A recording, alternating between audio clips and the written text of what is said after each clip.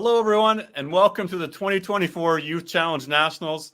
This looks a little bit different for you this year, not bowling in person, but we're bringing it to you live stream across Canada. I'm Daryl Bradley. We got Vanessa Govro with you, and we got Carrie Kreitz. Yes, this is live stream, not normal as you're expected, but we're going to have a great weekend. Little opening ceremonies here scheduled for you. But first, I want to pass it off and welcome Vanessa to the live stream. And thanks for helping us out here this weekend. Bonjour, comment ça va, Vanessa? Ça va bien, Daryl, merci. Et toi, comment ça va? Bien, merci. Thank you, Daryl. I'm super excited to be invited in the Five Pin Universe studio and partnering up with the Five Pin Universe. We do know it's never going to replace the in-person feeling of all getting together, and we all get that. The C5 PBA has a dedicated group of people assigned to find a solution to bring us all back to a national event in person. But we needed to find a solution for the 2024 editions, and I'll say that I'm pretty excited on what we're putting together here with this crazy idea of having 5 live stream, 10 teams, 9 bowling centers all working together at the same time. It's pretty scary, to be honest, from an hosting perspective, but so exciting to see it all come to life. One of the magicians behind the production is actually joining us, co-hosting this opening today. So over to you, Carrie. Yeah, thank you very much, Vanessa and Daryl, for that obviously great intro. We here at Five Pin Universe, we have been live streaming for a quick decade with the WCBT, the Masters, the Open, and our own 5PL. We're happy to help out the C5 and make this the best virtual nationals we can do. And we understand that this isn't the goal for the future, but we're happy to let these kids play in great competition against each other and in their own home, which hopefully will be great for them as well. Yeah, it's a proven concept, right, Carrie, with the 5Pin Universe and the success that 5PU's had in the last number of years, being sort of the forefront of 5-pin bowling when it comes to live streaming. You've done the Masters, we've done the Open Nationals, we've done several WCBT events, but of course the 5PL. You do notice that I am wearing the Bombers jersey. A little shout out for the Bombers there. No longer the reigning champions. We've now crowned the third season 5PL champions, but this is where it's all started from, is the proven fact that the 5-Pin Universe can live stream bowling. But as you mentioned, Vanessa, it is a little bit different because we've got 5 streams going, and 5 different technical directors, 5 hosts, commentary from every bowling center, a little bit of moving around from stream to stream, but we've done the work. We're prepared for it, and it's going to be exciting. But the 5-5s will be a little bit different. You won't be in person giving high five, right? So, but by all accounts, this is the best that we're going to do. Have fun with it, enjoy it. It'll be a good weekend, right? For sure. We do want to acknowledge, and in the spirit of truth and reconciliation, we would like to acknowledge that the Youth Challenge Nationals will be played on Turtle Island, the land of the First Nations, Inuit, and Métis people. This land continues to be home to diverse Indigenous peoples whom we recognize as contemporary stewards of the land and vital contributors of our society. We value the significant historical and contemporary contributions of local and regional nations of Turtle Island. Thank you. Donc, je reconnais que je suis présentement sur le territoire non cédé du peuple Anishinaabe, qui a pris soin de cette terre depuis des générations. C'est sur cette même terre que des décisions ont été prises qui ont durement affecté la culture et les familles autochtones. Nous ne sommes peut-être pas personnellement responsables de ces actions posées, mais que pouvons-nous personnellement faire pour agir vers une réconciliation et une vérité? C'est à notre tour et à nous tous d'y réfléchir.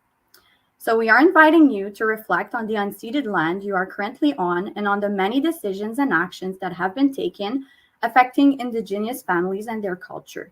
Pay respects to their elders past, present, and emerging. Thank you. Next, we want to acknowledge and recognize the C5 Executive Committee and a little bit of the subcommittee who has been helping greatly on the Youth Challenge Nationals. We've been meeting here, I think, bi-weekly for the last 4 months, convincing and showing in the C5 Executive and subcommittee that this is possible. But many hands make light work, and we appreciate all their contributions here thus far as well. So I think I've had more meetings, given the fact that it's virtual, than when it's actually hosting in person. So there's great work behind the scene, guys, and you will all appreciate it. yeah. So we have President Len Islesen, our first Vice President Annette Bruneau, second Vice President and Technical Director Tim Wiseman, and our Corporate Secretary Treasurer Vanessa Gauvreau. Vanessa, I noticed there that we have Tim Wiseman, second Vice President and Technical Director. So does that ultimately mean Tim was in charge of? Blame it on Tim. If anything goes wrong, blame it on Tim. Yeah. That's exactly the way 5-Pin Universe is going to take this too. If it all falls apart, it's all on Tim. And Tim if it's Wiseman. great, it's because of the collaborative work that we've all done together, right? Yeah, exactly. Yeah. He held us to task, eh? Every couple of weeks, he'd have an agenda. Okay, how about this and how about this? It was like pretty impressive. Yeah, let's not give him too much credit though. Anyways, enough about Tim. Let's get a message from our C5 National President, Len Islesen. Hi, I'm Len Islesen, President of the Canadian 5-Pin Bowlers Association, and I want to welcome each and every one of you to the 2024 Youth Challenge Championships.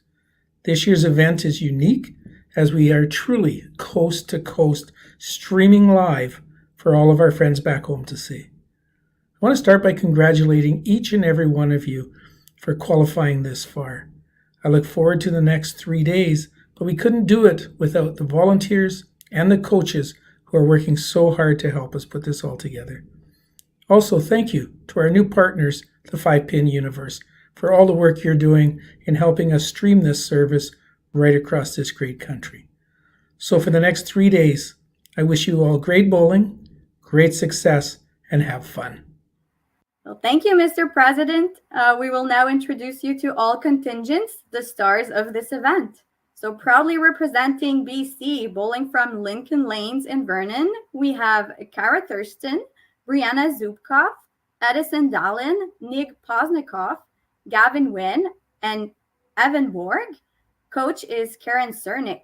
Good luck, Team BC. And coming from Alberta that are bowling at Bonnie Doon Bowling Lanes, we have Jillian Collins, Michaela Sanderson, Brianna Nystrom, Jordan Lowen, Nathan Woodkowicz, Matthew Cox, and their coaches are Heidi Mapstone and Steve Petrosevich. Representing Saskatchewan, we are presenting Taylor Kerr, Marissa Yori, Jaylee Anderson-Nilsson, Trevor Cox, Braden Akers, Charles Spitzak, and coaches are Karen Kirkland and Sean Hilborn. They are bowling at Minter Rec Center in Prince Albert. Let's go, Team SK. And from Manitoba, we've got Jillian LaMonica, Cadence Madden, C.D. Olson, Maxim Gibson, Noah Brown, Ethan Blackburn, coaches Grant Spack and Debbie Tarn, bowling at Apollo Park Bowling Center in Winnipeg. Now from Northern Ontario, where you can find the best turkey dance ever, IP represent, we have Jordan Graham, Emily Viuso, Isabel Hayden, Colton Wildshire, Sean Wakewich, Shane Jonathan Scambolari, and coaches are Philip Mayo and Natasha Smith Tremblay. Let's go, NO. They're bowling at, oh, sorry, I missed that one. I start over? Yeah, started it over. I bring back the turkey thing? Yes, Yeah. I would redo the turkey thing. Yeah, it was good. From Northern Ontario, where you can find the best turkey dance ever, IP represent, we have Jordan Graham, Emily Viuso, Isabel Aiden, Colton Wildshire, Sean Wakewich, Shane Jonathan Scambolari, and coaches are Philip Mayo and Natasha Smith Tremblay. They are bowling at Mario's Bowl in Thunder Bay. Let's go, NO. And from Ontario, bowling out of Mountain Lanes in Hamilton, we got Kyla Wallace, Raven Hamaker, Kaylee Milner, Eric Berg, Ryan Luker, Colton Stewart, and coaches Jennifer Hager and Matt Wallace. Good luck, Ontario. Maintenant, de la belle province du Québec, nous avons Rosanne Nadeau, Catherine Lafortune, Callie Sinnett, Michael Mador, Johan Donny. Les entraîneurs sont Céline Saint-Ange et Guy Charon. L'équipe du Québec jouera à la salle de quilles Donny à Gatineau. Bon succès à l'équipe. And we have Nova Scotia and New Brunswick. We've got Ellie Smith, Amy Vinote, Addison McIntosh, Hunter Holman, Dylan Guitar, Alex Holberg, coaches Rod Nitz and Kim Howe, and they're bowling out of North Rustico Lions Bowling in Prince Edward Island. Now, moving on to Team Prince Edward Island, who's bowling at the North Rustico Lions Bowling in North Rustico as well. The team members are Chastity Campbell, Summer Kelly, Amelie Gallant, Trey Wedge, Jeffrey Ferguson, Landon Harvey. And coaches are Brenda Carr and Steve Kneebone. Go Team PI. And last, we have from Newfoundland, Labrador, bowling out of Holiday Lanes in St. John's. We've got Vanessa Elliott Lynch, Abby Tiller, Jenna Lee Bowers, Carter Belbin, Luke Walsh, Cody Jacobs, and coaches Art Wells and Stephanie Kelly. Well, Vanessa, I think you might have gotten a couple of harder names to pronounce there. I did at the end of the day have Art Wells to pronounce. So we apologize if we pronounced anybody's name wrong. I think we did okay. I want to thank their parents who sent me voice message to make sure I pronounced the kids' names correctly. So thank you for that.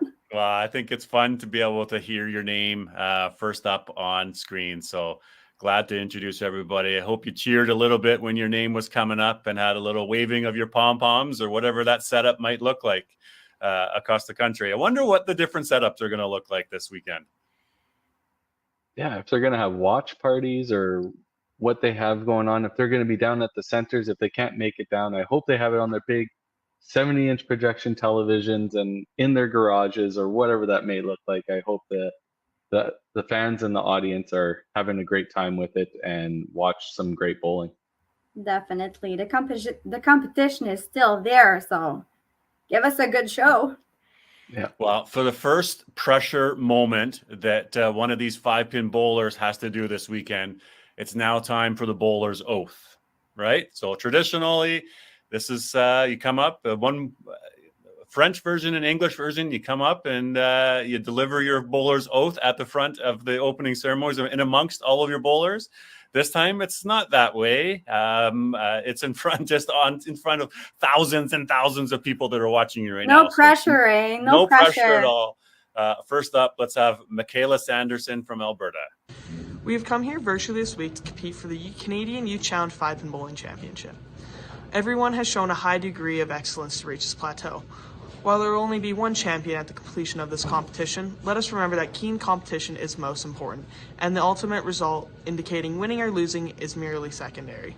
With this in mind, let us proceed with a spirit of friendship into these championships, and let us realize that the competitors are from across Canada and consider the unifying force these championships can impart to us as Canadians.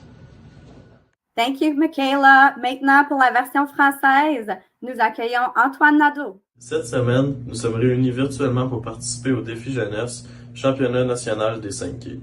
Pour nous rendre à ce niveau, nous avons tous atteint un haut degré d'excellence. Même s'il n'y aura qu'un seul champion à l'issue de la compétition, n'oublions pas que l'essentiel, c'est l'ardeur de la compétition et que le résultat final, c'est-à-dire la victoire ou la défaite, n'est que secondaire.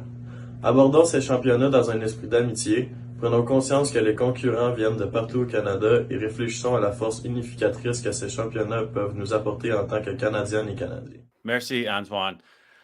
You can see, Vanessa, I've even scaled my French back a little bit. I did speak a bit of French at the Open Nationals. You did great.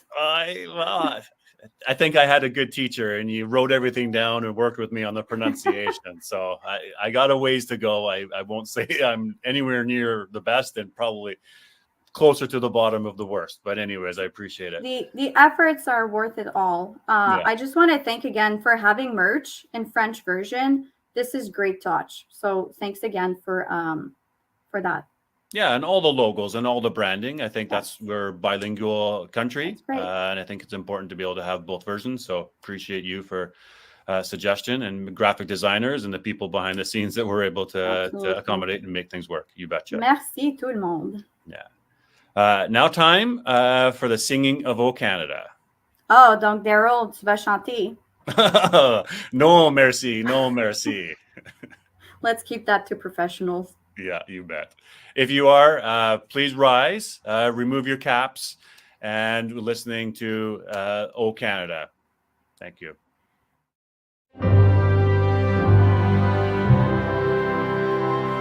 O Canada, our home and native land, true patriot love in all of us command. Car ton bras s'est porté l'épée, il s'est porté la croix. Ton histoire est une épopée des plus brillants exploits. God keep our land glorious and free. Oh Canada, we stand on guard for thee. Oh Canada, we stand on guard for thee. Okay, thank you, everyone. Now it's just time to take a few moments. Let's talk a little bit of the formalities. Live streaming is obviously a little bit different from being in person. So everybody still has score sheets. There's some technical things that are happening. There's some where are the statistics, where are all the streams, different things for different people to look at. So Carrie, can I ask you to chat a little bit about the technical side of how the streaming will work here? Yeah, for sure. So for all those coaches and technical directors, and even for the spectators, they might want to know, the bowlers are at their home centers or wherever their host center is, and they will not be moving lane to lane. They'll just be staying on one lane. And the important thing is they are also watching their competition, and they will play one frame at a time. So all 5 bowlers will play one frame, wait till the other team has completed their frame, and then they'll start the next frame. So you get some great competition. Nobody's jumping ahead of anybody and all that great stuff. And then the score sheets, you'll have scoreboards on your screen directly from the centers themselves. Hopefully the score system looks good and we won't have too many technical difficulties with that.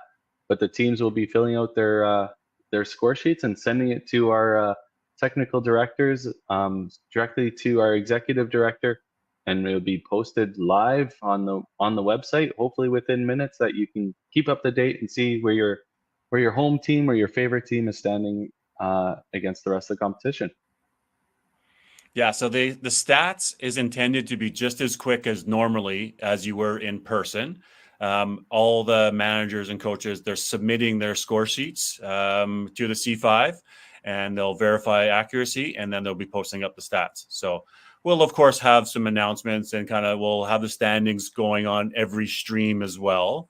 There is 5 streams, so spectators, your home province may not be playing on the same stream for every game that they play. So you'll have to check the schedule. You have to find the various links that's streaming on the YouTube channels that are out there, on various websites. So the C5 will have that on there. 5-Pin Universal, I'm sure, will share.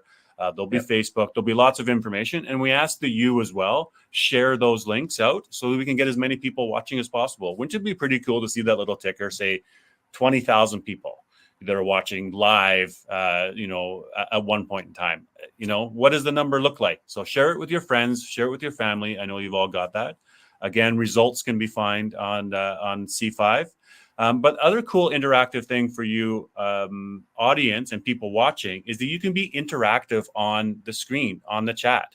Many times at the 5PL, there's comments, 20, 30, 40 comments. That's what gives the commentators that are active banter. There's opportunity to reply. Please no obscene or bad negativity comments. Those aren't going to be shared, but we can share comments live on stream. So be interactive with us. That's what makes it fun on our side of as the commentary crews that are bringing this production to you. Engage with us, talk with us, and have some fun with it.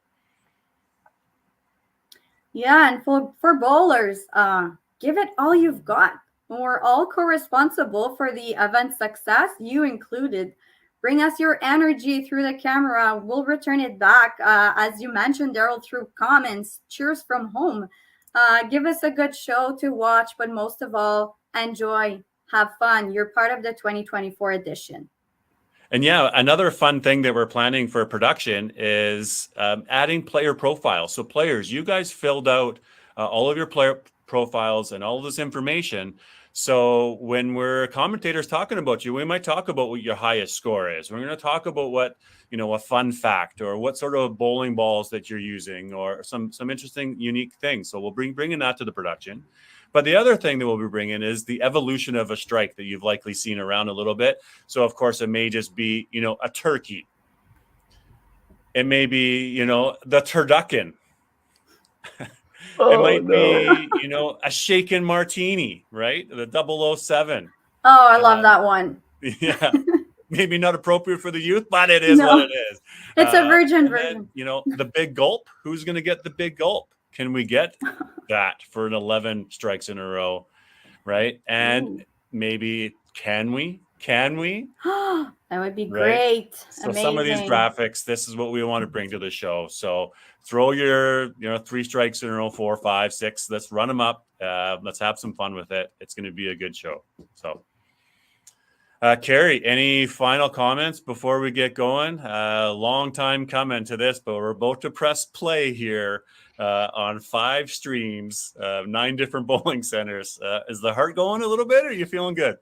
Yeah, of course the heart's going a little bit. Not only am I excited to watch the fantastic bowling that's going to be coming across the country, I'm also excited to see how 5-Pin Universe has come all this way to able to bring a national event. Every ball is recorded, every shot is recorded. Like, to have that for the kids, the family members, the friends to go back and even rewatch. We can't thank the C5 enough to coming to us and asking us if this was possible, and we are more than excited to bring this all to your living rooms, essentially. Yeah, I'll add to that, and I'll echo what you're saying, Kerr. I think it's pretty exciting. I can't wait for this to start with the months of preparation that were done on making sure this event works and that it's fun for kids. Of course, it's different, but it can still be special and very, very cool. So thanks to 5-Pin Universe for this partnership again, and I'm very confident we're gonna have something pretty good to watch over the next days. Kind words. Thank you, Vanessa. But here we are, team ready to get going. Today you've got 5 games. Tomorrow you've got 5 games. And then on Sunday is the step ladder, where we have the championship step ladder and a consolation step ladder, minimizing down to 2 streams happening. Be sure to check in after it's all said and done on Sunday. There is a closing ceremonies where we will hand out some virtual hardware to the champions and have a little bit of interviews, hopefully, commentary with those winning teams. So please stick around after it's all said and done. We will do a wrap-up show on Sunday afternoon, evening, time zone, depending on where you are, even if it's not all of you are good morning right now. You're all afternoon. It could be different time zone, but that's the beauty of this. But we thank you very much. Enjoy the next few days. Good luck and good bowling. And don't worry, people, the real hardware will get home. So it's virtual for that Sunday, but they will make their way home. There's no worry and no concerns about that. So on that note, I also want to wish the best of luck to technical teams, bowlers and coaches. Have fun. Make this event one to remember. Alors les gars, est-ce qu'on est prêt pour la vraie compétition maintenant? Oui. So time for first ball thrown. Ready? Set. Go.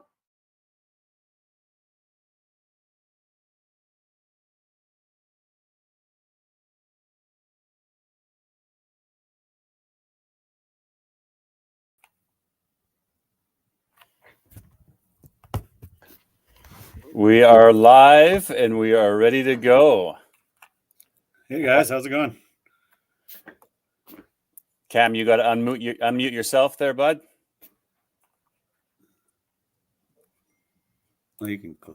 Cam Boone, I think you got to unmute yourself. But good to see you, Mark How's Johnson. that? There you go, There you Cam. go. You're in. Am I live? Okay. You're live. So on this stream, here we are. This is stream number 2, day 1 action. First up, we've got Manitoba versus Quebec. So a little.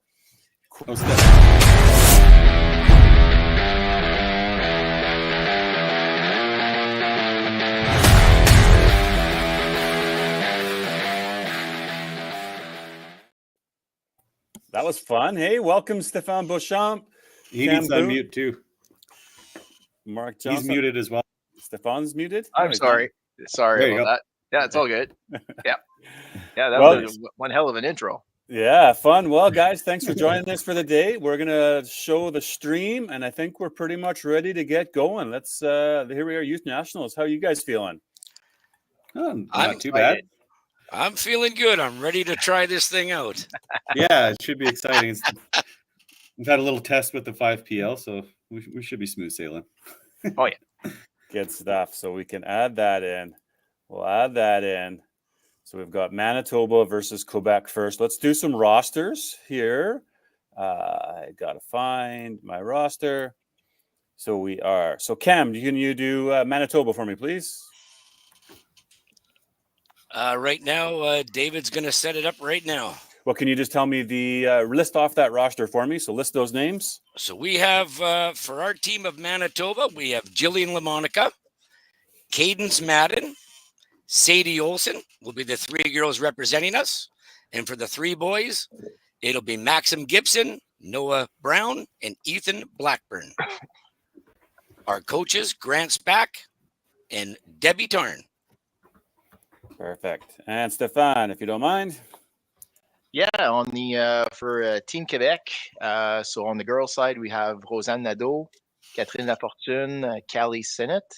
And on the boys' side we have Michael Madar, Antoine Nadeau, Johan Dany, and coaches Céline Saint-Onge and Guy Charon. Perfect. The lanes are set up. We'll just need the names up in there for Manitoba. And when they're ready to go, they can feel free to give her. I'll sort of drop back a little bit into the background so I can manage cameras and angles. If you guys see anything out there that you want to see, just fire away. We've got bios that we can add into the mix. So add a little fodder there. Of course, yeah. Lots of comments. Good to see it. And we're good to go. So fun days ahead. Yep. Yeah, I got all the profiles open on my side monitor here. So you guys obviously know them better than I would. For sure. I recognize a few names though. Yeah. From past nationals or yeah, or even doing shirts or whatever. Yeah.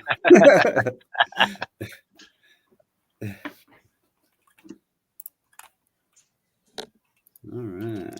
We just need somebody to hit the enter button on our table here. There we go. There you go. Cool. Here we go. Yeah. So playing at Polo Park and Gerber, I assume. Actually, at Donny Bowling Center in Gatineau. So for Johan, that's definitely in his family. So very familiar there. Okay. So yeah, cool. Yep.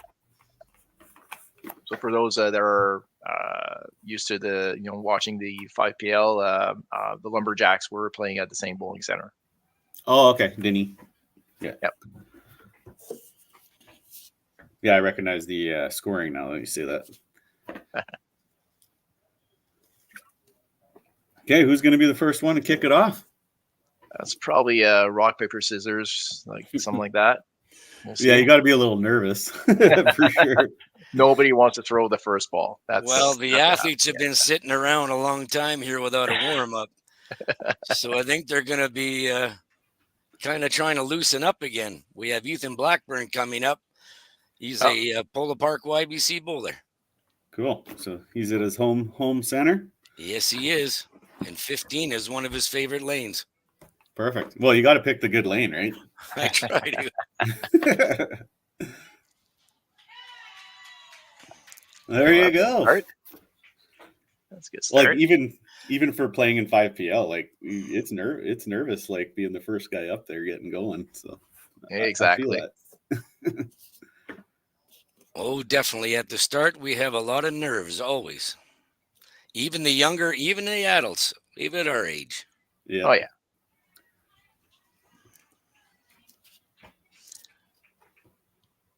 Now we've got Team Quebec is going to start it off. Yeah. Let's see what Callie can do to start off.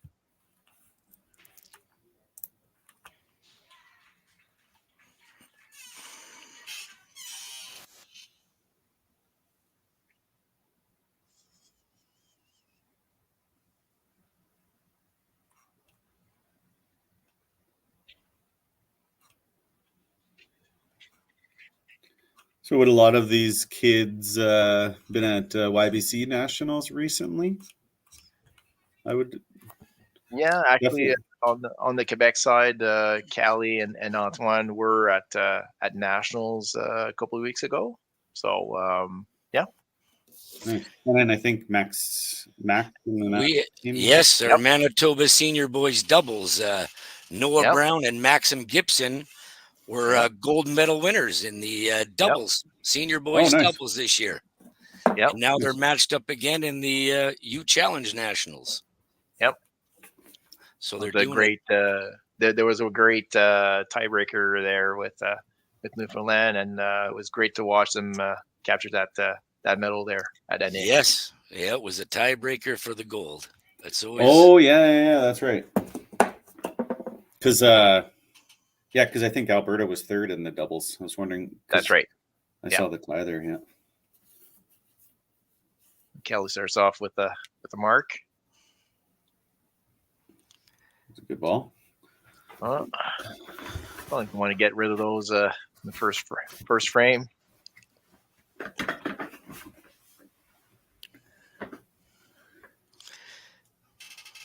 Different too, like playing on one lane and nobody kind of beside you, and exactly. I know for Team Quebec, they wanted to have a little bit of music in the background, just to have some noise instead of just listening yourself slide and even breathe and all that. So there's I know that they were actually this morning trying to find a playlist to play at the bowling center, just to have some noise around. So you just want something. Yeah, no, I like it. Oh, it takes 7 there. Okay, well, a little bit easier spare. Yeah, and then for our audience too, we're obviously got internet issues sometimes, so that does happen here and there. It's typically fixed relatively quick, just a matter of refresh. Yeah, we're working in the background, and sometimes we'll just have to kick out and kick back in. That's the difference of internet across the country, is that not everybody's on. That is true. Unfortunately, most bowling centers are in a basement, especially of a shopping center like we are. So we're cement walls, and it's hard to get it's hard to get all the feed all the way through down to the end lanes. Exactly. Just a question to ask about the shields. You're using is there a special rule on the shields that you have on your center in Quebec? Actually, they took out. It does have a reflection there, but they actually took out the shields for the competition. But usually, pretty much, it's if you hit the shield and you have to put it back in, so it doesn't need to be fully out of its brackets. If it's on one side and it has to be replaced, it is essentially a lost ball. So it's the same thing as a gutter ball. So a count of 0 and pins have to be reset. If you hit it and it stays in place, then it's the same thing as any delivered ball. Okay.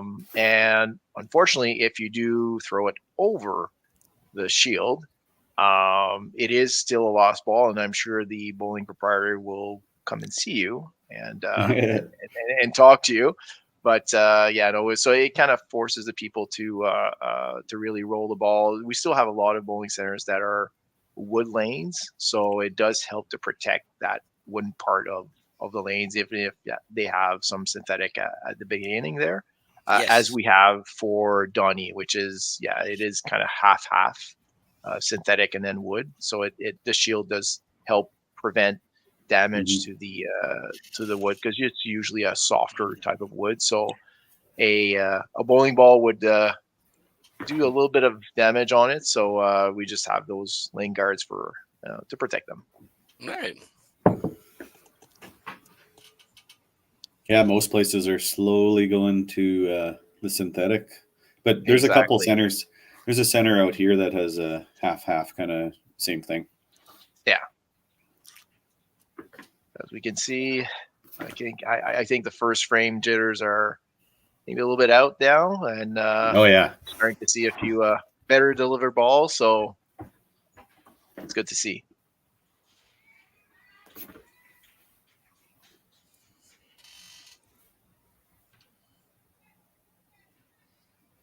I love those animations on the Manitoba side.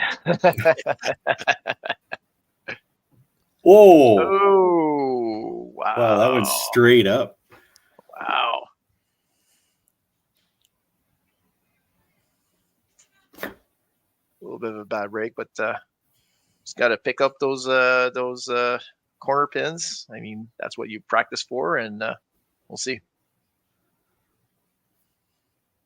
Yeah, all these teams are essentially, I guess, all-star teams. So we should have the best crop of young bowlers in Canada here in our streams. Yep.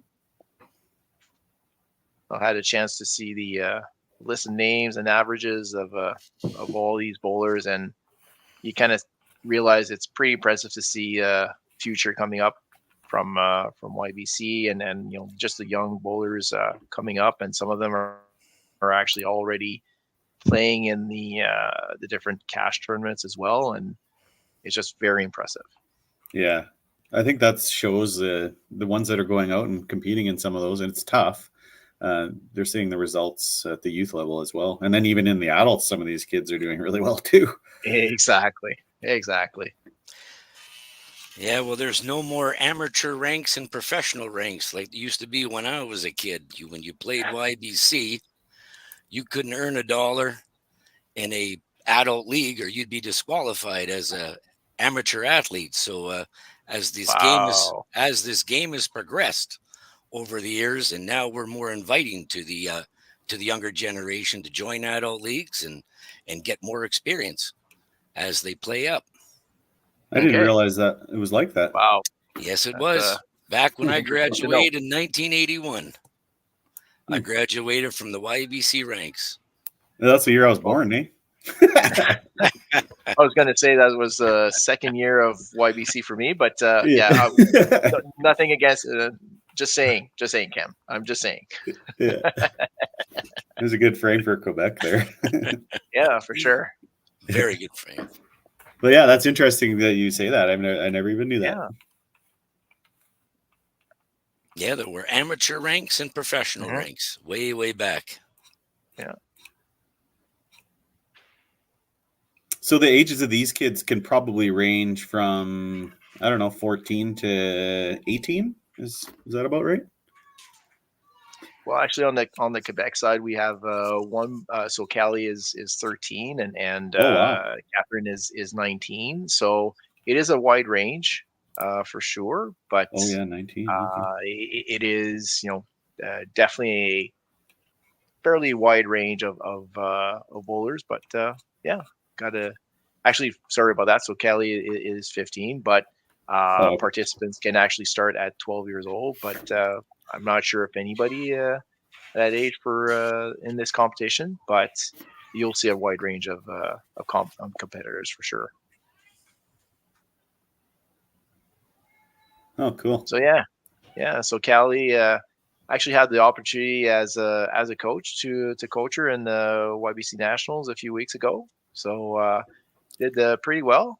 Just missed out on the bronze medal there, but very good bowlers. Been competing. It's definitely a family thing for her. Part of the Haley family. I'm sure that that name rings a bell for quite a few Oh, yeah. people. So that does for me, so Pat and Linda are her grandparents, and Tammy's her mother, and Sean is her uncle. So yeah. Oh, okay. Yeah. Whoa, I haven't seen nice Sean for break a while. there. Yeah. We used to compete against Sean lots back in the day. Yeah. So he hasn't picked up the ball for a couple of years here, but hopefully he does get back. Very, very good bowler, very competitive. So we'll see. Yeah, lefty, right? Yes, Yeah. big lefty. Yeah. Oh, he got the same break as last Second time. time. Oh my! Right on It's top, just- over top. It's the exact same shot. I feel like I traded pants and jerseys with Sean Haley many moons ago at a national championship. That Quebec used to have the plaid or jacquarded pants that we wear at nationals that were a hot commodity. Yes. Yeah, I remember that first year that we came out with that. That was a little bit of a surprise, but it was a fun thing to do. So. Oh, there we go. A couple. All right.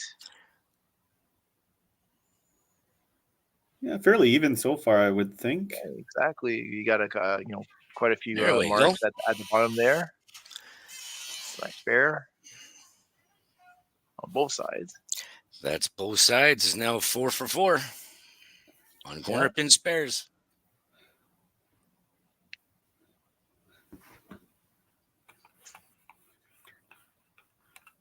Can you guys hear that?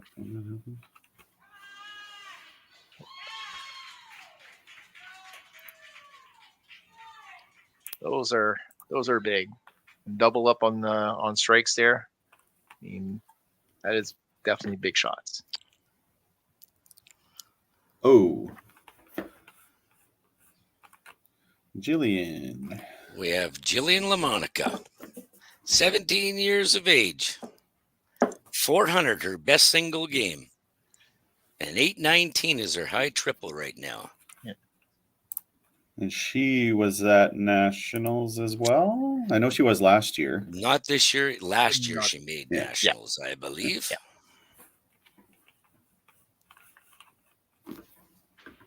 I've seen Jillian also at the play in the Manitoba Open as well. Nice. Probably Matt and Matt. Her home center is St. James Bowling Lanes. Yeah. She has spent 11 years. This is her 11th year in YBC. Her third youth challenge. Oh, that's pretty good. Nice.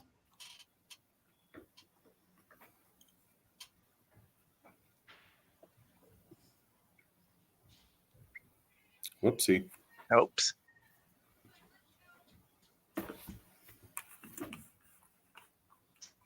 And you just want to pick up those pins.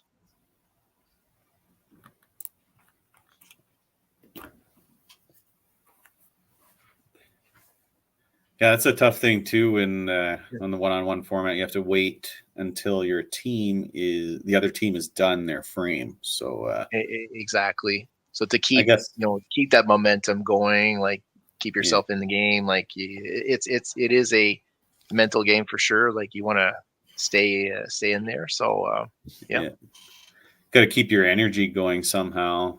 Yep. Especially if we do, and then I'm not sure if we're doing commercial breaks for this or not. I think we are. Just a few different elements that you don't really have to deal with normally.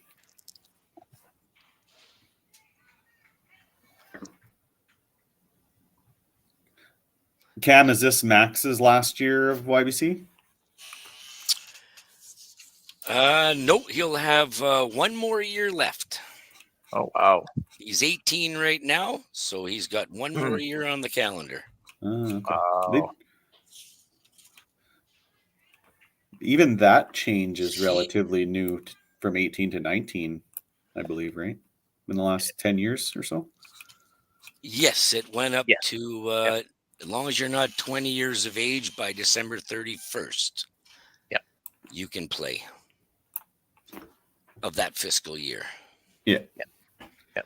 Yeah, he's got quite Nice, quite the distinguished career he's already had. He's already Sure. received 4 gold medals. Wow. Wow. One as a bantam, one as a junior, and 2 as seniors. Nice. Yep. And as mentioned before, saw him at YBC Nationals this year in Gatineau, and definitely a very impressive young bowler, for sure. Very solid. Very quiet as well. Yeah, he seems. Doesn't make like a a lot of quiet- noise. Doesn't get very excited. All right. Callie's working on a double Right. here. So a lot of Yep. marks working for Quebec. Yep. Ooh. Good count. There you go. There you go. There's both good shot for Ethan, too. Yep. There's our first triple of the day. A turkey. Hey, we got a turkey. Yeah. There you go. There you go. That's a start. Yeah, there it is. Yeah. Got another one there. Oh,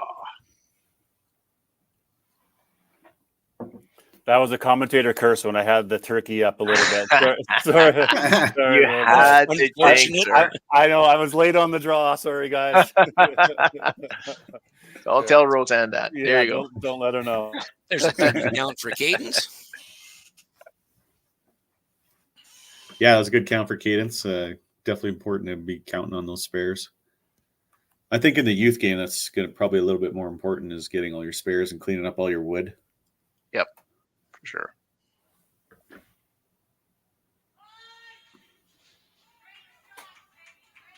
Good count.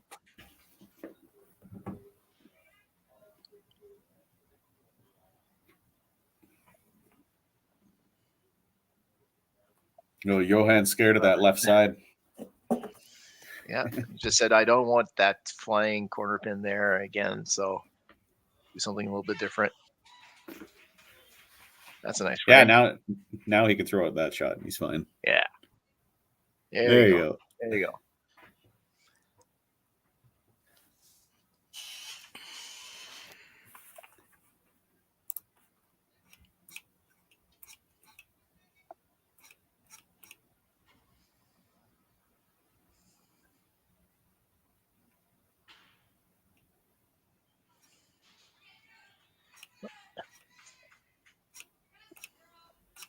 Misses.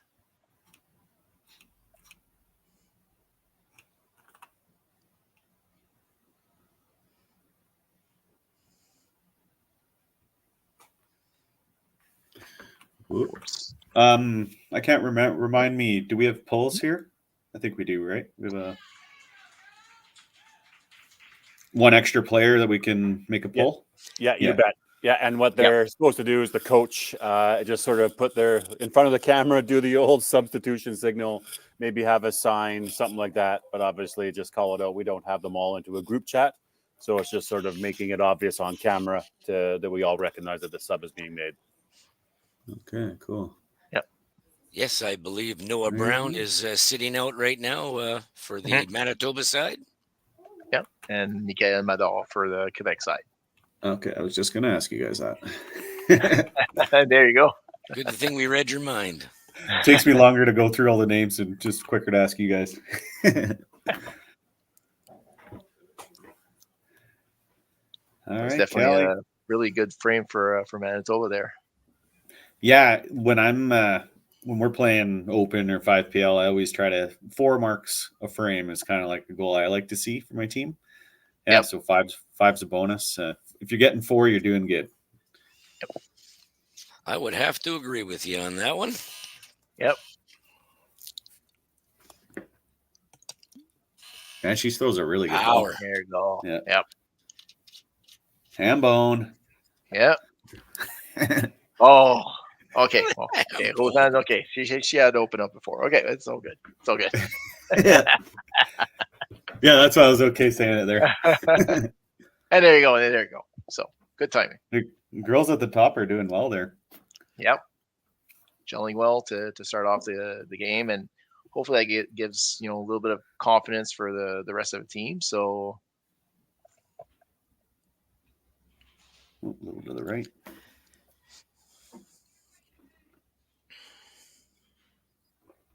Cam, this is Ethan's first youth challenge.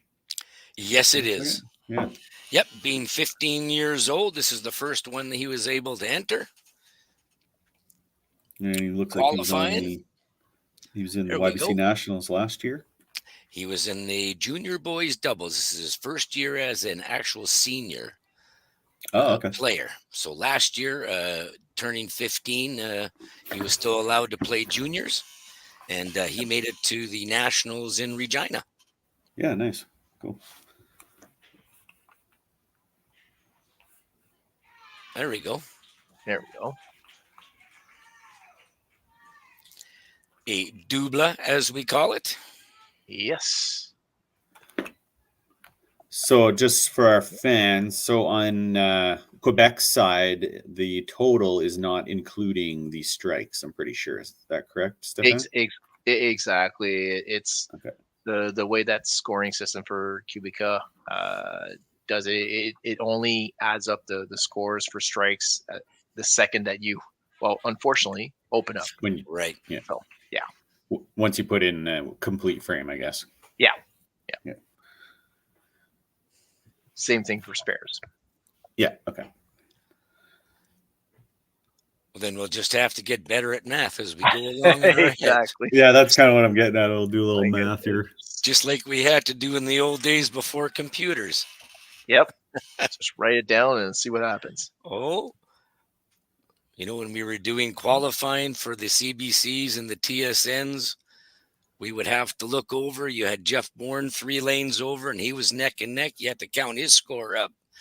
You had somebody else on the right, maybe 5 lanes over, that was tight neck and neck, trying to win the top 2 spots to go on TV. And then plus you got your score that you're doing. So You got to send over. You're adding them up all in your head, watching them play as they're going up, then you're doing yours. Boy, Yeah, you got to send somebody over there. Send somebody to check out their scores. Oh, yes. You had them all mentally added up in your head as best as you could. Yeah, yeah. As you're trying to compete. Yeah. Yeah, so let's do 45.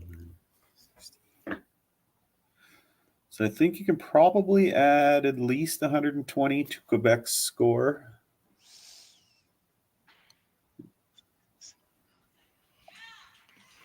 So they're pretty close. Yeah. It is a close game for sure. Yep.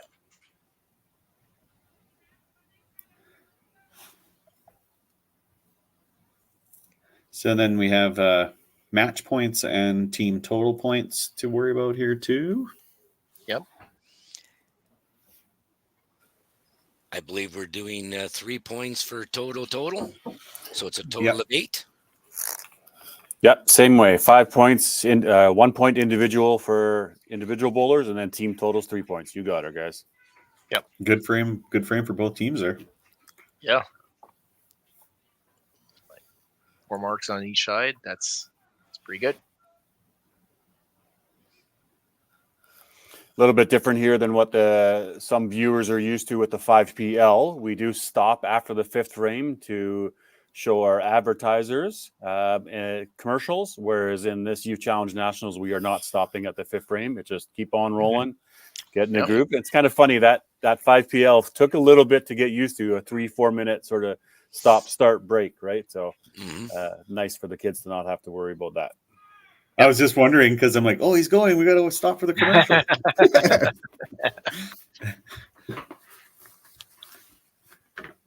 A little bit of bad break there for Callie.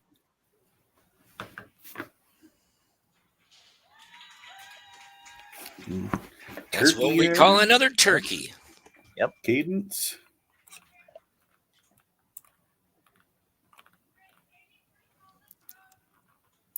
Where's Cadence? Cadence is 18. She bowls out of Minnedosa. Yes, she does. She's one of the players that made it out of Minnedosa Bowl. Again, 18, so she has one more year left of YBC. This is her 5th Youth Challenge Nationals. Oh, wow. That's which is fantastic. impressive. 10 years she's played in YBC. So started when she was 8. And Roseanne just headpins or strikes there. Exactly. Very much on the middle, and you just know it's half an inch to the left, half an inch to the right, and it makes one hell of a difference. But at least you know if you're hitting the middle, like at a certain point, those will go down. So you just want to keep going at it, and at a certain point, like it'll just go back to the hitting strikes, and kind of hoping that those headpins are in the back. But I mean, you just that's where you want to throw it. You know, headpins will happen, but you just keep going at it.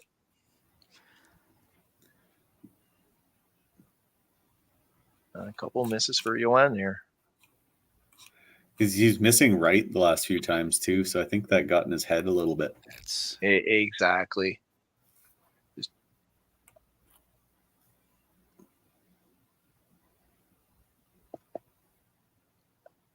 One thing we always talk about in 5PL as well is taking your time. Yep. Because there's nobody there, and so people can get into the just get up and go and going a little quick and not taking your time. So it's definitely a challenge with the virtual is still taking the time that you need to prepare for your shot. Well, it's still, you know, you still think about, and what we teach the kids, because I'm also a coach, is your pre-shot routine. Mm-hmm. Mm-hmm. And you know, you always come down to your pre-shot routine. That keeps you in the your comfortable mode. And you know, you try and instill that into every young person's in every young person's brain. You know, pre-shot routine gets you're set up to your mental game. Turkey for Antoine. Yeah. Antoine.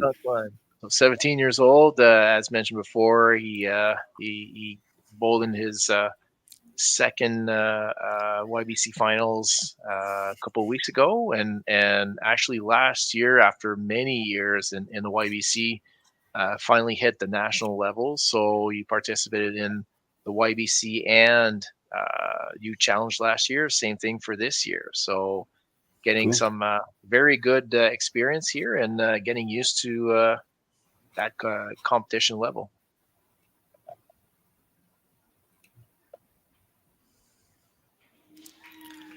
There we go. Another you call it turkey. There you go. Yeah, they both got turkeys again. Yeah, a good match going there. That's both really anchor players. Yep, both anchor players got turkeys.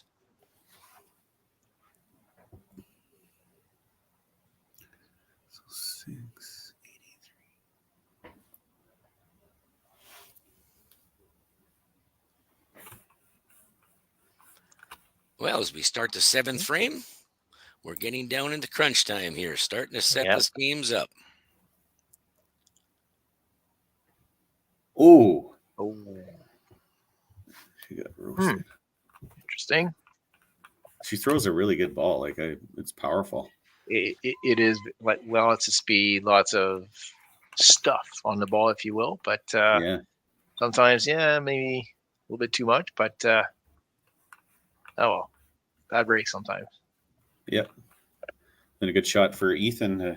Yep. You never know. He can claw his way back. Back to back. Yeah. But I mean, ultimately, you want to win that total, I think, is the most important thing here, obviously. Exactly. The 3-point total. Huge. Oh, another ham bone. What do we? Big one. Well, guys, so you get hungry here. This is the first time I've heard of this ham bone, but I think. Oh, really? Yes. Oh, you just wait. Hopefully, we get some more here. Yes. We made a T-shirt with all the little icons on it and stuff. So, okay. We've been selling that at some of the events around here. That is a third miss. I wonder if we're going to see any pulls, or if we're just going to let the kids bowl the first game and then see how it goes. And yeah, I'm not sure. Exactly. Well, this will be again a coach's determination, and that is their determining job. Yeah, and it's first for a lot of these coaches too. The challenge for them of having to watch a monitor and check out their opponent scores, and yeah, so there's a little more work to be done there too. There You got it to stay down. There you go. We do have a pull. Oh, there you go. There you go. Jillian, the fourth player, will be pulled. So Noah Brown will go into place. Okay. As we just spoke about it. Yep. And then, unless I'm mistaken, wasn't that Maxim's partner at YBC Nationals? Yes, it was. That was his doubles partner that won gold. Yep.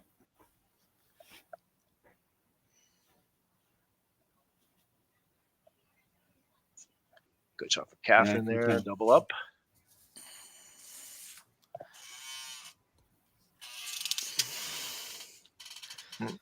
Yep, Noah Brown throws a backup ball.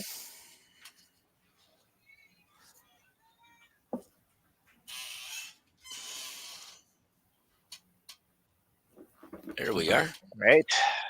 Closes that. Noah Brown. Yep, Noah Brown throws a backup ball. This is his first U Challenge Nationals as well, representing Manitoba. He has been playing in YBC ranks for 9 years now. No, okay. Yeah. I don't know if 9 years already has the 400 under his belt. That's pretty good.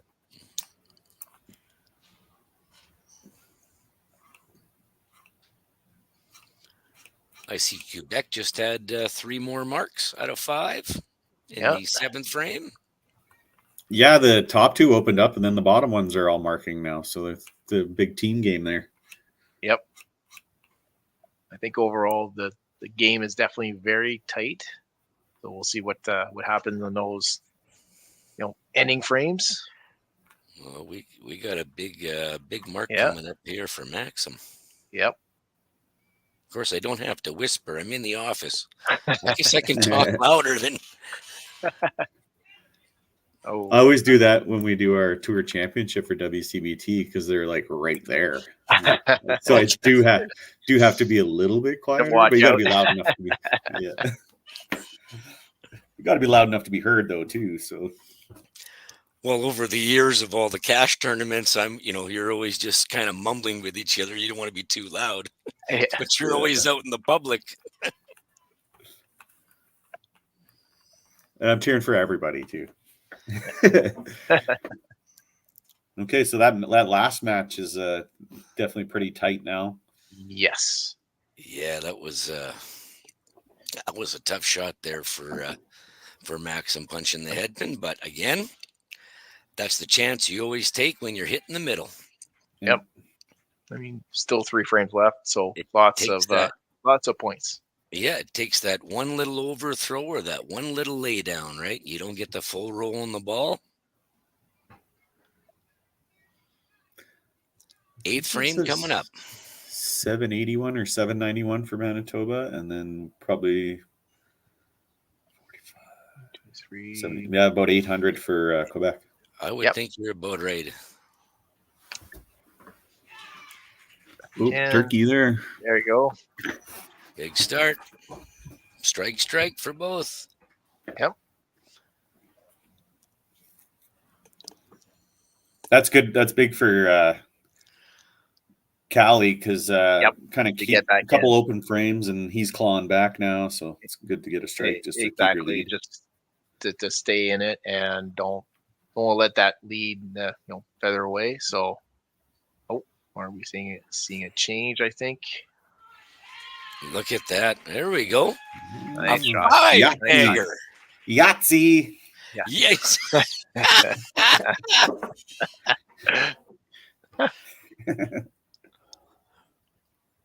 Yeah, and then in that second match, that one's Okay. Using have the to- keypad. He got a little Yeah, lower. exactly. Yeah. yeah. But I think he's calling a sub. But appreciate that. Yeah. So, I'm sure that means Michael is in place for Roseanne. A sub or a tangle? I think you might have Both. a tangle on. Oh, Big strike Oh. there for seeing some strikes here. who's the third bowler there? What was her name again? Sorry, Rose or no? For Manitoba there. Jillian is the third player. Yep. Oh. She was working Now, on a spare through a strike for a 30 count. Yep. Now we have Noah's first frame. A switch for on the Quebec side. Okay, sounds good.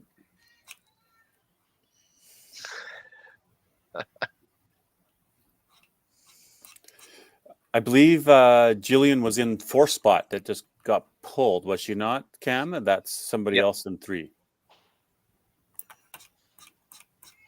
Oh, I think that was Sadie. Yeah, sorry. Yes, Sadie that's the- Olsen in the That's the name. in I the was looking third for. spot. Right, we pulled. Jillian was pulled, and Noah went in. I'm sorry we spelt your name wrong, Sadie. We had to fix one of them.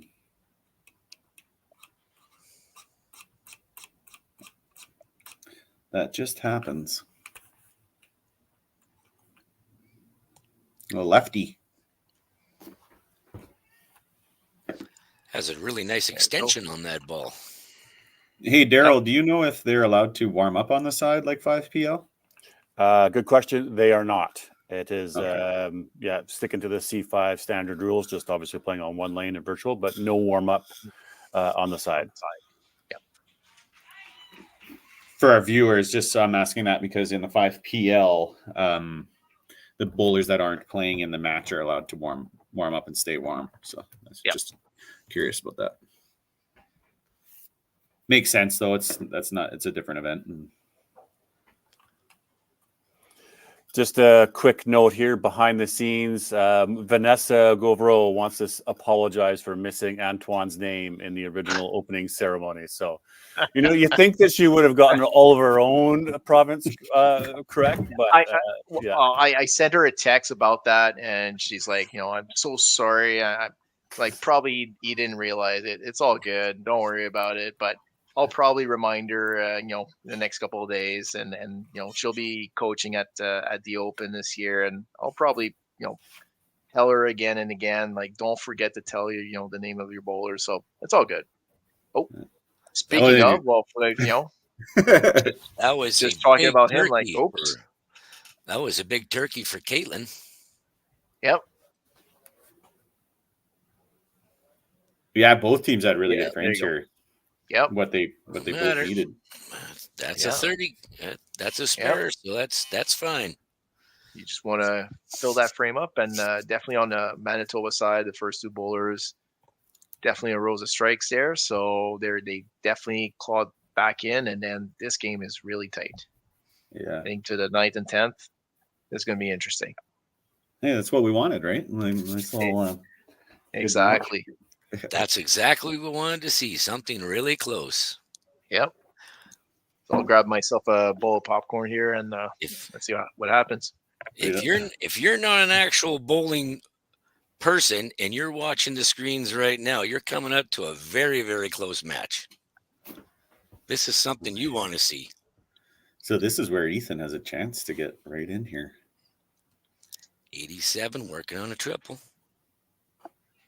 That looks good. Woo, ham bone for him. That'll work. Yep. That's the ham bone. Yep. So she takes a side. She'll have 247 and 170. What does he have? Okay. 300. Yeah, it's close. 240. 247. Still a good game, and still in front a little bit, but that 10 frame is going to be big. Yeah. We got Cadence working on a 5 in a row.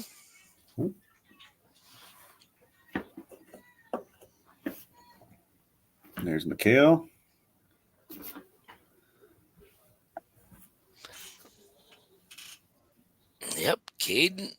Caden's Madden. Whoops. Oops.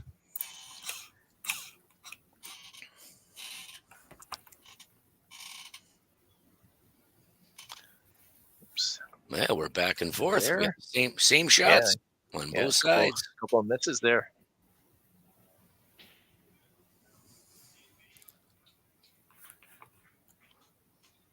We need to get that center pin. There you go. Yeah, there you go. You want to set that up for the last frame. Even if the game is not close, you still want to get those pins. Big 15. I didn't even know we had that one. Yeah. Great. Oh, there. That was a big shot. Strike. That's a big shot. Can she answer? Yep. And she does. There you go.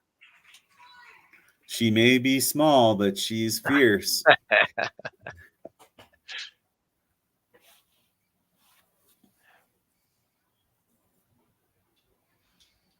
That looks good. Oh, No, I thought she had that. just missed. Catherine. Yeah. So the oldest one of the team, so 19 years old.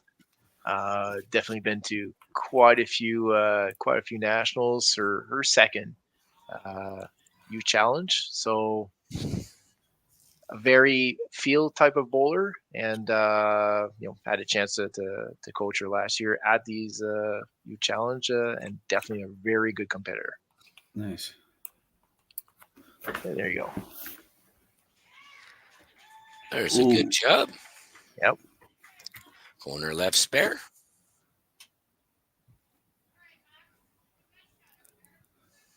So as the matches finish, we'll start figuring out who's getting what points, and big shot for Antoine. Yeah, for sure. You want to definitely make a good count of that spare. Let's see for Maxon.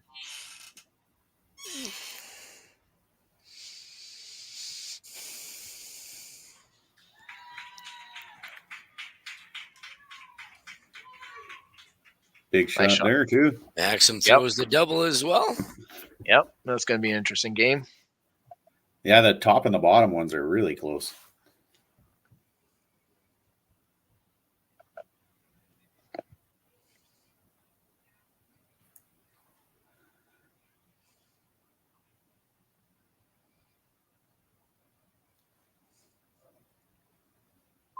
All right, that's all set up for a great finish.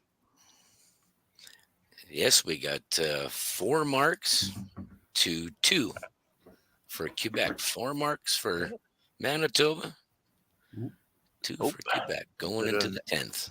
A little bit of miss, so we'll see for that first 10 frame there on the Manitoba side. Because he'll definitely have 177 and 7 with a double. Yeah.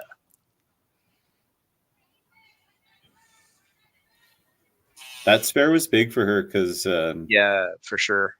It forces him to at least get a mark. Yeah. So 277 maximum here for Callie.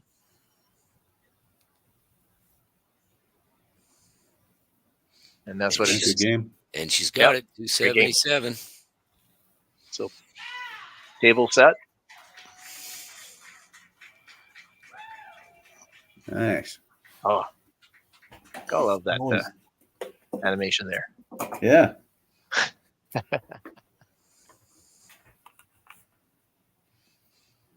Oh, we got the Yahtzee. I didn't even see it. I turned away for a second. Yeah, another five bagger.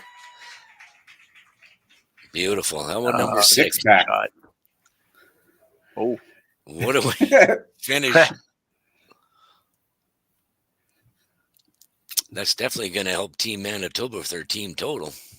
For sure. So yeah, he's at 2. I think he's got 297 with one ball. Yeah, it's a great 007. Wow. 312. Wow. Great game by both leadoff players. Yep. I mean, Callie had a couple head pins and that was basically the difference in there. Yep. Still some 2 very good games from the young competitors, so that's pretty good.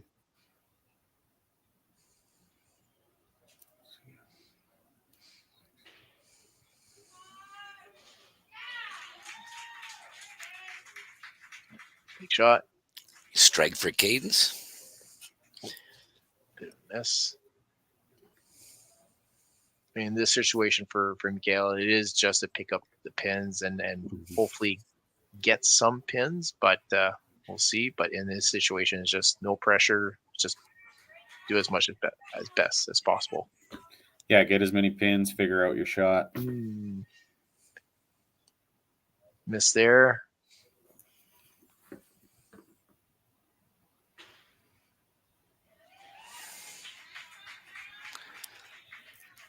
Great game. 293, I think. Yep, 293 for Cadence. So a little 600 at the top.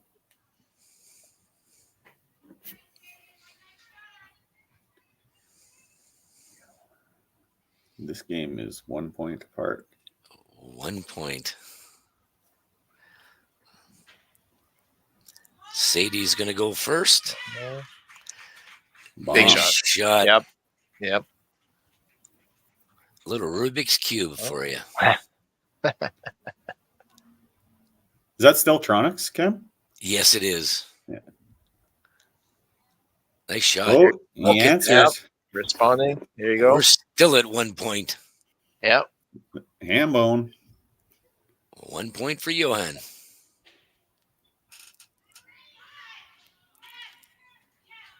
Corner. Corner right. Ooh, putting up a good number here. Yeah.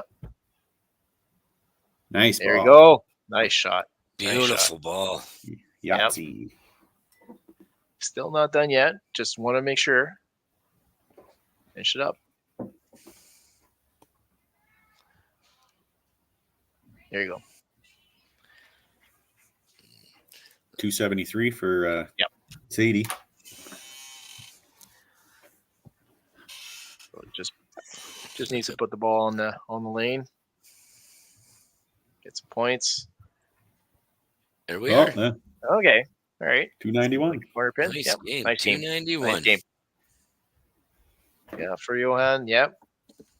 Actually, all the Quebec bowlers are all bowling out of the YBC at Salon Creber, but as mentioned, this Donnie Bowl is definitely in Johan's family, so he knows these lanes very well. Yeah, he throws a good, powerful shot too. Yep. So we got. I think we got our first. We got our first chop off of the match here for Manitoba. Oh. And he cherried it. I think. Did he get it or he? Oh, he spared it. Okay. Yep. He spared it. Not an easy spare, as it might seem.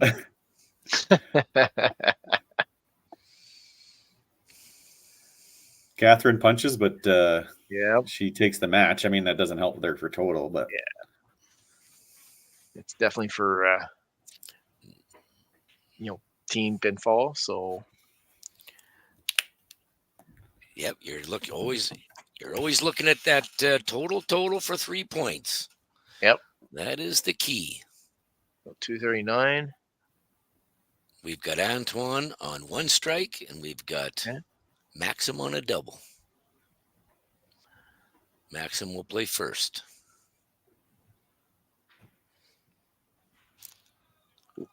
Ooh. What a touch. Oh, you got the corner. That's close. 43 count. That is a huge count. So I think we have 1344, that says. Oh, we got the strike. Antoine. Yeah. Hit it. Ooh. Oh, it might have been the total's done, I think, but the game's.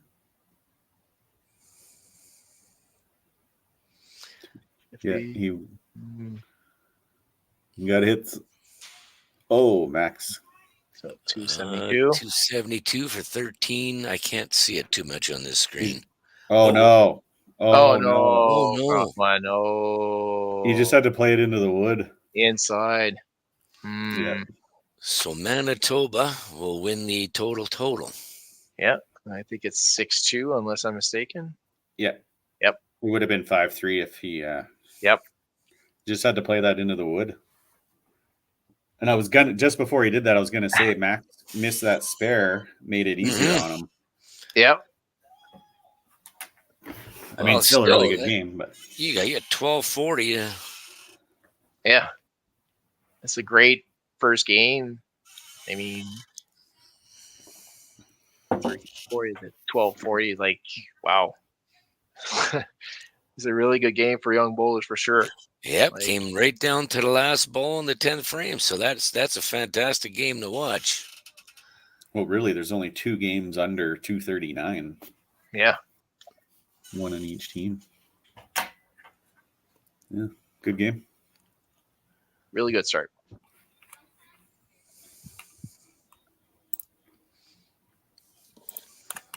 Well, that went pretty smooth, I guess. Hey, Yeah. That was an exciting match to watch. Yeah. It was a good definitely for start. sure. Good handful of people watching too. So thanks for the contribution from the comments. It's always nice to get people commenting, you know, where they're watching, and then we can be a little bit interactive. So you like the icons too, guys? The For what do we- sure. yeah, I love the icons. we got up to the shaken martini and the 6-pack Bruniverse. I think maybe we'll see if we can work in the background, if we can, you know, change it into a 6-pack of Coca-Cola or something. Right? Oh, there you go. Yeah. brew Coca-Cola, Brew Coca-Cola, yeah, something. But this 5 is beam cola. Yeah. yeah. No, you guys did a great job. Obviously, heck of a first match here in the Youth Challenge. You know, 13-40 something, and you know, a solid 12. So both of them not really showing a ton of nerves. Obviously, Yeah. the comfort of playing in their own center helpful, isn't it? Yeah, I would think so, because now you don't have, 16 teams across the whole center with a lot of different noise playing. So I think it's they can focus a little bit easier or a little bit noticeable, right? They can focus because it's their team talking with each other now, right? You don't have to scream because you have so many people cheering. Exactly. Always. I mean, on for the Quebec team, they've been practicing together for months and months, essentially together. So they have that feel of that, of the bowling center and knowing the lanes. So it's just a question of putting it all together. And I mean, for first game, I mean, 1240, yeah, just 2 points, but throw 1240 every game. I mean, you're giving yourself one hell of a shot every single game to win a lot of points. So, I mean, hats off to Team Manitoba. They played a really good game, and like Cam said, it came down to the very end, and nothing to sneeze about, as 2 points out of 1240. So it's just continue working hard at it, and that's it. Yeah, good game, both teams. Yeah, like you said, they played really well. They didn't show a lot of nerves from what we could see. A couple good games. One just happened to be a little bit better than the other one. So That is correct. Exactly. Well, thanks for your time, guys. We're going to sign off out of here. Everybody will be hearing enough of us for the next for the full day. For sure. We will be sticking to the schedule. So the next game starts at 1:20 Eastern time, 11:20 Mountain, different times PEI. On this stream coming up next, we have Ontario playing Northern Ontario. So you two, Stefan and Cam, you'll be heading off to different streams and doing some commentary there. Mark, you'll stick with me here on this end. But again, great start to the day, guys. Can't thank you enough for doing this. I'll play a couple commercials, and then we're just going to head off into a break. We'll come back, 4 or 5 minutes in before the last game. You guys go do your thing, but off and rolling. Here we go. cool. Thanks, Sounds guys. good. All right, guys. Great. Have a good rest of the My day. pleasure. Right on. For sure. Little commercial here from Manitoba. Thanks, guys. Chat later. Thanks.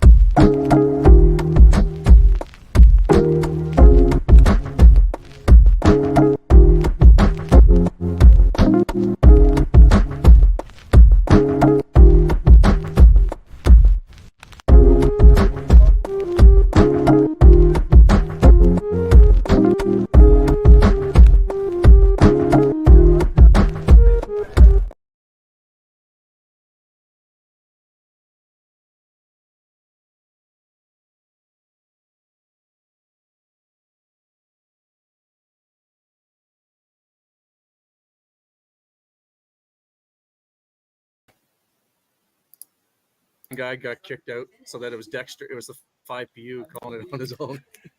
Oh, Hey there we go, guys, back. how we doing? We're back and we're live. How are we doing? We've got a couple of legends in the house here now for this next game. How are we? Go from a couple of beauties to a couple of new beauties. So we got Dan Taylor and Daryl Noble. Thanks for joining us, guys. This goes. Yeah, no problem. Happy to be here. Boys, how are we?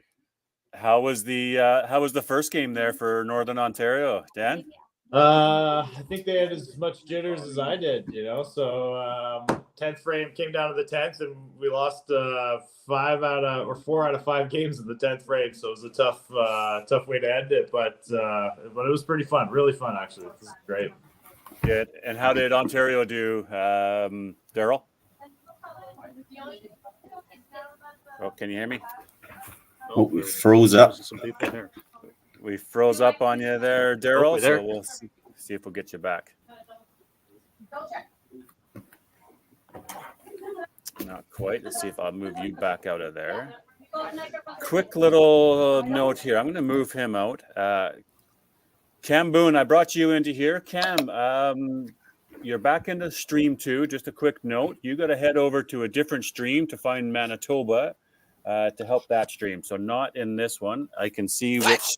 Yeah, you betcha. So Manitoba is should be on stream number 5 in this one. So it would be a different link that you'd want to go into. Stream number 5? Yeah, number 5. So it would be a different link that you would have received to go head over to that one. I think that's the one you gave me for 12:20. You betcha. 11:20. You'd be 12:20 there right now. You bet. So hit that one. Hit that one. We'll leave you out of this one, and you'll go into that one to follow your team along.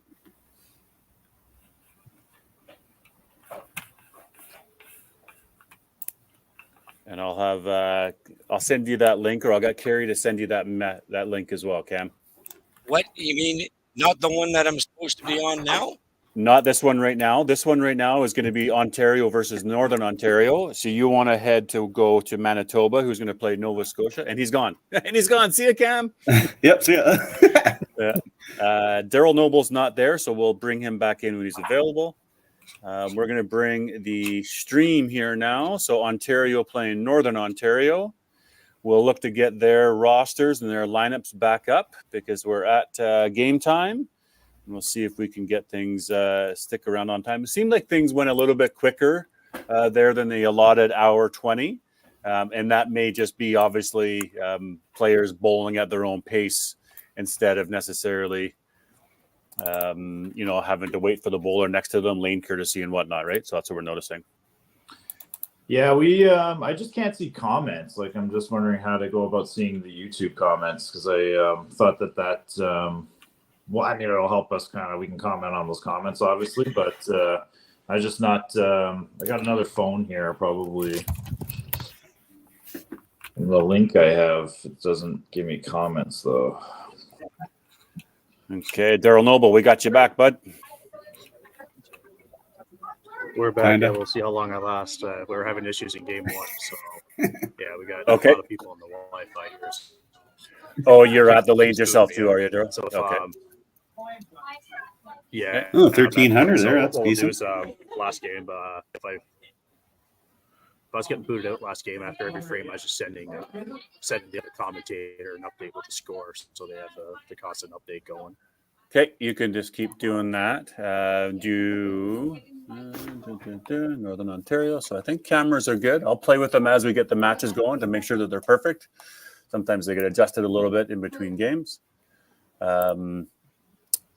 But the away team would want to set their lineup first. We'll want to do that. So Ontario wants to set their lineup first. I'm not sure if Northern Ontario is waiting to see what their lineup or the competition looks like, but away team sets first.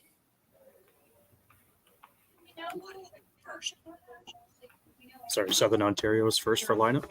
Yeah, you betcha. Southern Ontario is first.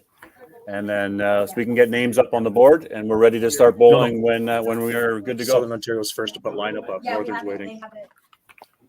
They have it down online. Oh, do they? Okay. I can tell you. Do you want me to tell you what it is? Okay. So they're saying their lineups, Southern Ontario saying their lineups in. So I think we're good on this end. Okay. So is it the same 5? I guess it doesn't matter, or it does matter maybe, unless Northern Ontario is changing lineup. I'm not sure, but yeah, I'm not. It's good. Yeah, I'm not sure. I got a thumbs up from a coach, but I haven't seen anything on their screens at each. Like somebody press the start button. Or we can allow a ball down the gutter and then remove the ball. Or how can we just get a blank screen on there? Right? There's a start button. Start button. Hit the start button. I just told them to hit the start button, so hopefully that gets their lineup up. Good. I'm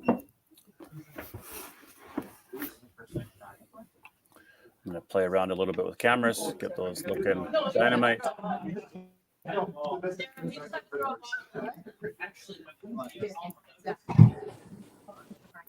We just have to throw the ball.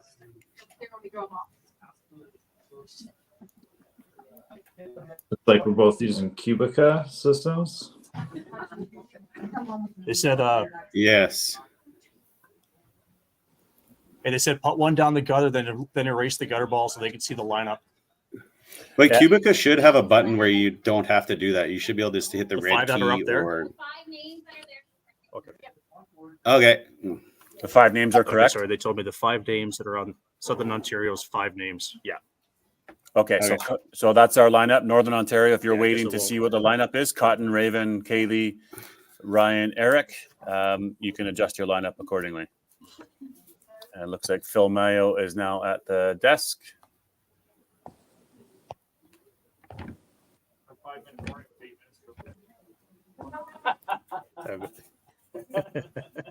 I got Matt Wallace chirping me. What's that? You got a 5-minute warning? I saw something, heard something about that. Nice. Yeah. That's all. We're sticking. I said 5 minutes ago. I was like, that was 8 minutes ago. I said, well, you guys are ready to go. Yeah.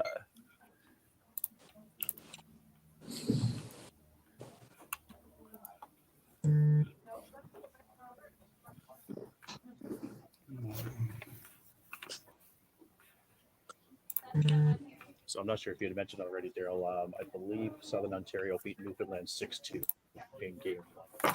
Cool. Thank you. Yeah, we were over on the Quebec and Manitoba.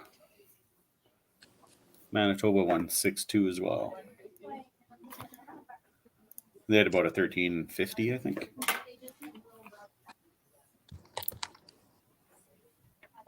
Let's start bowling, gang. All right, let's go. All right.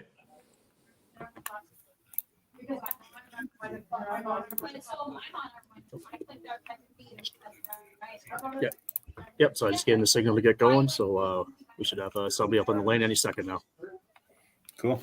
And I just posted in the stream as well because they may be watching this. Yep, we're good to go.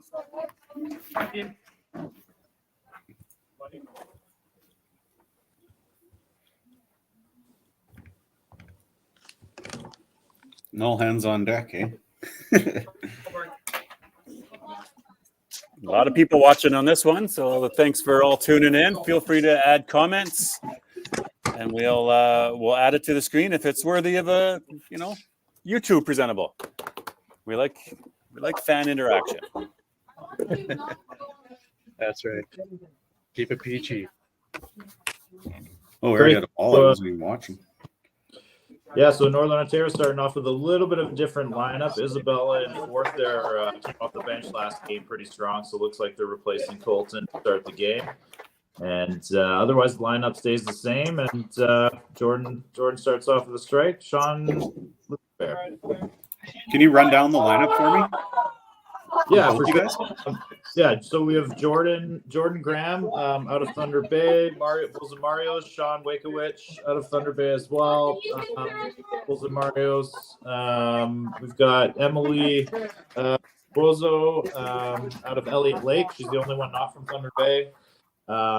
Isabella Hayden from Mario's Bowl, Colton Wiltshire, Bowls of Galaxy, and Shane Jonathan Sgambolari from Mario's Bowl, and coaches are Philip Mayo from Thunder Bay, and Natasha Smith Tremblay from Partners Bowl, North Bay. Cool. Thank you.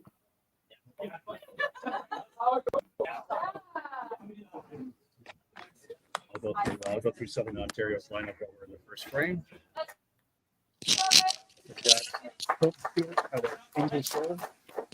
Raven Hayden first, Kaylee Milner, Sarnia, Ryan Luker out of Stony Creek, which is the Hamilton area. Boys this event Bird, who's out of Port Elgin, and Tyler Wallace, who's out of Smith Falls.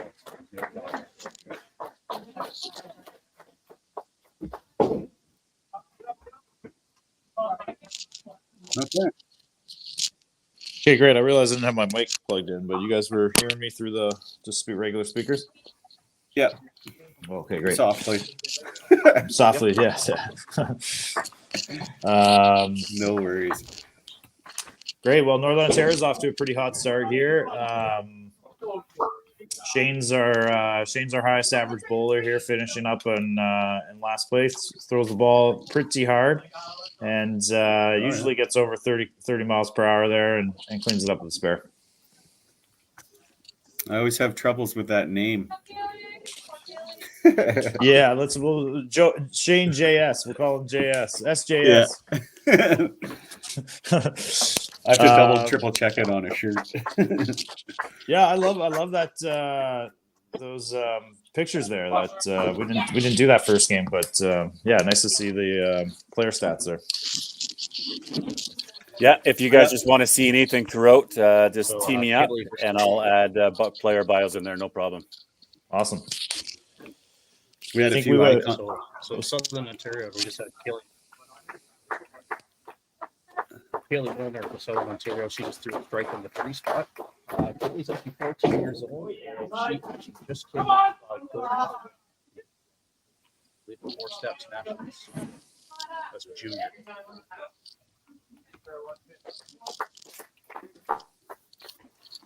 So we have Kyla on the bench for Southern Ontario.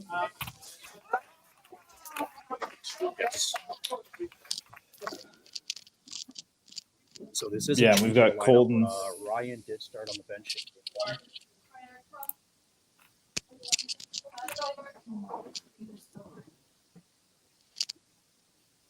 Eric Berg. Does Berg have a dad? I think I recognize from the Open. So Eric's dad is Kevin Berg, who has won multiple Ontario provincial Open championships, couple of Masters championships. He's won the 2 national championships, and he's one that he's going to be in the Hall of Fame. Oh, cool. The apple doesn't fall too far with Eric. I can see potential that actually Eric surpasses Kevin for all those accolades down the road. What I missed the center that they're playing at in Southern Ontario.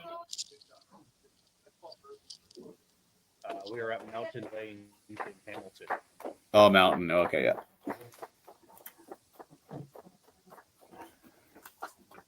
We're 16 lane center with 8 lanes downstairs and the upper 8 split. Yeah, it's a nice scoring house for sure. I remember that from Pro League. We had the 8-gamer type tournament, and some guys were playing out of there.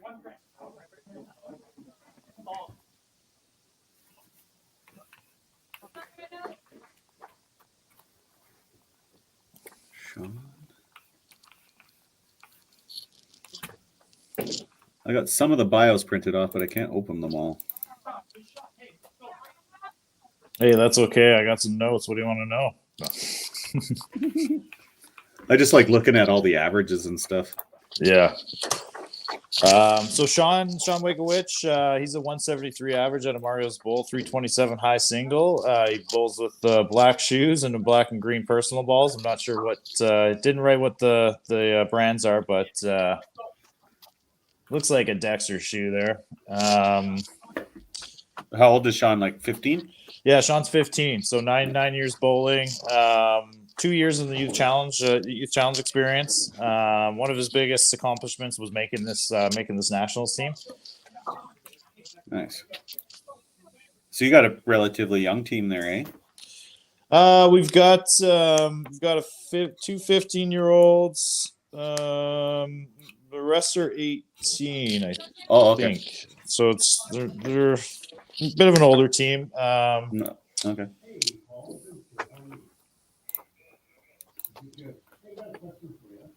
I think the first year I actually made the team was when I was 14. So didn't quite make it when I was 13. I fouled. Wow. Lost by 15 to make the team. Oh, no way. Had to wait another year. Well, that's also, we were talking about it with Quebec. The youngest is 15 and the oldest was 19. So there's definitely can be a range of ages on these teams. Yeah, definitely. That's an interesting age gap because you've got basically like you can have like grade 8 to drinking age really in Ontario anyway. But ooh.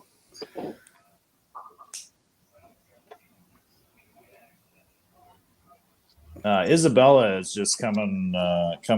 Isabel's coming with the heat today. She's like I said last game. She came off the bench, strike, then banged out I think, or strike punched in 10. But starting the game strong with 2 strikes here. Might get a little turkey emoticon soon, hopefully. Yeah, we got to use a bunch last time. Yeah, there were some ham bones and some Yahtzees, and I think we had 1 6-bagger.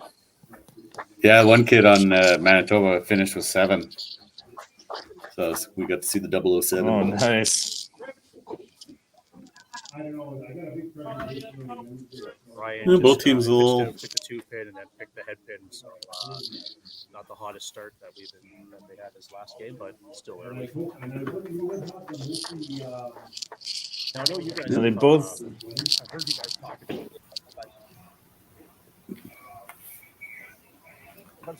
If you have it in your folder.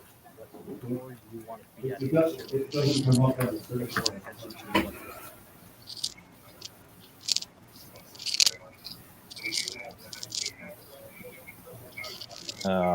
Looks like we're both using Cubica. Is that a little bit of a different version here? Yeah, probably. I don't recognize either of them. Yeah, definitely. Like I think what comes to mind is Golden Mile and Regina. There, it's like there's so many different versions of the system. It seems. Even Red Deer Heritage and Red Deer has a different one than these two. Oh, really? Yeah. And even at Mario's, they've got like 2 different sort of settings. Like there's one that looks like it almost looks like much older, like like a computer from the. It's still a little more advanced than Pro Score, but looks like a computer from the 90s. Jordan here is one of our is probably the top female average on the team. Lots of experience at youth nationals, both youth challenge and YBC, and making her mark in the adult world already.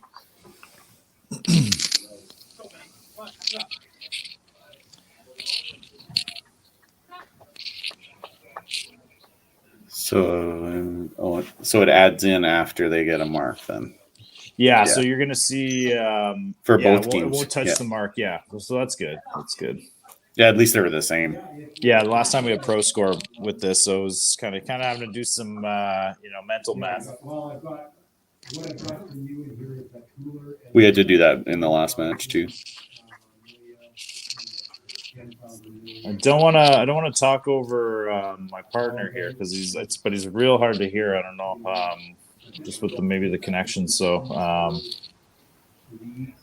If I interrupt you by accident, apologies in advance. I've actually bought a sample. I've got the.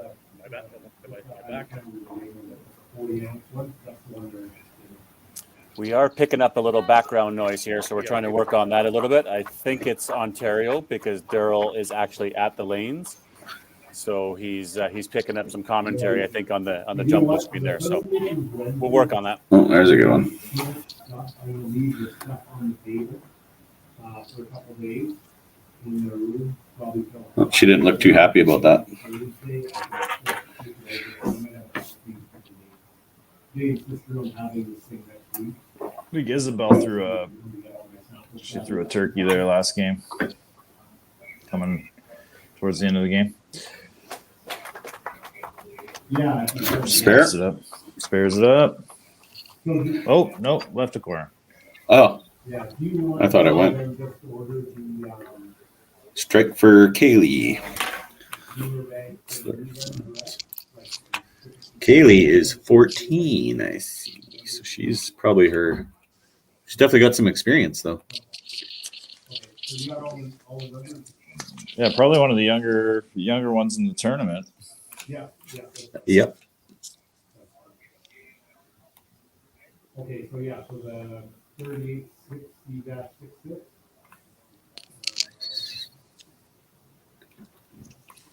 And Shane with a big strike there.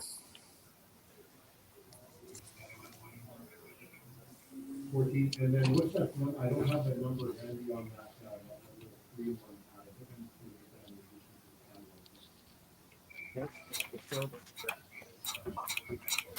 So they've got a running total, I think, on the bottom from last game too, on that Ontario side of things. So I'm looking at 160. Yeah.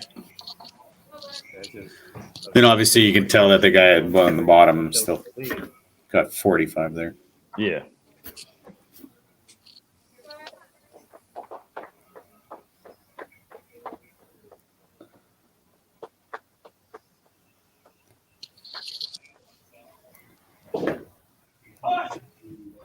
Ooh.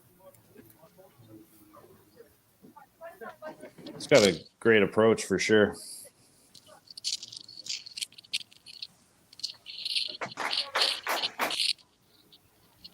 There it is. 7143.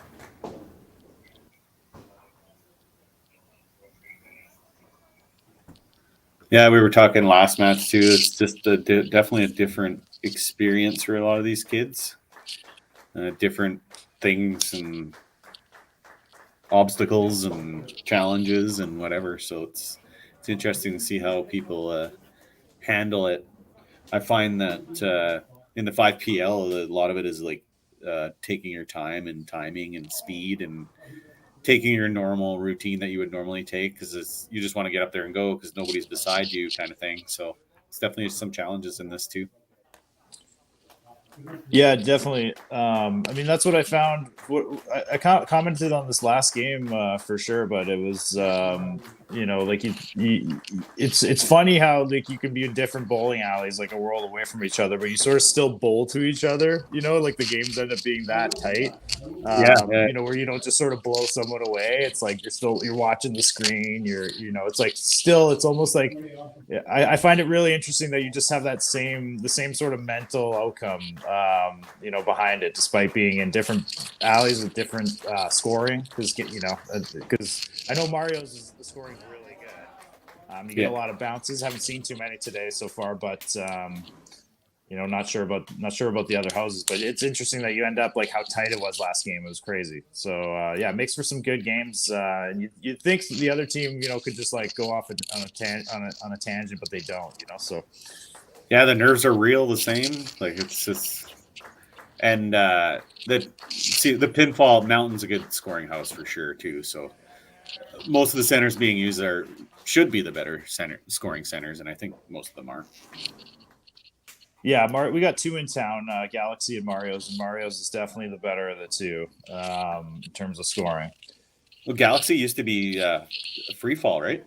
Yeah, it almost like plays like it used to though. It's still, I mean, free fall's way different, but just that same, like, you'll get aces out of nowhere, like on great shots, and it's a tough house still. Almost reminiscent of the old days. They didn't change much in that regard. Both teams throwing strikes here. Holy. Yeah, check frame. Now we're talking. A couple doubles on the southern side and check frame on the northern.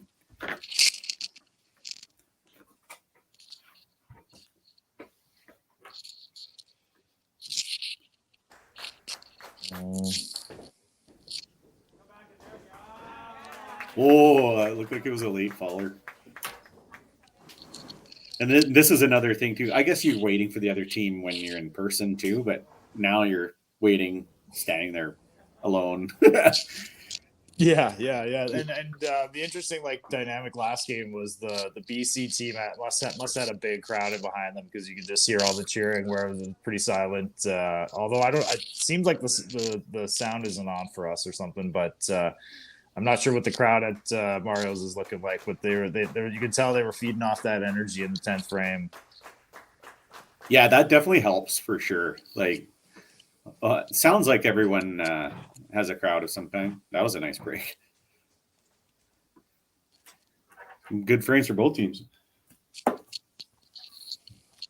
haven't been over. I'm not sure about over here in Alberta, but I'm sure there's probably, I don't know, 20, 30 people watching. Yeah, how many are watching the stream? 77 right now. Oh, that's great. Yeah.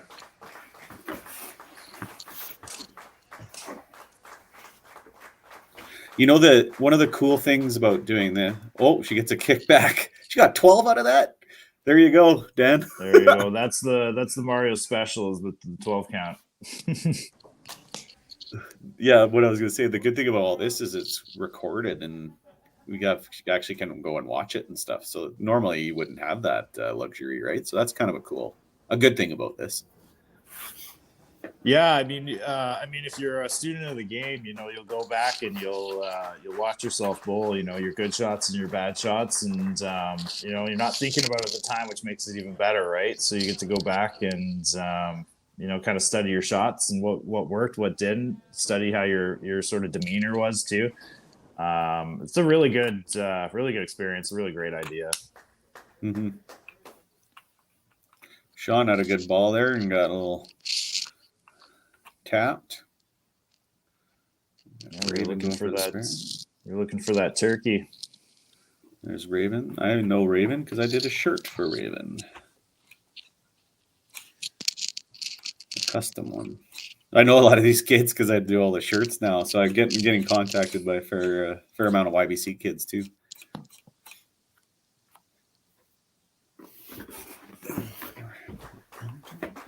Raven. 235 average. That's a good league average for 16-year-old. Yeah, there's some real good averages here. I think Jordan's on our team sitting at a 247. Shane's a 250 average. Coming out of Nice. YBC. So nice.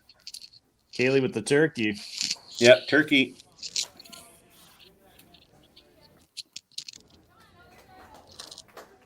Yeah. There it is. Gotcha, boys. Gotcha. Yeah. Well, they're rolling now. Everybody's rolling. Yep. Double. There you go. Isabel keeps it rolling.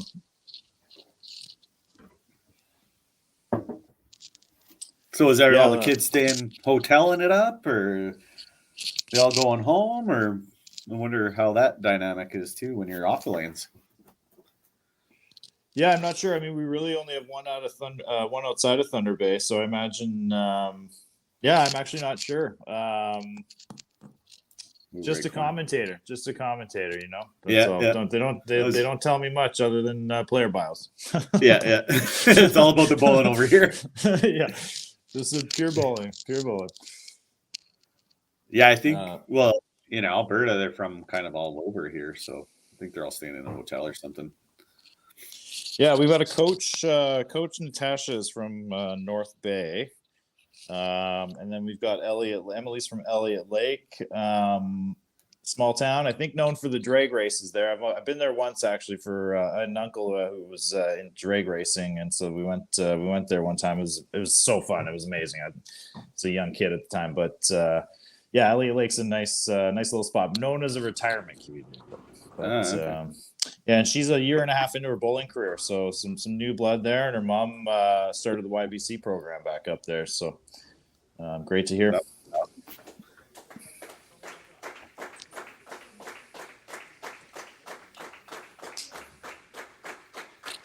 Ontario got a good crowd, or north or southern, I should say. Sorry.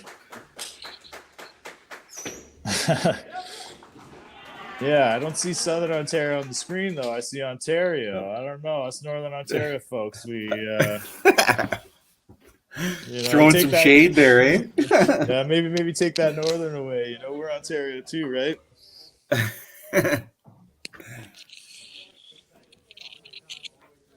We our actually zone we're Northern Ontario. Thunder Bay used to be a part of Manitoba, like back in the day, I think too. Oh, really? Like way back, before my time for sure. Yeah.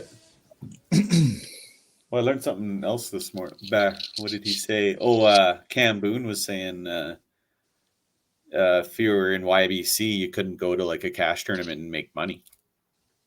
Oh, really? Like it is now, we have like the youth can go to any of the tournaments, right? So it was more like amateur professional. So if you wanted to play with the big boys or girls and make money, then you couldn't be in YBC. I thought that was interesting. Yeah.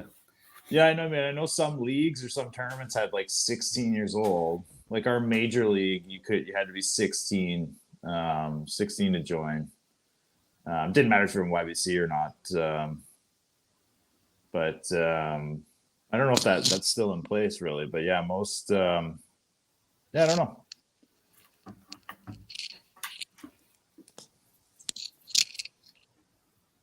Kaylee on 4 there. Got the ham bone. Oh, a ham bone. I missed it. There we go.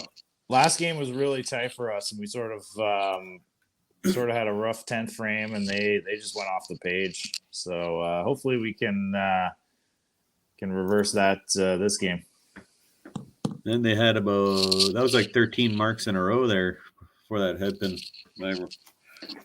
Ryan Luker. Let's see if he's got a 245 league average. Stony Creek. I got an uncle in Stony Creek.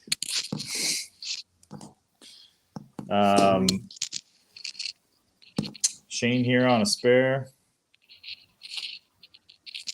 Works at a golf course.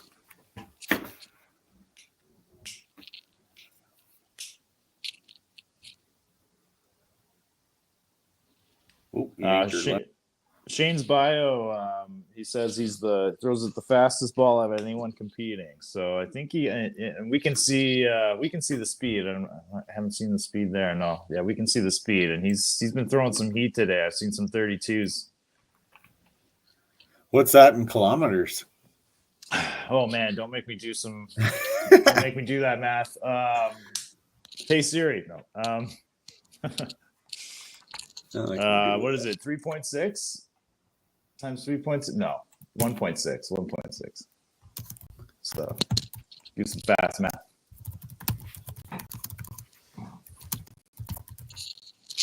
Well, 30 miles is 48 kilometers. Yeah, so he's got some speed for a young guy. I threw about 40 kilometers faster than I do. Yeah, and he's got a 250 average. I mean, the speed ball does really good in this house, I find. Jordan Graham. She actually works in Mario's Bowl. Her parents are big 10-pin bowlers, not 5-pin bowlers, but they're her dad's the general manager at Mario's as well. Her dad has 2 perfect games in 10-pin. And her mom has competed internationally in a tournament in Mexico in 10-pin. Oh, wow. Is that Bill Graham then?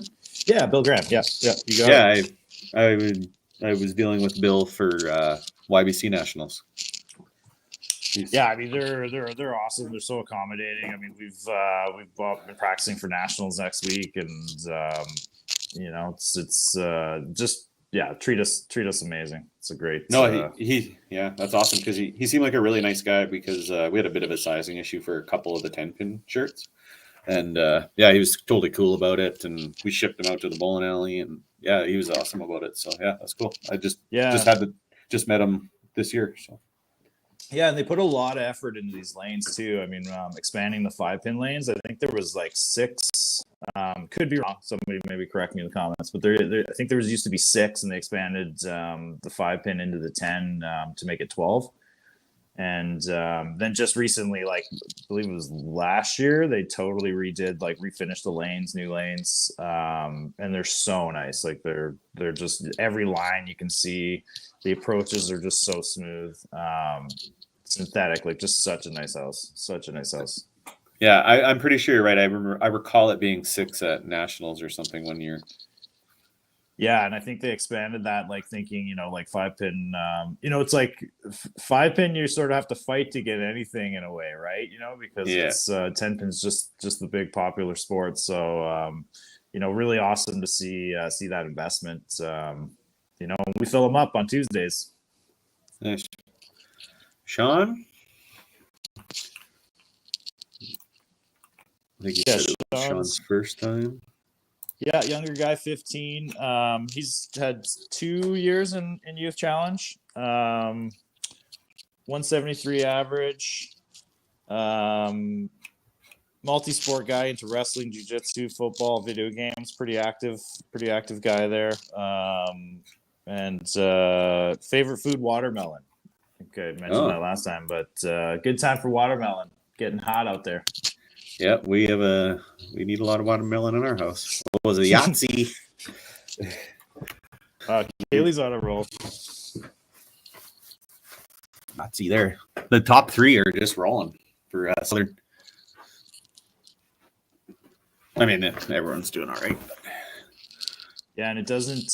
Their system there doesn't count them at all. So you're not gonna even see those 5 strikes on that total. This is got a pretty big lead from the looks of it. Oh, that's lots of math I don't really want to do. No, I'm just imagining 165. So you definitely can add 165. 180 plus 30, 210. So you can probably add 210 to the Southern Ontario score. So you're probably 802 to 730 to 752, let's say. 52 plus a couple strikes, so 780. Yeah. So it's not. Yeah, it's pretty close. Yep.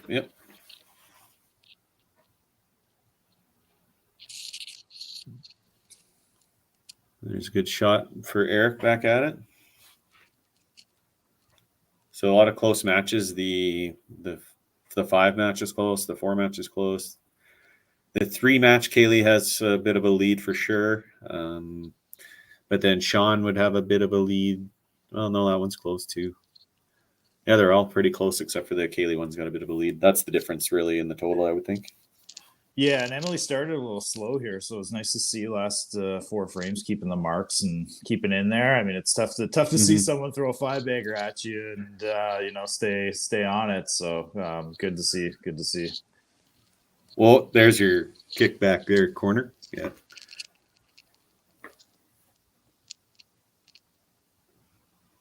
There you go. Sean really gets down in his approach there, and a really nice approach. Yeah.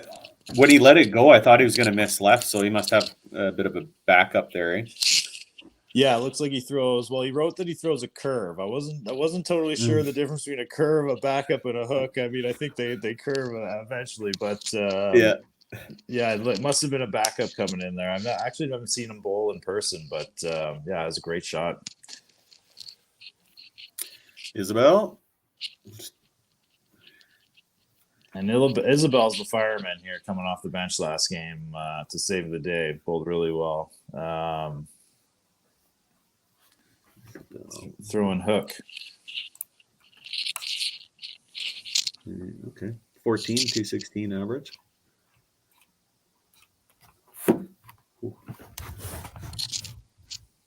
She's definitely a wears her emotions on her sleeve type of person, eh? Yeah.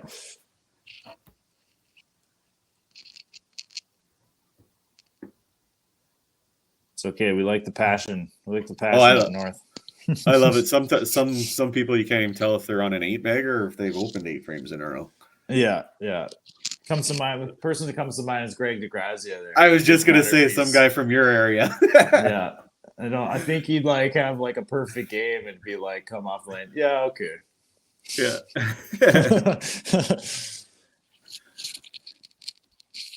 Real stoic, keeping that even keel, which helps you in bowling for sure to remain even keel, not get too high or too low, but not easy to do that. Kaylee. Well, she's young too, holy. Marson Bowl. Oh, from Sarnia, yeah. So you guys, Ontario's from all over for sure. Yeah. Just a miss left. Okay, so now we got some totals added up.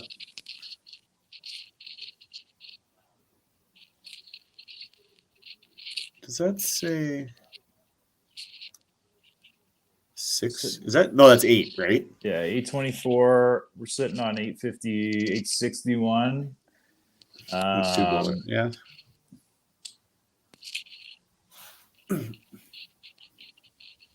It'll fix itself here. It should.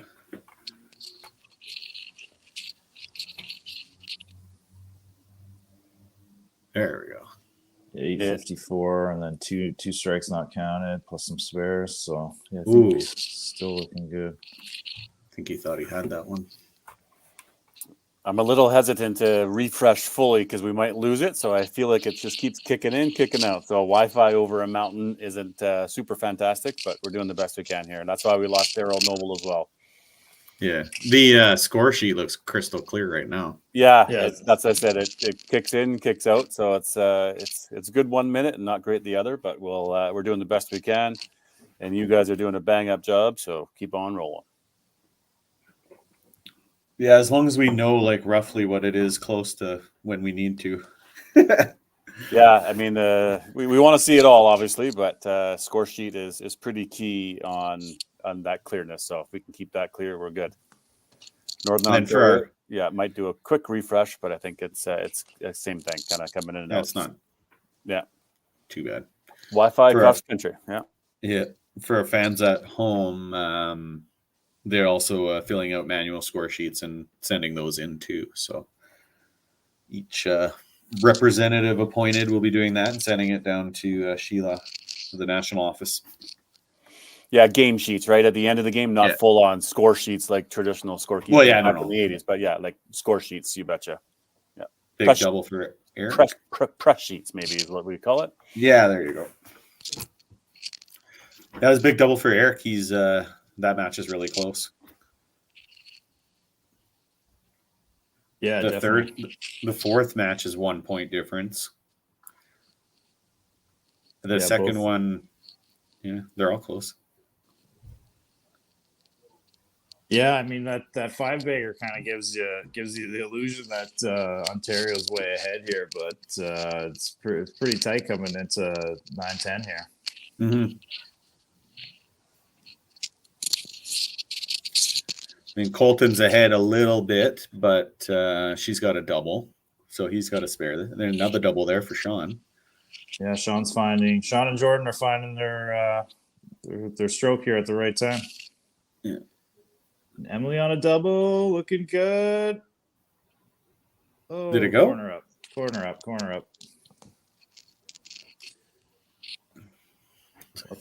Lots of good pin action in Margot's, but lots of corners I find.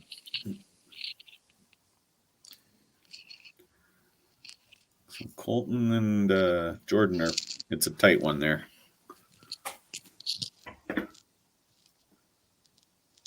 Jordan is still going to have to do something in 10, and Colton can bang out and put some big pressure. 286 could. Yeah, she's got a higher bang potential out to shut him out.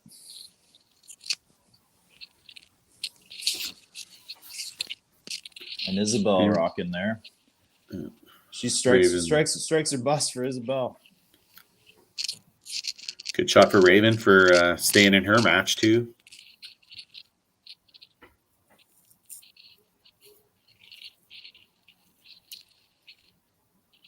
We got, yeah, it looked like he got that to the right.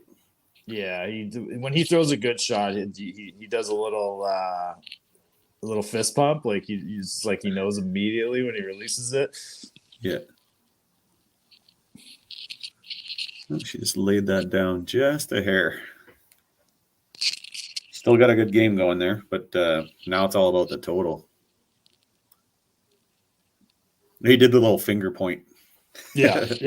He's got his little signature move. A good spare for Kaylee. She's got that match locked in. That's the one. That's 1 point there. That's already done, and the rest are up for grabs. Yeah, just looking at team total here, it's pretty tight with the couple of strikes on the board here. Ryan gets a strike, and then Eric gets a turkey here. It's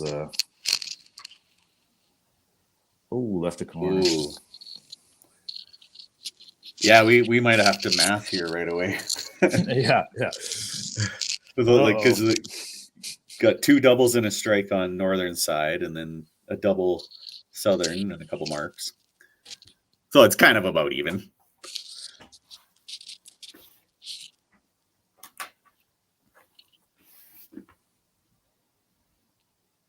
Yeah, Jordan came in the top 8 at the Timmins Invitational this year. I think that might have been her first time bowling in that. Oh, really? Yeah, so she's and then actually she crushed my team in a best ball there a few weeks ago. We had a Dennis Michelle Memorial best ball in Thunder Bay, and her and her partner. Yeah, she's a real solid bowler. So. Oh wow, to do well in Timmins, that's for her age. That's really good.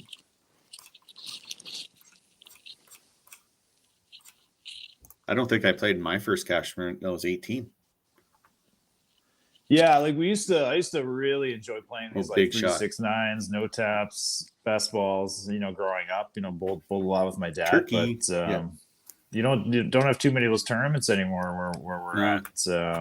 We used to have there was like 3 or 4 a year, like and all the centers had their sort of signature tournament. Yeah. But the best ball was great. Lots of fun. Jordan came, I think, top 4. I think she came second. So yeah, good. Just a great bowler. Under pressure, it does really well. Boom. There you go, under pressure. Turkey. Okay, here we go. All right, Colton, now you just got to match her.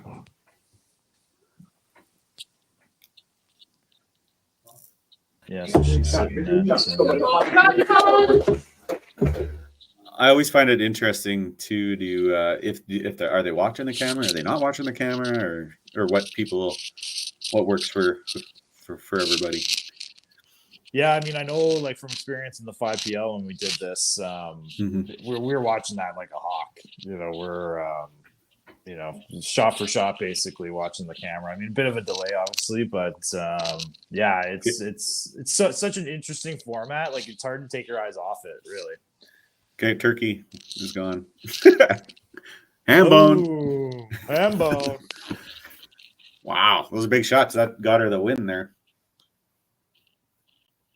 Because he can only get 271. She's got 271 right now. I guess she still has to hit a pin.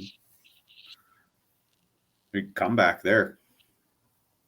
Yeah, and team total, I mean, still kind of hard to make out with those 3 strikes on the bottom now counting. But like Colton's doing his job. He's throwing his shots. Yeah. And a little right. Another strike, no. Yeah. Bomb, Yahtzee. Yahtzee. Nice finish, 286. These kids are finishing strong, really impressed with how in the game before in these 2 games, just watching these the pressure's the most in the final game, and just watching them step up, It's pretty awesome. Yeah, and then Colton bangs out too, 271. Wow, what a game.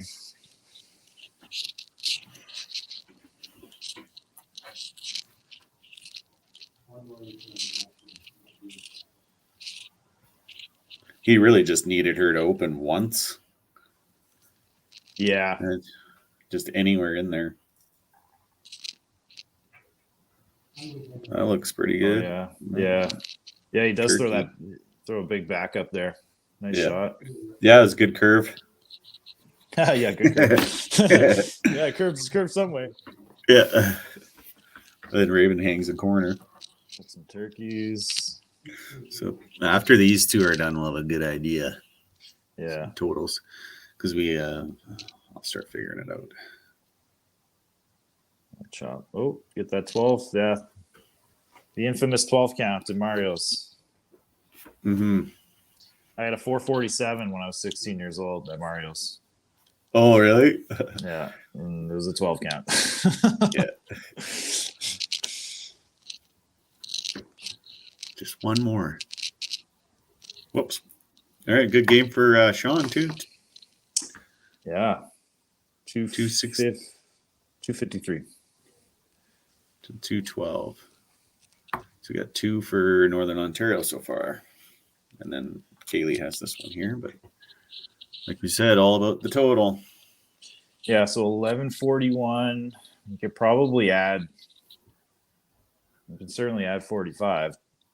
Yeah, we could do 45, 30. We got 90, 105 you can add to South. For sure. Looking at 1170, 1190. 1190 plus you're going to add 30. So that's 1190 to 1171 approximately. So 221 for Emily. That's a good game. Good game for her. Cleaning up the wood there. Trying to stay with Kaylee as much as possible. Not an easy task.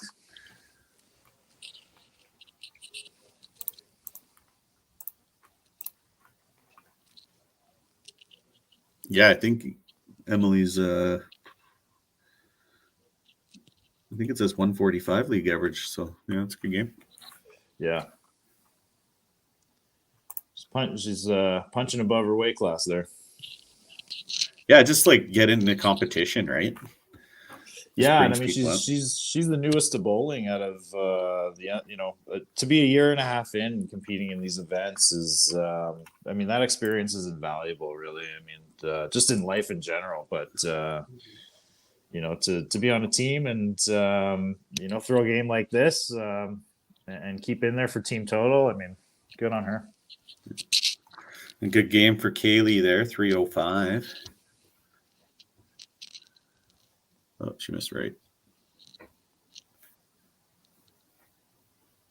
Man, this could be a 5-3, a 6-2, a 4-4.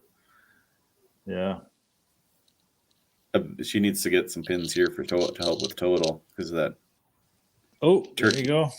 Eric has a turkey. She's got a bit of control. Yeah. So it looks like she's got this game. Yeah. So that's 3-1.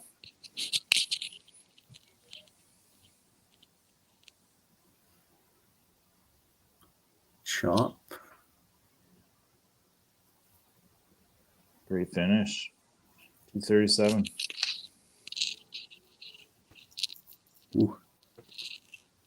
It's 1189, 1130. So you can add 90 in for Eric. So that's 1220 to 1204. Because we got to add the 15 in for Shane too. So Eric has control.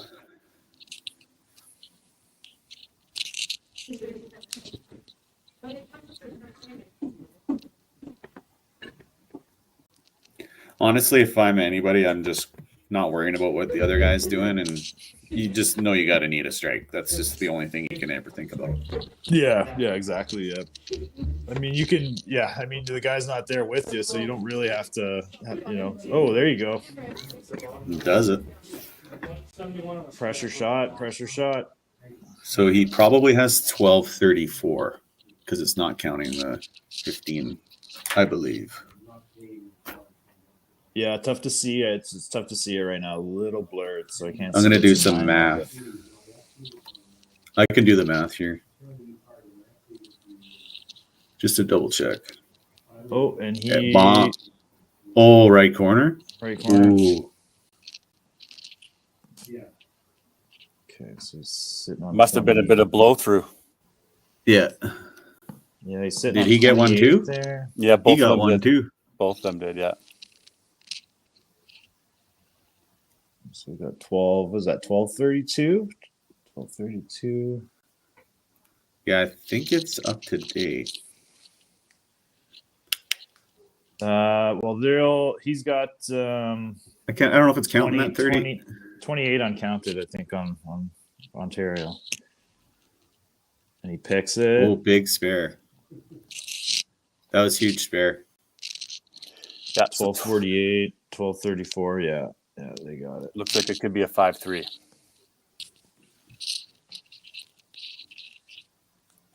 Total will go to Ontario here, right? Yeah. Yeah. And the final spot. So Dan, in the 10th frame, it did add in the numbers in the 10th were added on our side. Yeah. Yeah. So, I always yeah, get Eric, confused because it doesn't do it during the No. first 9 frames. Yeah. so yeah, Eric getting that corner. I mean, even if he punches, it might be different. But yeah, he got the job done. 5-3, really tight match. Not a lot of great finish. not a lot of really bad games. Just very close matches. What do you think, nothing guys? under 200.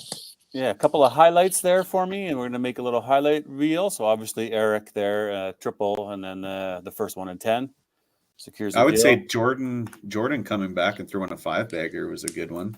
Yeah, got that one. Yeah, for for sure. sure. Then Kaylee Then- early in the game was showing out there. Kaylee rolled a 5-bagger earlier in the game and kind of really carried the total for the whole team most of that match. Well, even Sean, really, Sean had a good finish there, 8, 9, 10, right? Yeah. So Yeah, lots of good things. Eric 7, 8, 9 through the turkey and got the corner spare to kind of help with total too. Yeah. Yeah, not necessarily the result we want in Northern Ontario, but definitely a sort of a better showing than last game for sure. A couple more points, and then really showing up in the 10th here was great. Yeah, both teams were in it the whole time. Every bowler was in it the whole time. There wasn't points where like, oh, this guy's got to go or this girl's got to go. But no, it was a good match. 2 for 2 so far here. there you go. We'll back ourselves out of this guy and chat ourselves. Ooh, we don't need to see that. We got Daryl in there. See how much sound we're picking up in the background. You're live. Sorry about that, Daryl. I know that all right. picking up quite a bit of noise there in the background, obviously a mountain and some of the PA announcing. So I had to tone it down and kick it in and out. So we've gone to a different microphone and they put it in like a big sound box. So we're gonna see how that goes. Oh yeah, you need one of those little saunas or little, soundproof boxes, right? You can go in and nobody can hear you. You can yell and scream as loud as you want, but nobody can hear you. Yeah, exactly. Yeah, it's I guess You can hear you we're right only now. we're on the upstairs, so it's only 8 lanes. So yeah, the sound's traveling. Yeah. Right, gotcha. A mountain. Well, good work, guys. We got a match number 2 done. So obviously Ontario squeaked it out there, 5-3 overall, but good match. Some good strikes. We'll gonna play obviously a little commercial here. Picking up lots of noise there from Mountain. Mute. We'll play a little commercial that we've got for Northern Ontario. So thanks for that. And we're just going to go on a little break. We'll stick to our schedule here, guys. At 2:40 Eastern time is the next match. And appreciate your time here, what you're doing, and commentating. So thanks, Mark. Thanks, Daryl. Thanks, Dan. Thanks, guys. Yeah, great. Thanks. My pleasure. Good job. See you in the next one. Thanks, guys.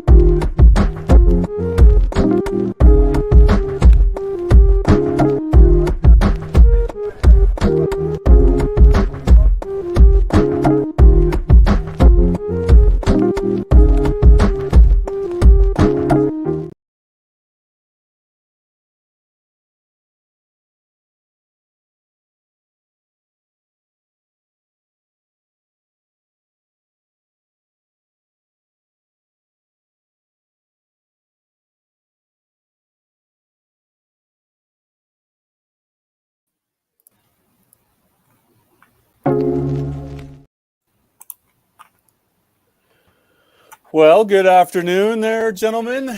Now we're in the presence of greatness. Hey there, JB Rainsberger. How you doing, sir? Good to see you. I'm doing well. How are you doing today? Yeah, This is so much fun to be able to be here. I'm traveling tomorrow. I'm packed, and I can just relax and be here and watch these kids bowl. Nice. Yeah, cool experience, isn't it? Obviously not ideal. They'd like to be in person, but I think everybody's accepted it and hopefully having a good time with it. So, well, then this is the match we've been waiting for. This is kind of fun. This is something a little bit different. We do have. Let's just note that. Hey, how about match number 3 coming up? We have.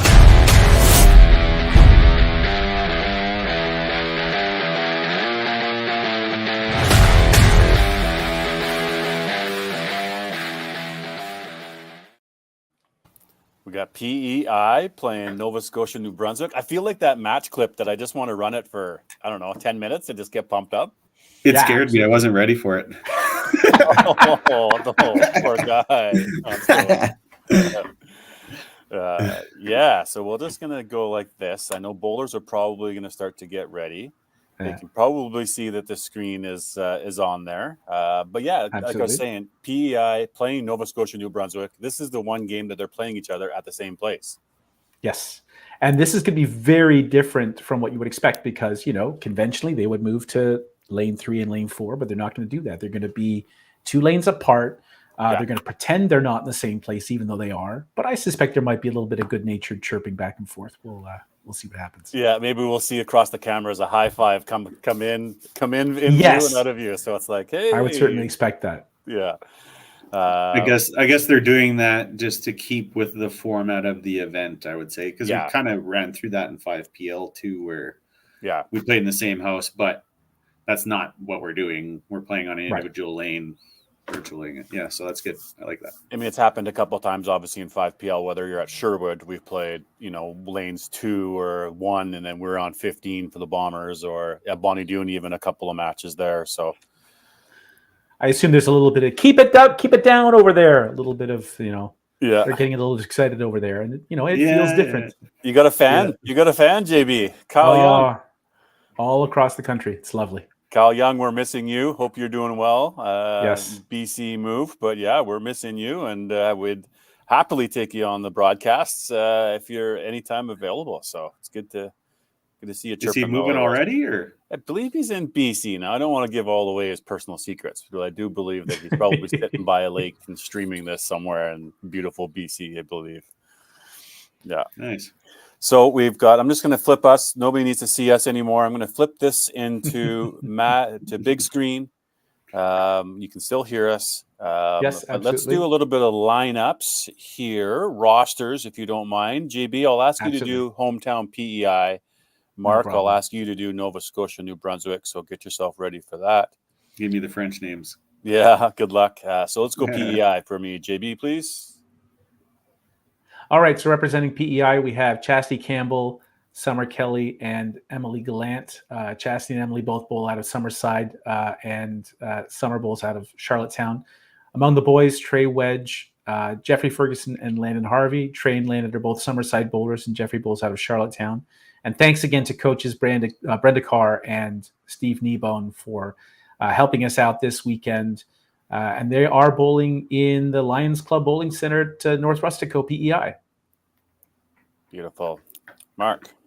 All right, we have Nova Scotia and New Brunswick. So their girls are Ellie Smith from Gagetown Bowling Lanes, Amy Vignette, Addison McIntosh, all from Gagetown Bowling Lanes. Everybody is here. So the boys, Hunter Homan, Dylan Guitard, Alex Hellberg, coaches Rod Nitz and Kim Howe. Yeah, buddy, so ordinarily they'd be bowling out of Oromocto, New Brunswick, but we're happy to host them here this weekend. And we'll say good to go for match 3. Enjoy. Yeah, so PEI is coming off consecutive 7-1 losses to Alberta and BC. The first one, Alberta really ran away with it in the last 3 frames. The second one, BC just sort of strangled them like a python and just kept building up a lead and a lead and a lead. But they were able to hang on to take a point each. And in this game, we have a bit of a shakeup. Jeffrey Ferguson has moved from the 4th spot up to number 2.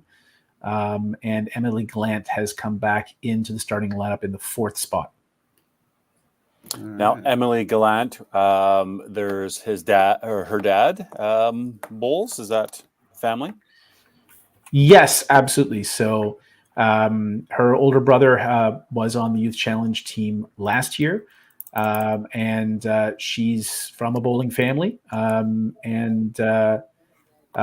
It's only her 2nd year of organized bowling, but she's already showing signs. She has the mental part of it absolutely down. It's not just a question of getting the body to do the right thing a little bit more often. Right. Well, I guess that's part of the being a youth and getting better and better. And Absolutely. we still don't have all those things down pat, do we, JB? No, indeed. And Emily, she's so rare to see someone who is just so loose. Like, that's not her problem. Tension is not her problem. It's more like she's a little bit too loose and can be prone to spray the ball around. And when she gets a little more hyped up, then good things can absolutely happen on the scoreboard.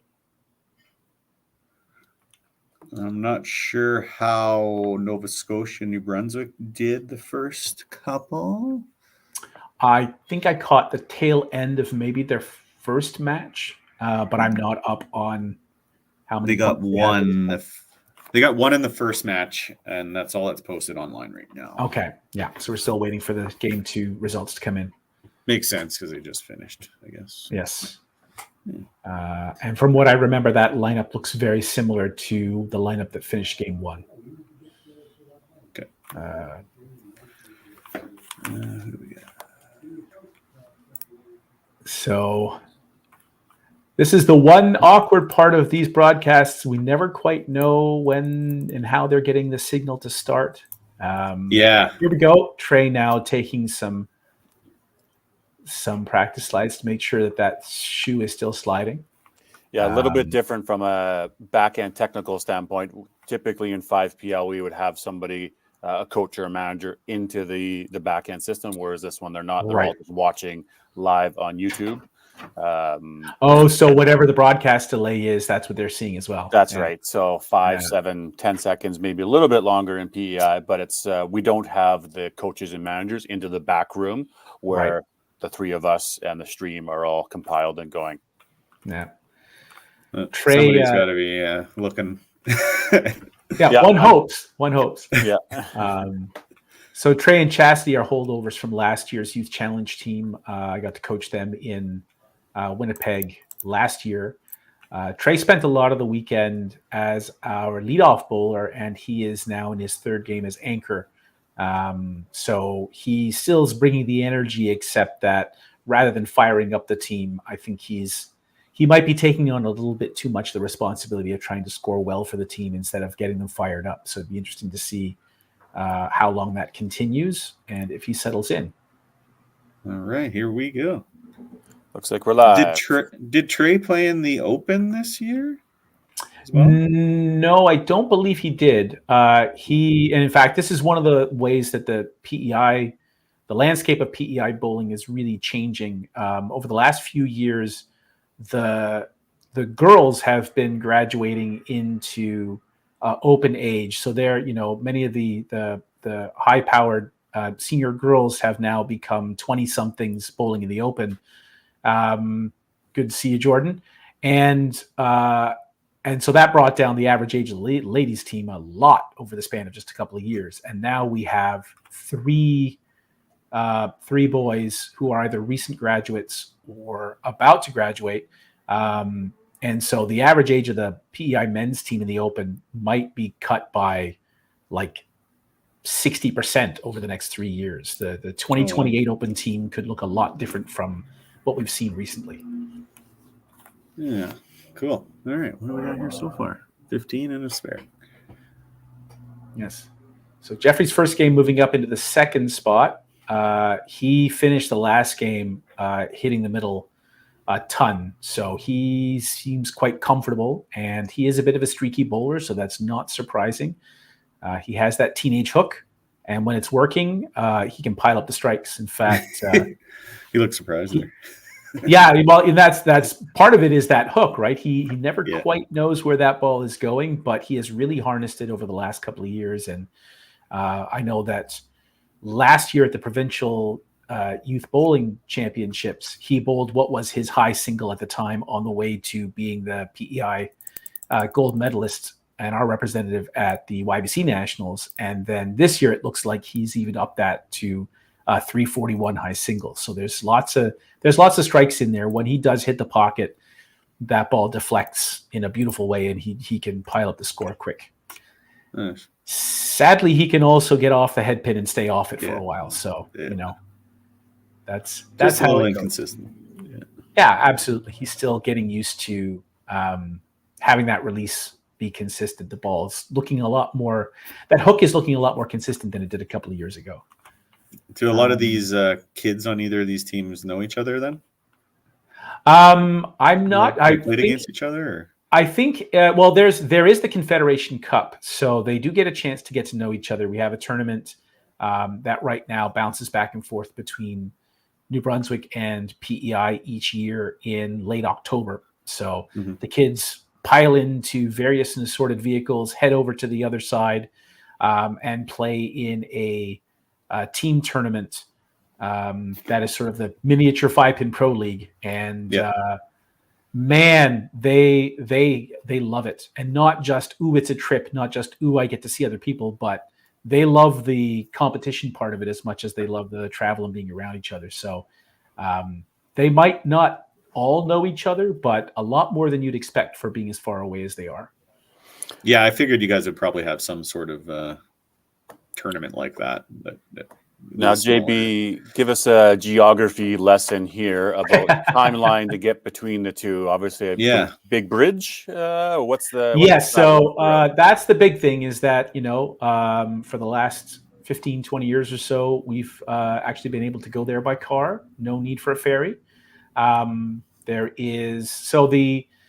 I remember that the last time that we went to the New Brunswick Classic, which is the cash tournament that runs in Oromocto each year, a bunch of us piled into a car, left my house at 3:30 in the morning, had to drive, unfortunately, through St. John to get there because the flooding was going on at that point. So to try to get there in time to start warming up at 8:30 in the morning, that added an hour each way. So that meant an hour extra coming back. And after a long day of bowling and a couple of people in the car made the playoffs, we finally got back to my house at 3 in the morning. So from Summerside PEI to Oromocto, New Brunswick, and back, and a long day of bowling can be a 24-hour trip. It's about, I guess, a 2.5-hour drive from here to Moncton. And so to Oromocto, you're probably looking at something more like 3.5 to 4 hours. Now, is that the only bowling centers left? Is there anything in Moncton? As far as I know, Moncton has only Candlepin and maybe 10-pin. Okay. We do have a young boy who is, or a boy who has graduated from YBC and is in university at Moncton. told us that he hasn't had a chance to go bowl Candlepin yet, but it's on his list. But Oromocto Gagetown Bowling Center is the lone remaining 5-pin bowling center in New Brunswick, just as I think Greenwood, Nova Scotia is the last remaining 5-pin bowling center in Nova Scotia. And there is talk of trying to get an event going in Greenwood to have a kind of 3-city, 3-province maritime cash tournament tour. I don't know how far in the future that is, but we're eager for it, so we'd love to see it happen. Yeah, it would help. It'll help get more people involved for sure, and stay in the game and improve too. Yes, this bowling center here in North Rustico hosts the annual Island Classic, which is the PEI cash tournament. And so it's kind of nice. It's a 6-lane bowling center there, a 6-lane bowling center here. So we can have roughly the same tournament in each place once a year. And, we get quite a lot of people coming over here, and we send quite a big contingent over there when it comes that time each year. So for the folks who maybe can't justify the expense of bowling in the 3 big tours across the country, this gives them at least a taste of some competition and something for these kids to look forward to once they're out of YBC. Yeah. Oh, Jeffrey did not like that shot at all. Still maybe a bit of a tendency to get a little wound up, but he loves to perform well. It's odd that for what you see there, when asked why it is, what he loves about bowling, he says simply, and you can't say it any better than this, it's fun. There you go. He keeps it simple, but he cares about the game. And, that's one thing that I've seen with a lot of these PEI kids. They take it seriously, but they are fun loving. And it's nice to have that balance so young instead of just being all business or goofing around. They have fun, they enjoy the game, and they want to win. Sounds like a good combination. Yeah. Must be something in the water, or there's something we coaches are doing well. I'm gonna say it's a little bit of both. Landon, just getting involved, and you're giving him more opportunities and just helping them out more and educating them and supporting them. Yeah, it's good. And that's one way that how PEI bowling is changing. We've had for the longest time, we had a relative lack of experienced and certified coaches. A lot of them were aging out. Once your family's out of the game, maybe you're out of the game too. Yeah. But there's been a rash of coaches getting certified over the last 2 or 3 years. And, we've got Brenda and Steve here. They've gone from being, parents and siblings to having 2 or 3 years of experience coaching at the national level pretty quick. And it's nice to see that we have a wide variety now of coaching options instead of relying on the same 3 or 4 people who might or might not be able to justify taking the time and the money to help out. So the future is definitely bright for PEI bowling. And turning our attention to the match here, a bit of a slow start, but an even start on both sides. Some open frames to start. Interesting that Nova Scotia and New Brunswick are bowling on lane 3 now instead of lane 2. I don't know if that is a let's get closer to them choice or if there's a mechanical issue. But I assumed that Nova Scotia and New Brunswick had been bowling on lane 2 and now they're bowling on lane 3. Maybe they prefer the left, I guess. Could be. So we have an interesting match where they got a 1 lane in between them and are both bowling on the left-hand lane. Well, there you go. There's a beautiful shot right there from Hunter. That's nice release. You can see where that 347 comes from. If he can keep that nice, relaxed approach and that good, strong follow-through, then the sky's the limit. I mean, his delivery's a curve, but that looked pretty straight to me. Yeah, a lot of the kids are fairly young. There's a couple 18-year-olds, but there's definitely some younger ones too.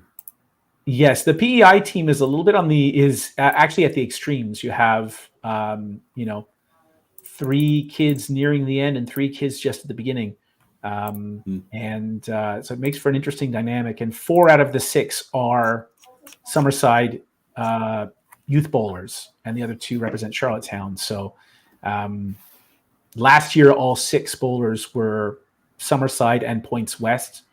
It's a close-knit group. They have a lot of fun together, and it certainly makes it easy once you come together for an event like this. That's maybe one advantage that the smaller provinces have.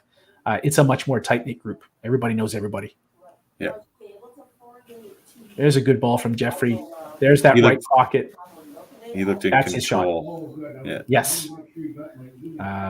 He has looked quite relaxed already through these 3 games, and see no reason that won't continue.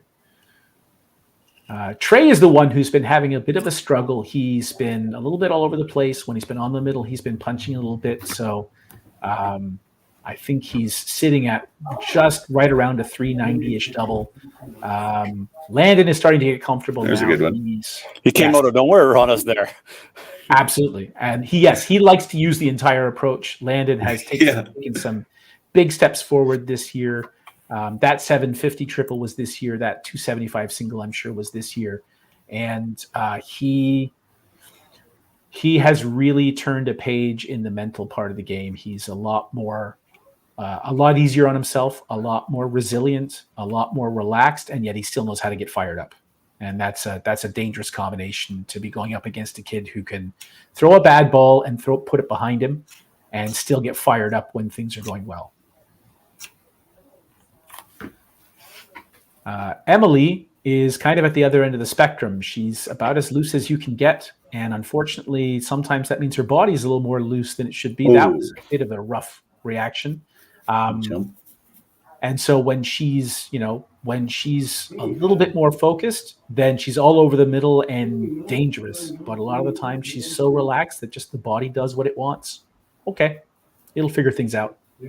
But this is only her 2nd year of organized regular bowling and already reaching a national level. So that's impressive for her. And I know she doesn't want to give the appearance of caring that much about it, but I think inside she's really happy to be here and she feels good about what she's achieved so far.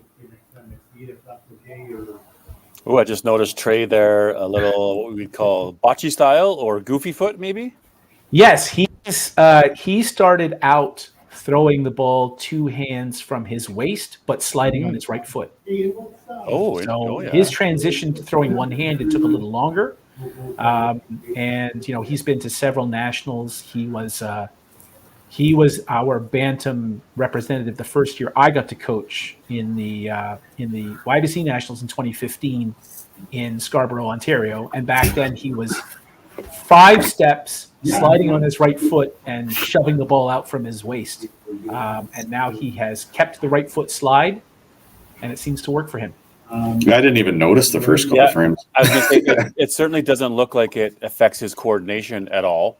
And there's obviously, history of other good bocce style bowlers that have played wonderful. So, and he actually got to grow up with one. So Brad Murphy bowled out of both Summerside and Charlottetown, and he was another right-handed right foot slider. And the really, really, really deep knee bend, that deep knee bend that you kind of like, very much like Greg Petterwright, it's that deep.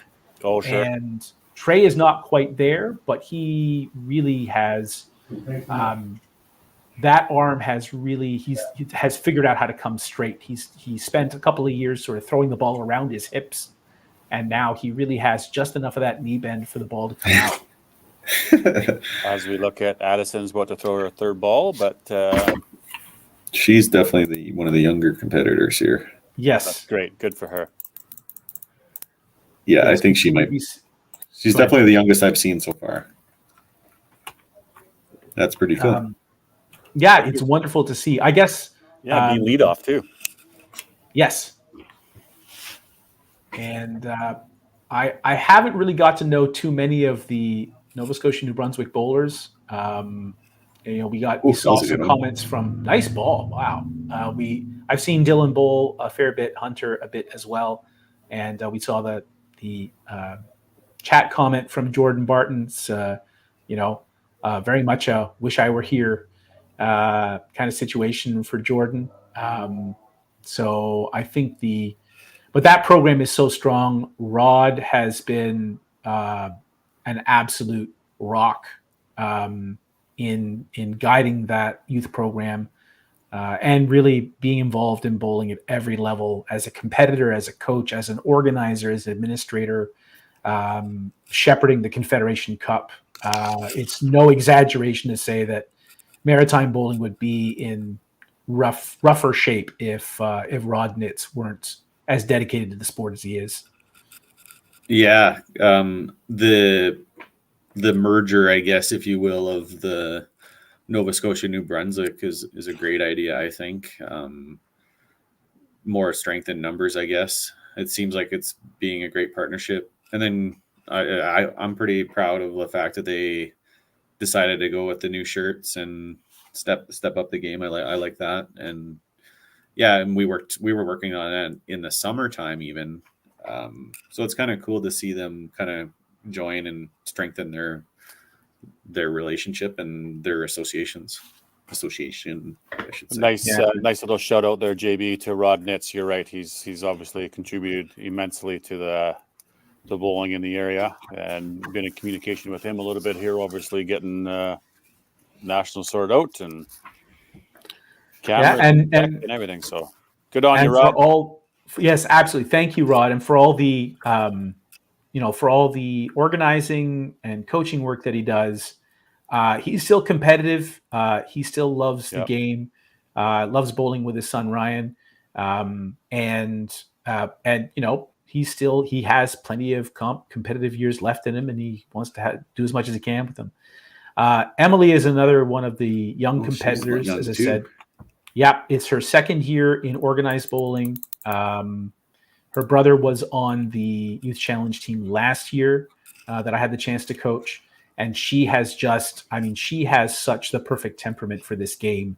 Any of these kinds of games, if she decided she wanted to bowl, play darts, play pool, any of those kinds of things, I think she would be an absolute monster. She really understands how to stay loose and relaxed.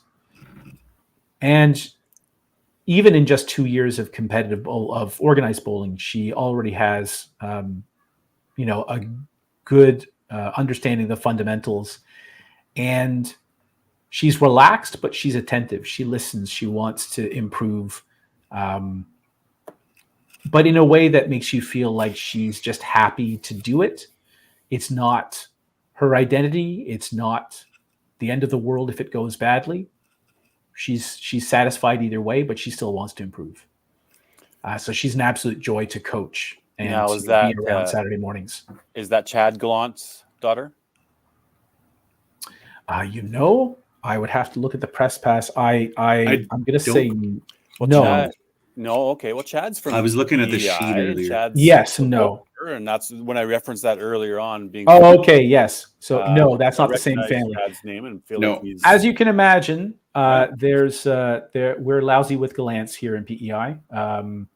There's all kinds of them everywhere. The name is extremely common. So, okay, that's yeah. There's lots of Gallants, lots of Arsenaults. It's that's the part of the cultural heritage of the island and the families that settled here. Absolutely, Jordan has hit the nail on the head there.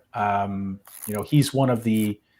He and Ryan Nitz are two of the recent graduates from the New Brunswick program who, if they stay in the game, will be mainstays, I'm sure, on the cash circuits.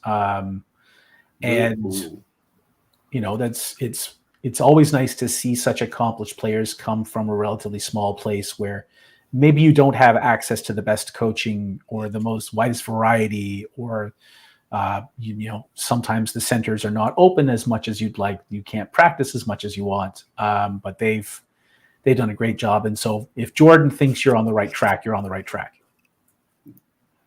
Meanwhile, Jeffrey has quietly put together a decent start. He was all over the middle. In fact, now he's only missed the middle once in his last, I think, 13 frames, with that miss in the fourth. It's just unfortunate that he hasn't put the marks together yet in this one, but no harm. He's right there. His match is mostly hasn't moved. We've got effectively a tie match in the first, second spots and in the fourth spot, and matches within a ball in 3 and 5. And the team totals couldn't be much closer. No, yeah, we got Hunter on a turkey down there, so he's kind of leading the way. It's funny that just as it is among the adults, when these two teams get together, there is a natural rivalry. They feel it. And I think it's just somewhat such of a relief to be with the folks that you know that well. And it's amazing the number of times these two teams get together and they don't score. And it's not tension. It's more like, it's almost like they take their foot off the gas pedal. It happens at the open level all the time. Rather than getting up for each other, it's a little bit like they get down for each other. They're each taking a break against each other. Yeah. So this feels a lot like league bowling. And yet Nova Scotia, New Brunswick really has a chance to take a commanding lead if Hunter can get a big first ball in the 5th. Emily still not quite finding her footing.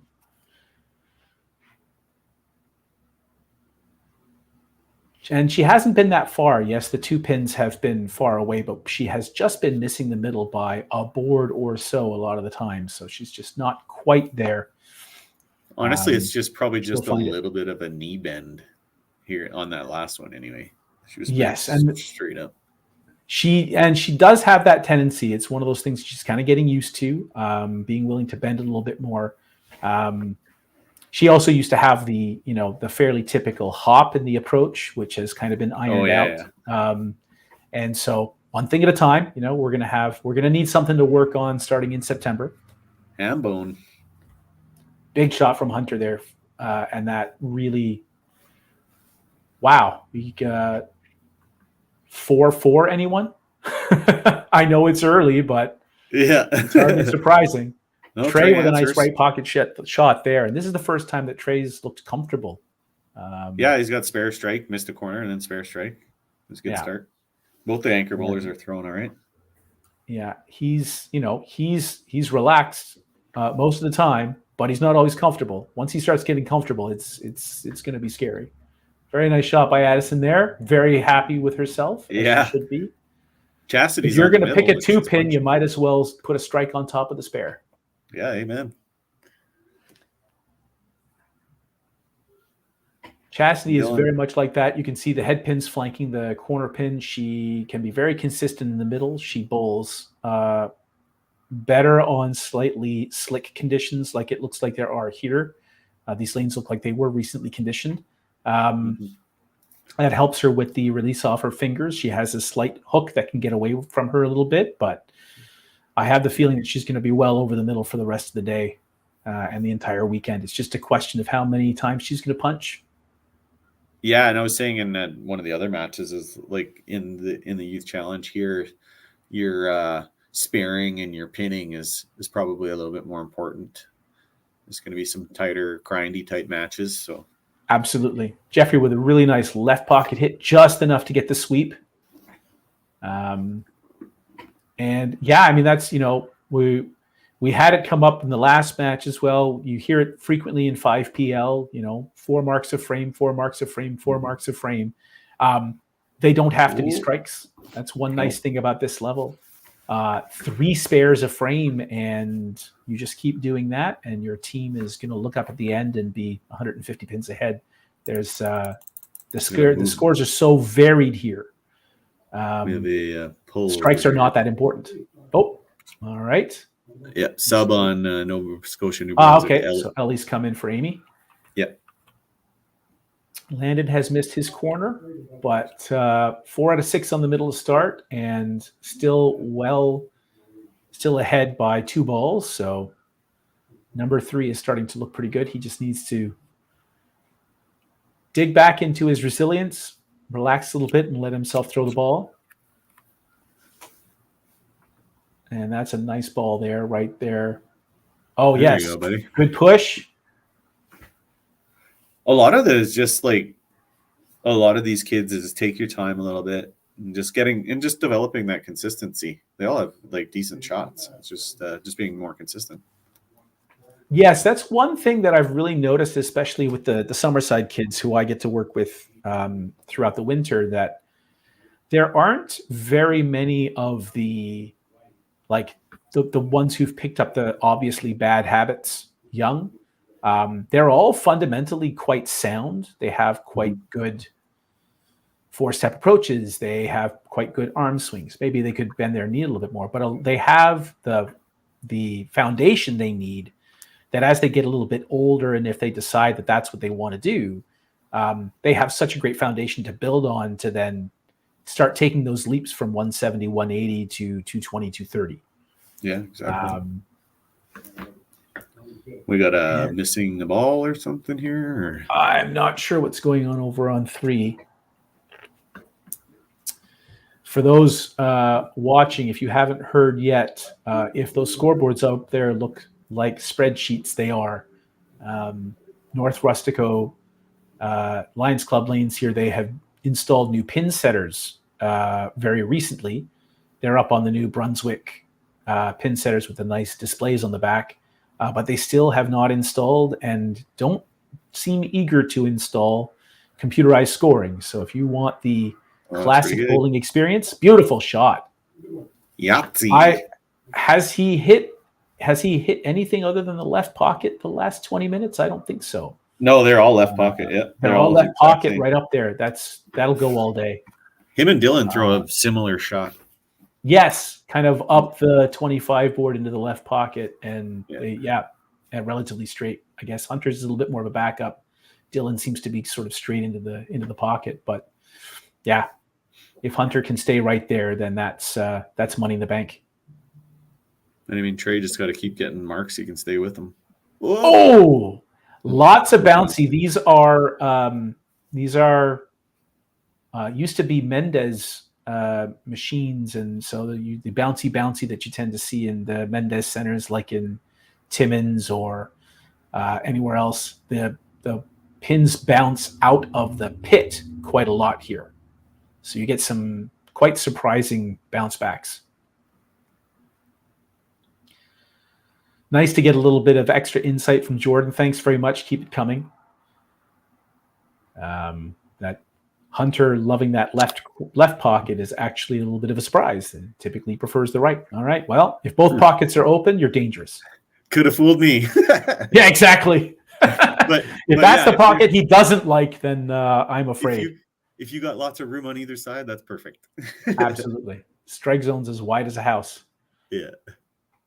Chastity,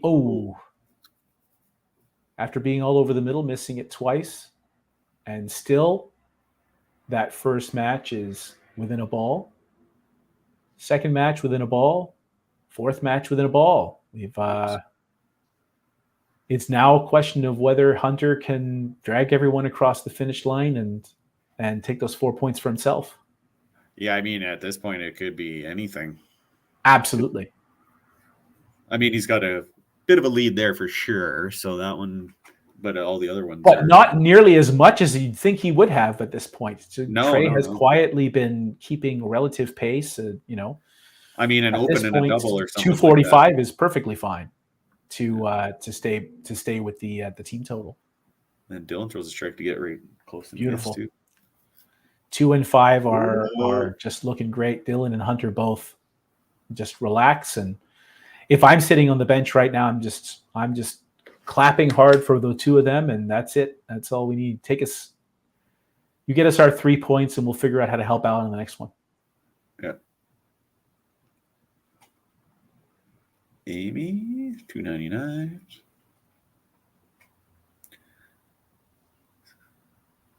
So Gagetown is in Uramocto? Yes. And so Gagetown is a military base.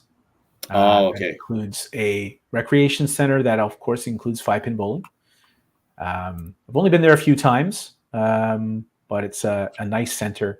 Landed with a nice little break there, just clipping the left corner pin on the way by. The lanes are interesting. It's a 6-lane house, but it's at least the last time I was there, they had the approaches in the first 20 feet are synthetic and the rest is wood. So I don't know whether they've actually changed that, but they had the synthetic overlay. Yeah. So there's also a little bit of a few millimeters drop after the 20-foot point onto the wood lanes, which was a little disconcerting the first time I experienced that. I never saw that as a kid, so that was very interesting. Yeah, I've seen it at a couple places here in Alberta. It's kind of neat, these player profiles, because I was looking at Rod's actually, and he works for National Defense, Department of National Defense. So that makes sense that the bowling alley's on a base. Yes. Hunter with his first non-left pocket hit, but still a very good one. So unfortunate that streak comes to an end, but start again. That could have been a Jordan B's commentator curse, as he did mention about it prefers the right pocket, but what works. So I think we have to blame. It started to track a little through it. We give Absolutely. us yeah. So 629 to 574, where now it's pretty much been Hunter keeping things alive. Dylan and Jeffrey are close in the number 2 spot. Oh, maybe a little bit of a letdown. He's like, whoops. Yeah, that's okay. And meantime, and look how that has changed. So Trey has struck in 7, and suddenly that match is within 2 balls. Yeah, I was like, if he opens and the other guy gets a double or something, then it's a ball game. That happened in our last match where one guy was up and then one girl finished with a 5-bagger.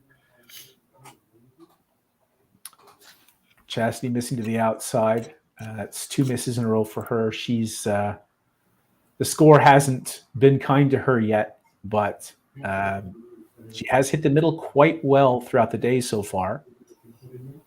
Nice ball. And the one thing that is sure about these PEI kids is they all really have a good outlook. They are optimistic. They still want to win, and they're not happy when they're not bowling well. But it's more of the, okay, I didn't like that, let's move on, rather than getting stuck. So as I mentioned earlier today, Jeffrey threw that 341 this year, I believe. He was our 2023 Youth Bowling Championship representative, and at the provincial tournament that he won last year, he bowled what was then his highest game, which I think was in the 320s. So he's got how deadly he can be. He's got a little bit of a lead. Yes, I am Groot. They are. Yeah, this is maritime hospitality at its finest. Why would we bowl in separate places when we could bowl together? So they're getting together for the weekend, having essentially a camp out, and enjoying the fact that they can be together, even though they can't be with everybody else. I think it's still pretty cool to have some sort of, I was talking about it in the last one, some sort of like keep the team together, go to the hotel or go to the mall or go out and have team dinners or whatever. So I think it's important. Well, yes, all these bowlers, for Alberta, for example, there's 3 from Calgary, 3 from Edmonton, and that may be wrong, but exactly. Some of them have to travel. So yes, I'm assuming all provinces, there's some travel involved. So you're right, Mark. Get together, treat it like a team atmosphere and do some team cohesion. I hope that some of them were able to practice together, understand what the setup is like, because it's not always it's a little bit nervous playing under the camera and the lights for the first time. But yeah, that's neat that these 2 teams too, right? They're closest in proximity to be able to, let's just get together and do it at the same house. And I give them gold star for the internet here at North Rustico. I think these could be their clearest cameras that we experienced yet so far. So good job to them. One big advantage of the bowling center being at ground level instead of nestled under the concrete in the basement. Yeah, and I'm fine with the score sheets. I can read them perfectly. I love it. Yes. The beautiful thing is, once you have a spreadsheet, you can do anything. The world is yours. Oh, there's a good nice shot by Trey. Does he get the pull? No. Ooh, he's like, if I get this one, I'm right in there. Yeah. Well, Oh, the he's good still news in is there he's right anyway. in there anyway now. Trey can get to 296, and I've seen him do it many times, which would at least force Hunter. Oh, that's interesting. Trey can get to 296, and if Hunter goes 33 times, that's 295. This could be a very interesting finish, and there's maybe one of them. Yeah, 176. I don't know if Trey's actually looking over to see if he's still in it. Let's see. Do I need this spare? Yeah, I better go for it. There we are. I Yep. think they know. I think they feel it. Absolutely. And now They we're seem going like to they're- 8 and 9 and 10. Like all these matches, there's some pretty tight ones in there. Third Yeah, one, absolutely. maybe a little bit of separation, but still, I had a couple of marks into there, and we don't know. So you wonder if they start to feel the heat a little bit. Oh, he just took a sigh of relief there, Hunter. Oh, yeah, absolutely. No, fantastic. That's a nice way to come back after missing twice after that punch.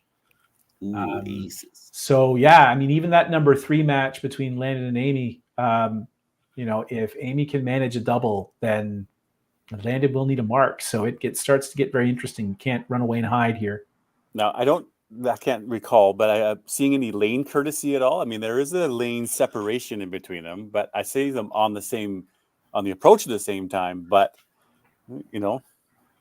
I wonder if that's a sound thing for them. I know it would be for me. I would probably want to let the bowler 2 lanes over throw a ball. Well, you think about the Pro League or not the Pro League, sorry, like WCBT or any sort of cash tournament. Once you get down into the 8s, you're on every second lane. You're still kind of waiting for the guy 2 lanes over to go before you get up on the approach. Right. Good ball. Nice ball by Jeffrey back in the right corner, back in the right pocket, a little heavy. Oh, but it yeah. works. I'm definitely like waiting. I'm not. Oh! He just still got a strike out of that. Aces and a nice drop from the head pin. If we're on lane 2 and lane 15, that might be a little different, but we're right there. Like, I'm probably gonna wait. Like, it would feel weird. Yeah. Yeah, and or my if you're on a peripheral run, vision is too good for my own good. yeah, exactly. Like, just get in my own head. As you say, if you're getting on a run. Oh, never If mind. you're getting on a run, yeah, I'm probably just going no matter what. Regardless if it's at the same time or not. Be the leader kind of thing. Yeah. I've had a couple of experiences of that sort of very focused tunnel vision just sort of spontaneously happening, but it's rare for me. I've literally been, oh yes, Landon again. Nice shot there. Landon has switched over to some nice looking bowling shoes that he's struggled a little bit to get used to. So he still has the occasional problem with sliding, but he loves his equipment. Those big neon green shoes. That's something I know that he's very happy to be able to break out every time he bowls. And a punch. This is very interesting now. So New Brunswick has two spares counting. PEI has 1 strike and looks like it's going to be only 2 marks counting for Nova Scotia, New Brunswick, and 2 or 3 marks counting for PEI. So it really is going to come down to the 10th frame.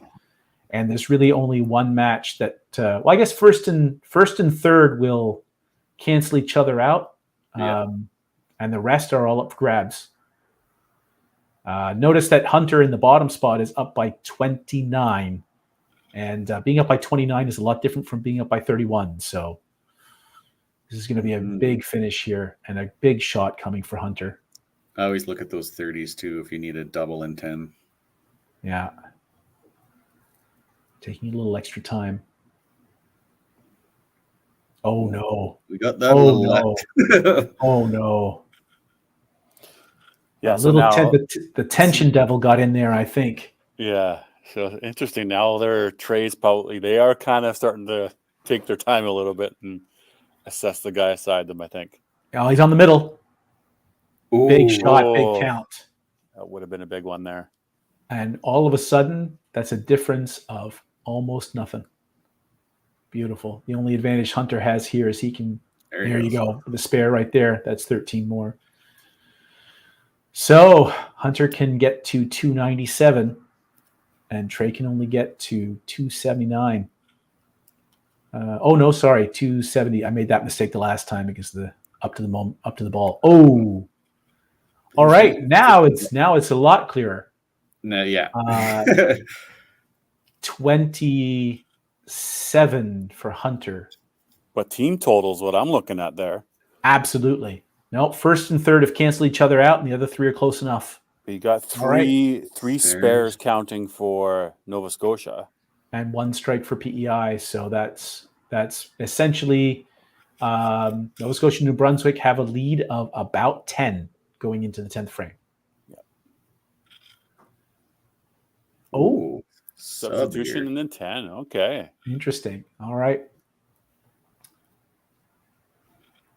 So who's coming in? Here comes Summer Kelly in for Chastity in 10.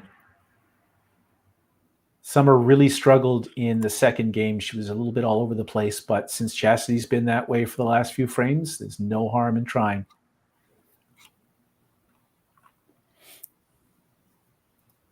If Summer can just, it's very simple, like it always is. Just get what you can. Don't worry about the match. Yeah.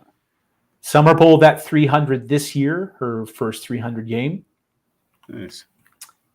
And she's another one of those kids who has very good fundamentals. And as she sort of grows into her strength a little bit, she's going to find it a lot easier to hit the middle more consistently. So that's a nice big steal of probably, well, let's see. We don't have to speculate. That's a nice big steal of 12 points. That's going to help PEI a lot. Thanks very much, Summer, for that. Yeah, let's see. And so some gainers. Not enough to take the match, but 12 is 12. And if they can just keep doing that, then that's all they need to finish. This is really where the big swing could be. Yeah, if he gets a double. Get in there. Ooh. All right. So first mark to count here closes the gap potentially. Yep. In total points. Big ball. Big shot. Big ball. Ooh, gets fired up too. And we got tight. I think. Do we? Oh, he's got it. There we go. So we have 220. We have 221 max on the right side, and Jeffrey just needs 6. No, 230. Oh, I'm sorry. You're right. I had that backwards. Jeffrey, don't waste it. Well, that's where it was. That's where it was. All right. He was playing. He wonders where those misses were in 8 and 10. All right. So here we go. 20, 25, 26 to go. So he'll need another mark. Yeah.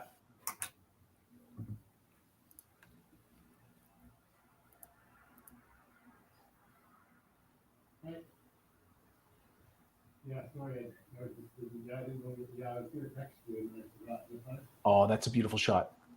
Wow. That was a beautiful shot. You did not deserve that, but that is what happens. You know, sometimes you bowl well and you just don't put the strikes together, and that's it. Oop. Head pin for Landon.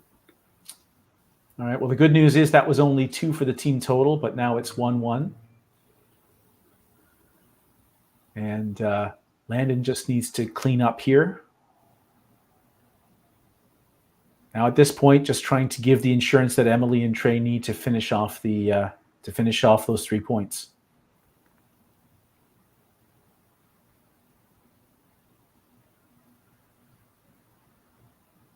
All right.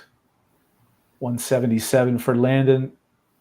And Amy could have got to 172, but unfortunately that's not going to happen. Could get to count for total. Absolutely. Get to 157 and really make it come down to these last 2 spots.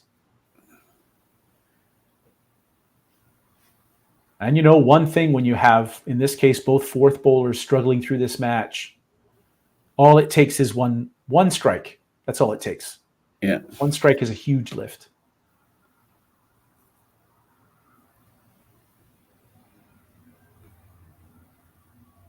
Okay. So it's come to this. Final 2 bowlers on each team. Nova Scotia and New Brunswick have a bonus ball in the 10th to count the 5th spot. Emily has already opened in 10, so that match is out of reach. Now it's This is classic. It's the anchor bowlers to decide the team totals as it should be. Mm-hmm. Nice. Oh, that was that's a big, big break right there for Nova Scotia, New Brunswick. Great shot. makes Hunter's job easier, and that's his Yes. job, is to make Hunter's job as easy as possible right now. Absolutely. Yes, it can't always be up to the anchor bowler. Oh, that moved a lot. All right. Yes, it did. We had a lot of headpins there. 1, 2, Yes. 4 headpins. All right. Well, Trey can get to 925. Yeah, you So it's definitely that need simple. a little. There's going to need some help here. Mhm.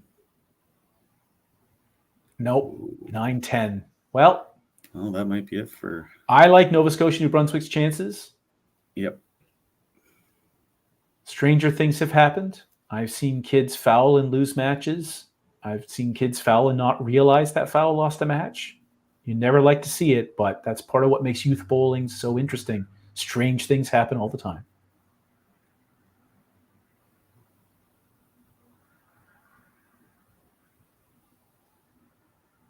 Not this time, though. Just a good shot. Good enough. All right. Nova Scotia, New Brunswick, congratulations. Great work out there. Right down to the wire. And PEI, 7-1, 7-1, and 6-2. Not the way they would like to start. Nice ball there. So not a bad game for Trey, though. Trey 49. and Dylan both, Unless he misses. throwing Oh, reasonably Jesus. well and just not putting strikes together. I was just going to say, this isn't over yet if he blows by, because that happened in the first match I was doing. So 924 to 910. And 6-2. You can slide 10 feet over the line now as long as you hit a pin.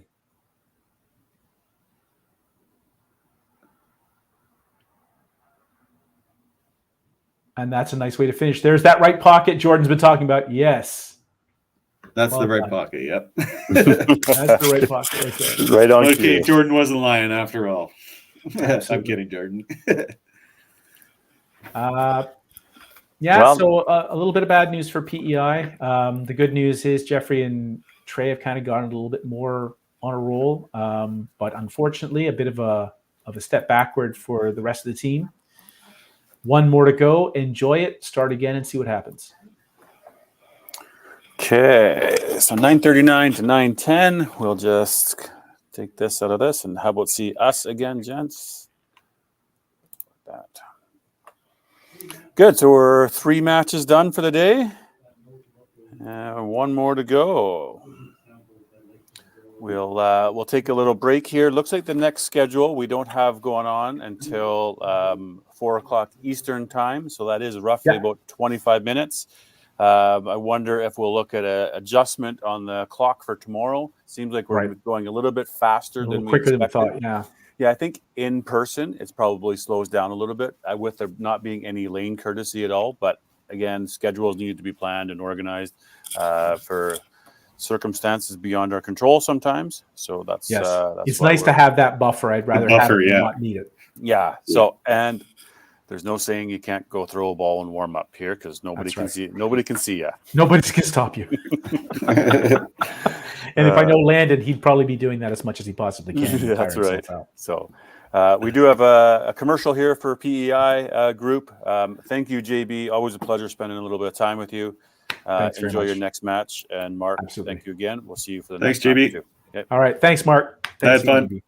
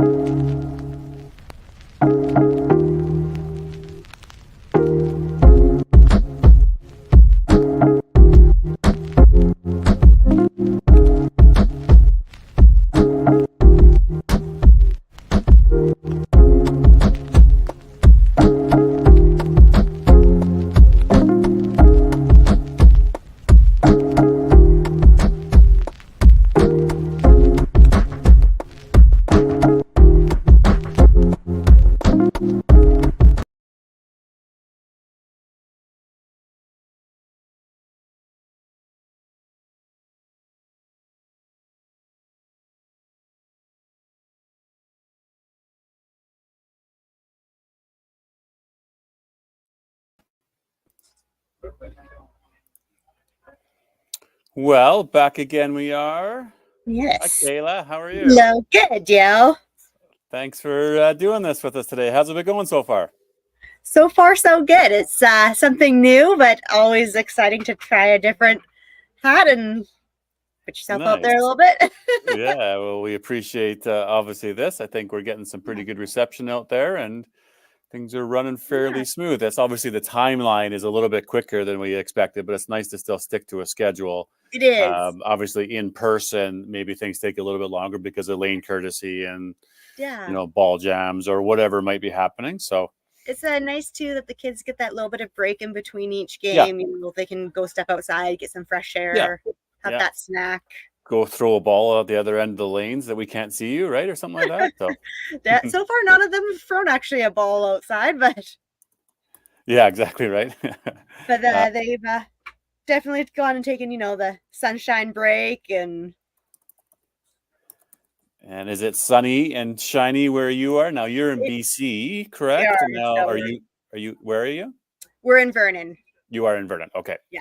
And are you nearby the lanes or close to lanes? Where are you at? I am hiding out in their office. Good. Well, I get to still interact with the kids a bit, and I get to hear all their cheering, Yeah. which is good. great. It still sounds like I'm in a full tournament. They've got some good voices on them. Yeah, good. Well, that's it's fun. It's a little bit different, but it's been fun. So Yeah. I'm just going to make sure our cameras are good to go. We'll do a little preview of this match.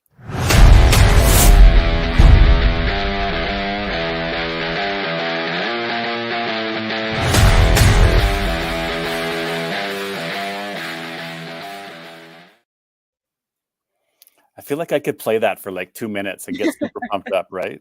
Yeah. Yeah. So let's do our rosters, if you don't mind. I'll let you do BC roster. Yeah. So for our girls, we have Kyra, Brianna, and Addison. And then on the boys, we've got Nick, Gavin, Evan, and for coaches, we do have Karen and Jason.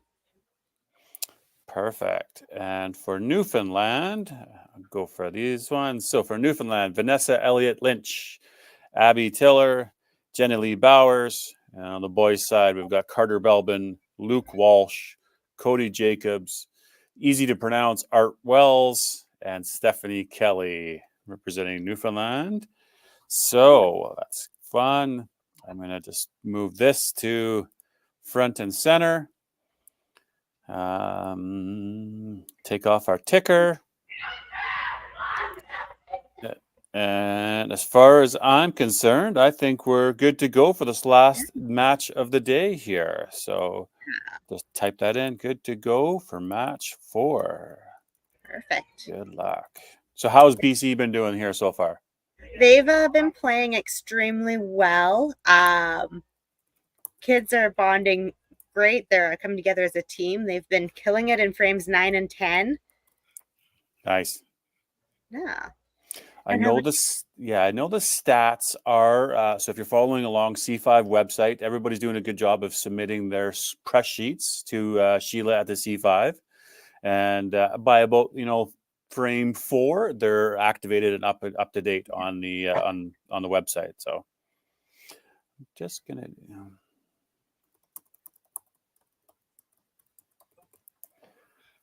Dealing with a couple of things back there. Let's see if we can get the BC player camera a little bit more refreshed.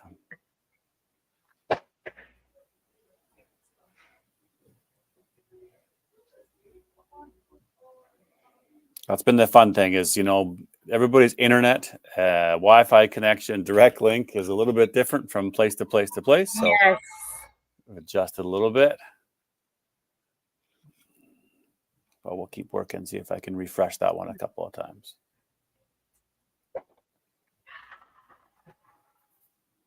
Guess we can still see it on the scoreboard, though, and Gavin starts with the strike. Yes, great first ball for him there.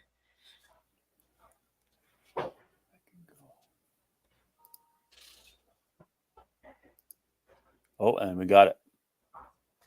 We got it, and I clicked it.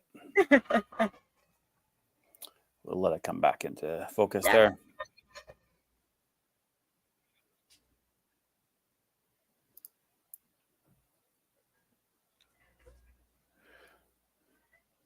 I just heard about Cody Jacobs. We had Carrie Kreitz came and let me know about Cody Jacobs from Newfoundland with a two-handed style from the hip, a la Jason Belmonte or an Eli McDonald. There's a young Calgarian here that bowls two-handed, and we often have conversations. I think he's maybe bantam, maybe moved into a junior now.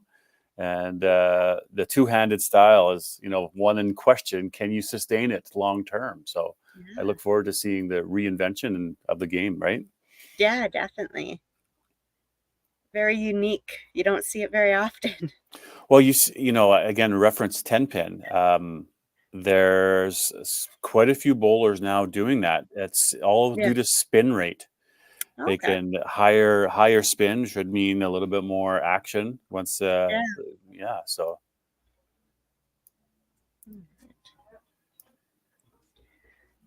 This.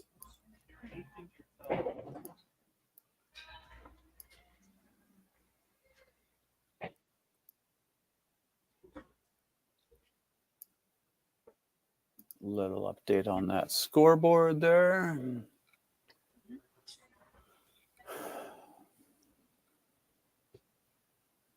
So do you coach yourself, Kayla? How do you know everybody here?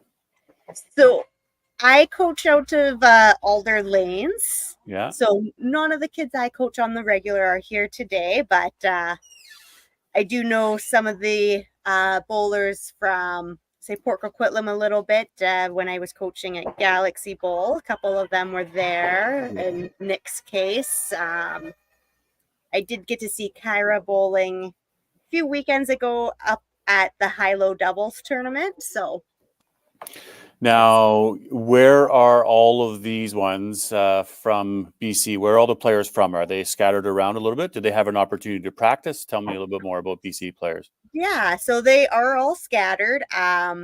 the 3 boys are all actually at a Port Coquitlam Bowl, so Okay. they were together. But you've got like Kyra from Prince George, and we have Salmon Arm. So for some of them, it's 8 hours difference from where we're located from one another. So this weekend is the first time they're really together as a team. But so far their team bonding has been fantastic. They all Nice. seem to be getting along great. You've got a couple, could say, kind of have that personality that just brings everybody together, in making sure it's an inclusive environment and all that. So they're bonding great. It's fantastic to see, especially that, you've got from all over the place. Yeah. Brianna's at a Castle Bowl. So for some of them, they may see each other only a couple times a year, if that. Well, and I'm glad to hear that they're making the best out of it. And obviously, they've had to come to one location to bowl together. It's not the same being, amongst everybody across the country, but circumstances didn't allow that this year. But at least the teams themselves, are spending the weekend together and staying in a hotel or going for team dinners or, and I think we'll see a little bit more cohesion again tomorrow. Now they know day one what to expect. How does this work? What do you mean I got to play in front of the camera? What do you mean I got to stay on one lane? So yeah, I think it's a great opportunity for them too, especially with how big and popular Pro League has gotten. It's a great stepping stone in for them for when they do hit the adults and can start playing those type of things. And yeah, and we've seen that across the country in some of the smaller communities, I could say. Yeah. There's been some lesser known players, and that was a great shot there. Yes. That have come up and now are playing really good players. And again, I think about a BC player in a Tyler McLean. Yeah. And he's had great success. It was Pro League, and Tyler's obviously been an accomplished bowler for a while, but across Canada, maybe not everybody knows, right? And again, we're talking adults, but again, he's had a great. So I hope all of these kids continue to see the future of bowling and stick with it. And now we'll see some of these ones, like you said, on Pro League teams, would be pretty cool. Yeah, and even talking to some of the kids, they're still enjoying this way too. Like they go, sure, it's different, but it has its ups and downs. It has its positives too. Like they go, it's not as stressful. They can focus a bit more on their game. That's fair. Yeah. They're not worried, am I being too loud? Am I making too much noise? Am I okay with my cheers? So it allows them to focus on their game and still enjoy themselves too. So right now we've got Evan bowling up there. So like you said, he's playing out of Poco. Yeah. He's he had a great game last one. He was definitely the spare king that game.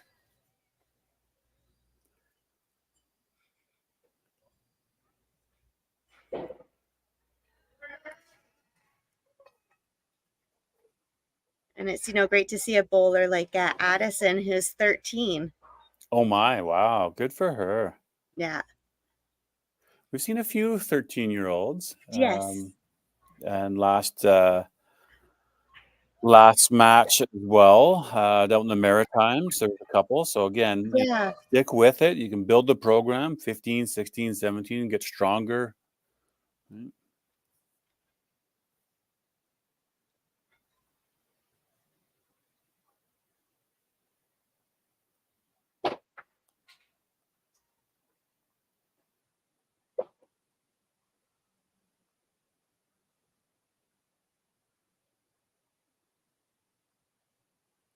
Some good starts for both teams. It's great to see some great matches.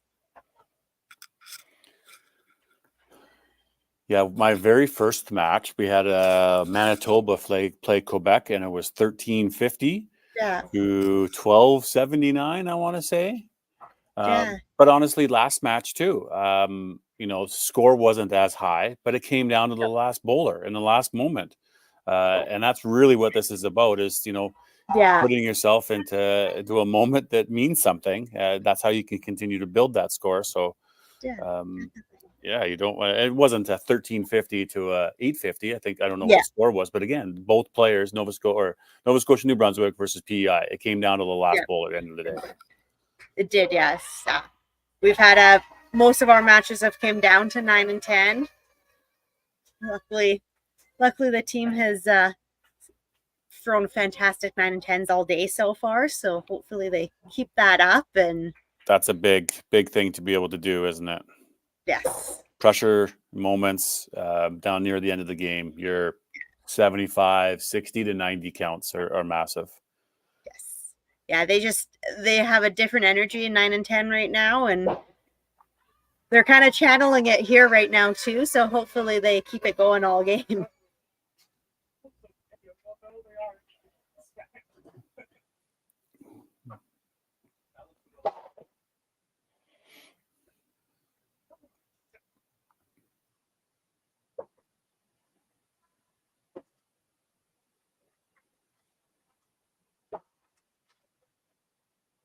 What's the weather there today in Vernon? Beautiful interior BC. It's hopefully spectacular. And if it's not spectacular, just tell me it's spectacular. It is sunny. It is nice. I am enjoying being in flip-flops. So I was glad it was this weekend since they apparently had snow on the Coquihalla last weekend. So we had a nice drive up for those of us coming from the lower mainland area with no snow. It's always a positive. Yeah, right. As we get a look at Cody, a spare strike.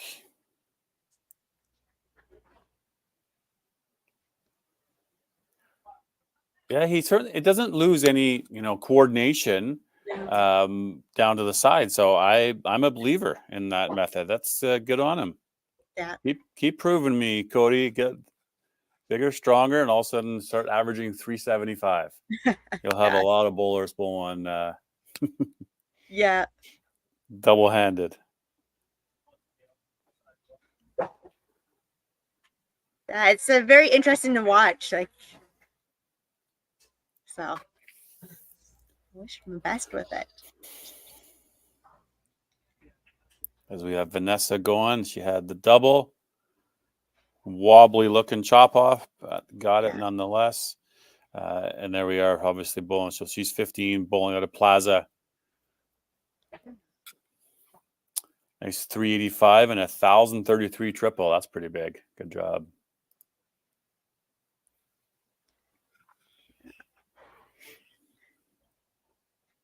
Yeah, it's looking like a great group of kids all across the country with great achievements to be super proud of.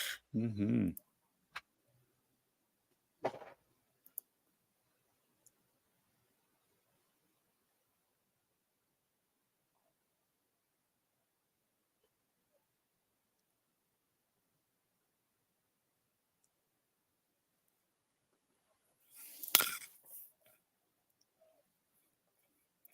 So 359. And now the Newfoundland stream is not adding in their bonus points or their points for that frame with that mark. So they've got an extra 30 on the board there for the two spares.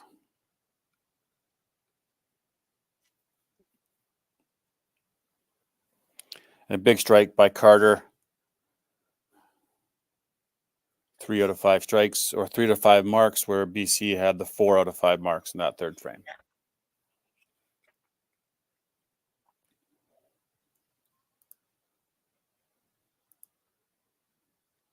I missed the turkey for Gavin, so prove me here. Get me one more, Gavin, and we'll throw you up a new icon. He heard me. He had to step back. Take that extra moment. Yeah.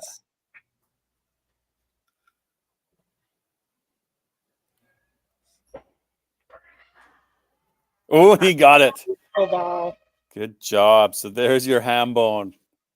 I want to know if these kids are now learning these evolution of the perfect game or evolution of the strikes, starting to use them. I am sure they eventually will. It'll be all the kids actually watching that will start using them. Go, no, that's the ham bone.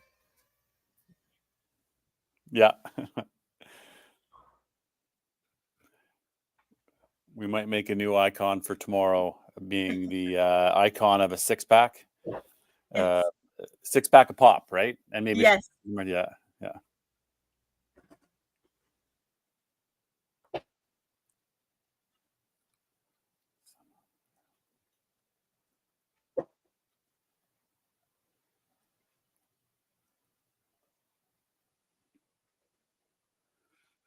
Spare.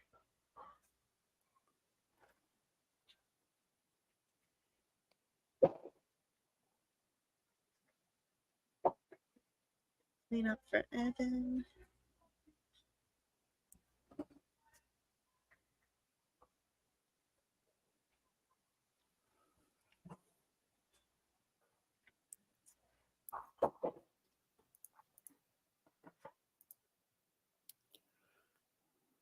Nice one there by Addison. Yes. Quick look at her. High single of a 355 using her soft rolls. Bowling out a salmon arm. Okay, lakeside. Yeah. Yeah.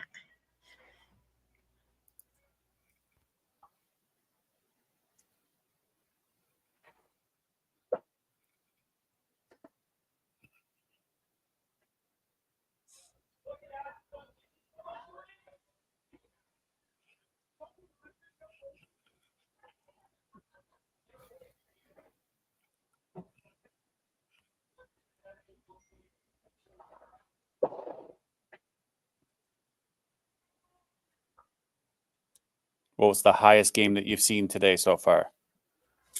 Put you on the Would have spot. been 320. Saw 320. I think I had 320 as well. I'm going to see if I can pull up. I want to say it was like a 323 around there that one of the opposing teams had. We've had a 311 on our side.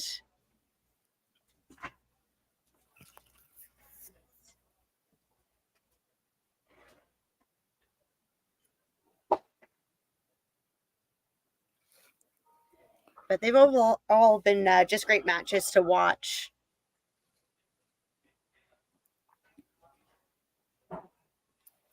So this one here, BC is kind of taking a little bit of a run. That strike would have been big because, again, those aren't counting in. So a little bit misleading. But BC does have, 4 in a row and then the double there in the 2 spot.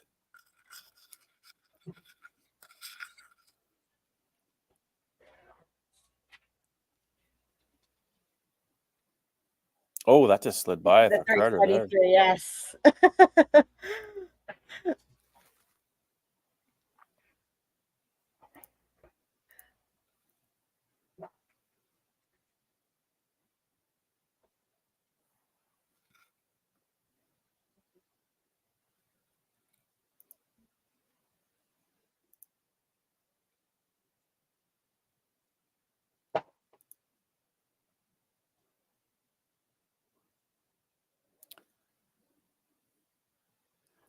Ooh, and Abby throws the head pin, but Yeah. a little bit of power behind her ball. I think will continue to get better Yes, definitely. as we look at Abby Tiller there from Cornerbrook.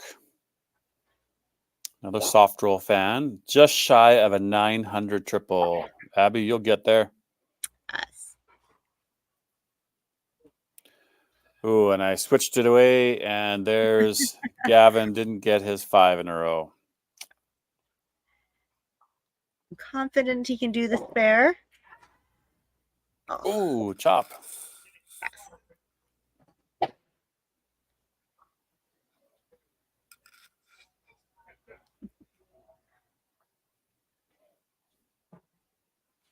I was looking up our stats here. Yeah. You've C5 new website. Okay. Yes. There we go. Results are up after game 3.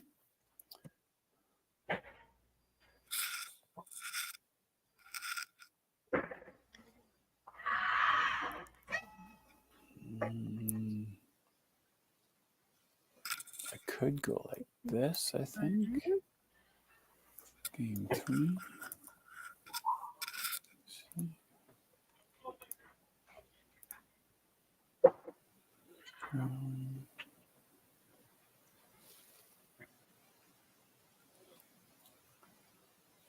So we've got in first place, we have Manitoba. They've got 6.7 points for 20. They've had a 13.46 and a 12.56.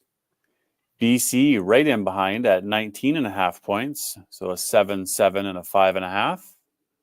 Alberta, 7, 6, and 6. Newfoundland is next, 2, 6, and 7. So big match here between BC and Newfoundland as they're vying for the top 4. As we know, 5 teams will make the championship and 5 teams will make the consolation side.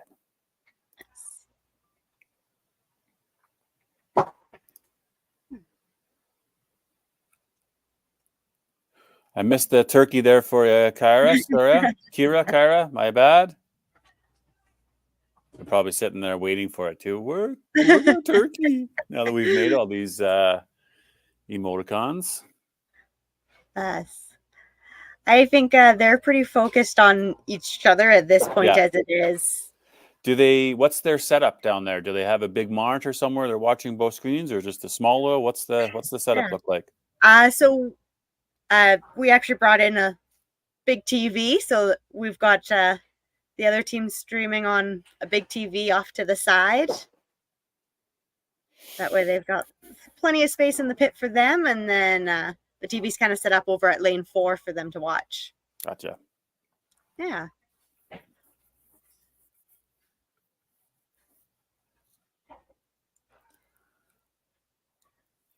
So Vanessa can't quite get her spare, but she's comfortably at about a 140. Yeah. Big couple of strikes there for Addison to sort of try to close that gap. Yes. Sticks. See if Gavin can start up again. Yeah.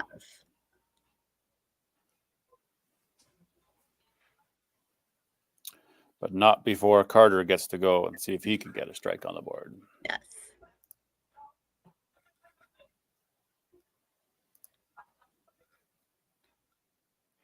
Oh, and you know what? I just got a message here from our friend Craig Ford from Newfoundland, and they have a neat setup. So they've got their monitor, obviously their scoreboard up above them there.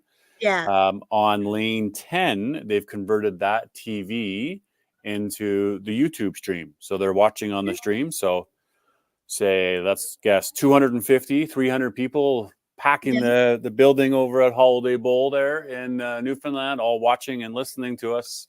Kayla, That is fantastic. do her thing, and kind of neat little setup. So thanks for that picture, Craig. Yeah.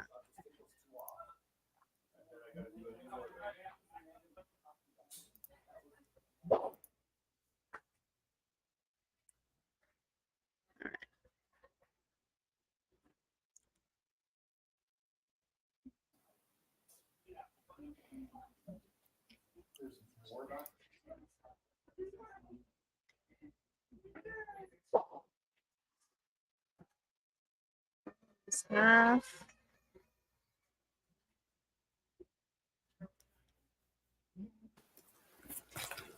All right. Yeah, I'm ready for you. I'm ready for you, Kira.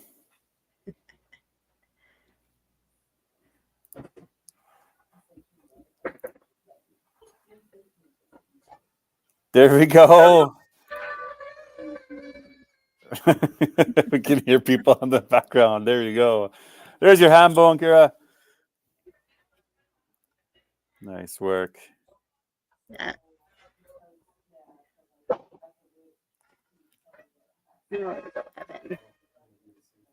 Oh, I was on Ontario. I was like, that's not Kira. So I saw Kyla, and I was like, did I spell her name wrong? Sorry, my bad. There she is. Yeah. 360. PG. Yes.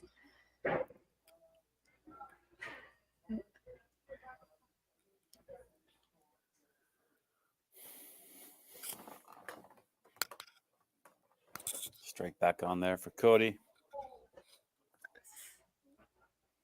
Yeah, they want to get a couple of doubles and marks here if they can. Put some little bit of pressure. Oh, there we go. Believe we still call that the super spare. Yes. They still give out badges, YBC, for super spares. When do they stop giving that? I feel like they should give that out at adults too. They don't do the at least in BC, they don't do the badges anymore. They get right. like little key tags. Yeah.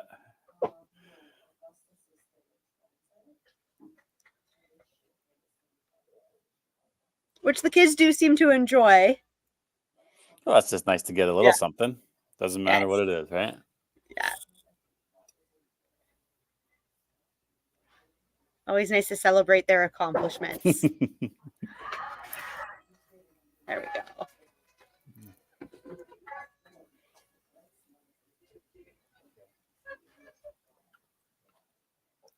Okay, so we're at 7:59. Still got a couple of big ones up at the top there. 4 spot, 529, but not counting at least 60 pins there. So it's another 75. So call it 100 pins. Yeah.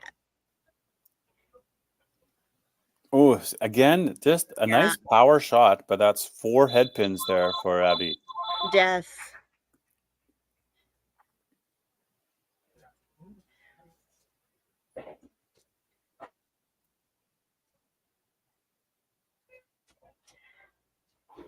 Reminds me of a Megan Gallicano. Sorry if I butchered your name there, Megan, but that's sort of the type of ball that I see that Abby's throwing. So not a bad thing to emulate something like that. No.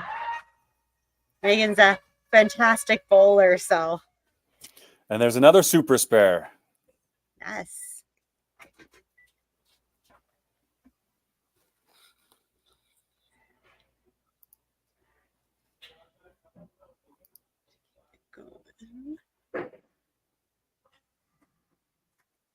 Great ball. That's 5. Where's my 5? Yahtzee. You got a little louder on me there. Yahtzee, where are you? There you are. Oh, and a little blow through. Yes.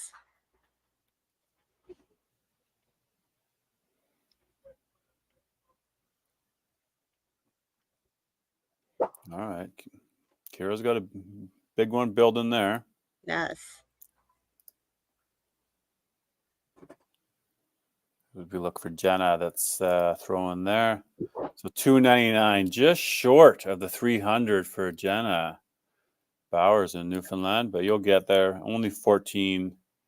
Yeah. In Grand Falls, Windsor. Okay.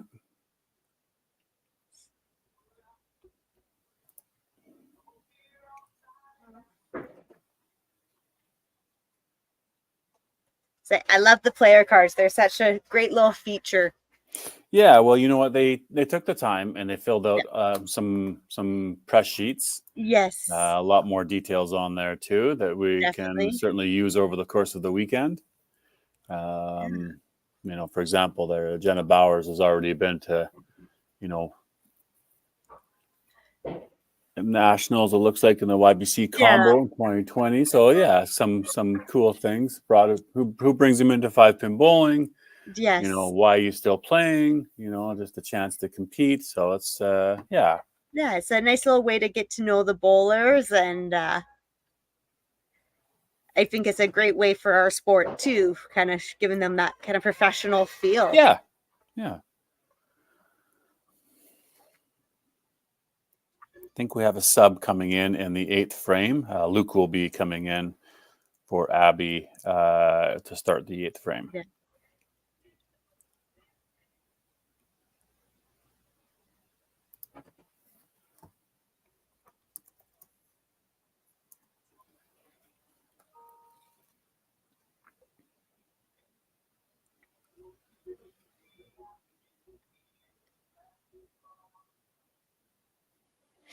Oh, we got a frozen Vanessa there. That's because they're way out on the tip of the island, right, in Newfoundland. Yes. BC is quite clear, though. I like the cameras there. Everybody's cameras and Wi-Fi is a little bit different. So Yeah, I mean, we've definitely had our freezing moments too throughout so far. Yeah. Overloading all the Wi-Fis.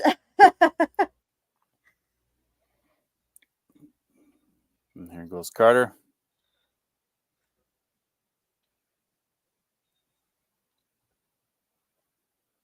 Got it. And there's Carter Belbin bowling out of Plaza. Using the software's nice big 388 and a 968 triple. Good job.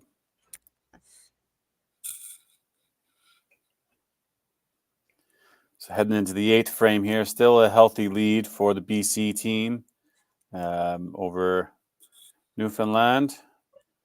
Bunch of strikes will help keep that tight, though. Let's see what happens. But we also want to support BC and see if they can have a big runaway and maybe go for the highest game of the tournament, which my notes would say 1346 is the high game so far by Manitoba. It's a fantastic game. Yeah, and it was 1346 versus Quebec's 1245. Two fantastic games with that. Well, in Quebec, they lost that Yeah. game, and then they lost the next game to Newfoundland, and then to BC. So, you wonder if that one could have started on the right foot and how they could have taken off. So a little struggle bus, but still another day worth of matches. Yes, the great thing about bowling is it's never truly over. It's always the next day. Yeah. The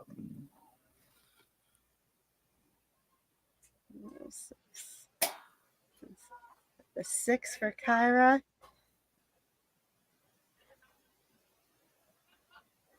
Oh, so we had Addison that had a 311 in their first game, did she? Yes. There we go. That's right. We had an Ethan Blackburn had a 312 for Manitoba in that first game. Yeah. Vanessa here we're looking at for Newfoundland had a 326 in her first game, then 254, then 284. So we've got an average of 288 for Vanessa so far. Great bowling. That's fantastic.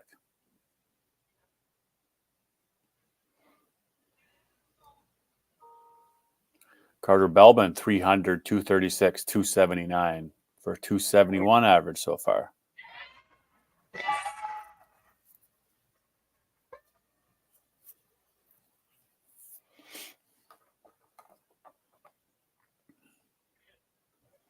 Big strike there in the 4th spot.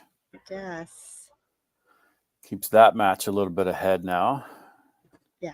Did I forget the 6-pack? You didn't call it out for me then. You're doing that on purpose because then she just keeps on throwing them right. I'm not going to tell Daryl. I'm not going to keep them noted. Okay. Cody Jacobs, 204, 289, 276.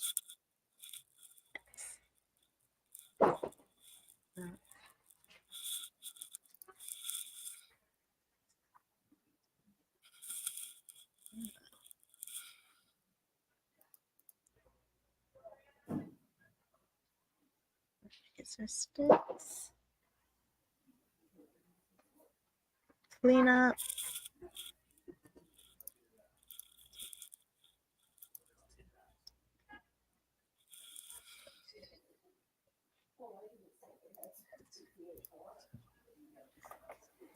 There's your points total right there. Top 7 so far.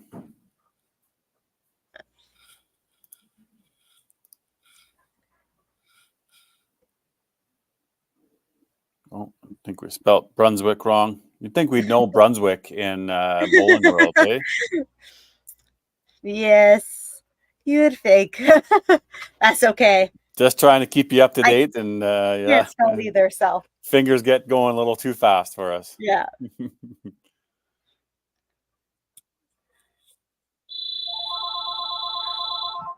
No, there's the business phone for Vernon Lane. Somebody's trying to book a lane. Yes.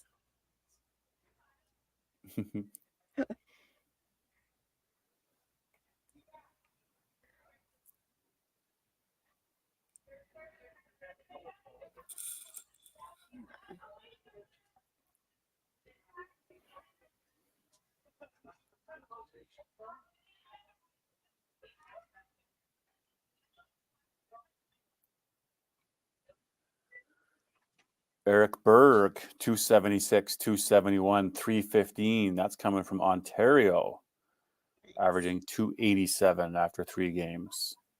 Colton Stewart from Ontario, averaging 276 with a 314, 271, 243. Mhm.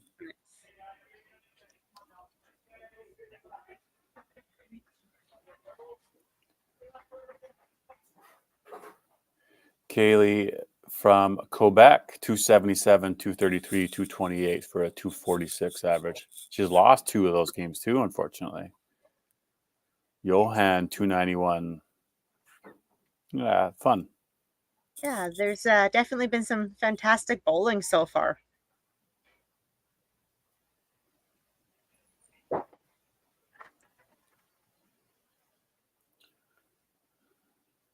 So there's a punch there, but Gavin's comfortably ahead and going to win his match.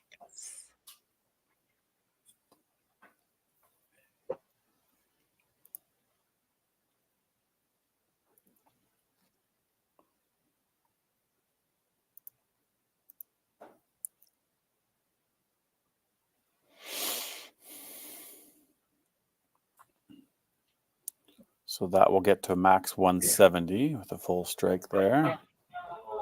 Ooh, punch on the see. Sorry, I wasn't ready for you. I mean, I was ready for you on that one, but my fault. Not there for you last time.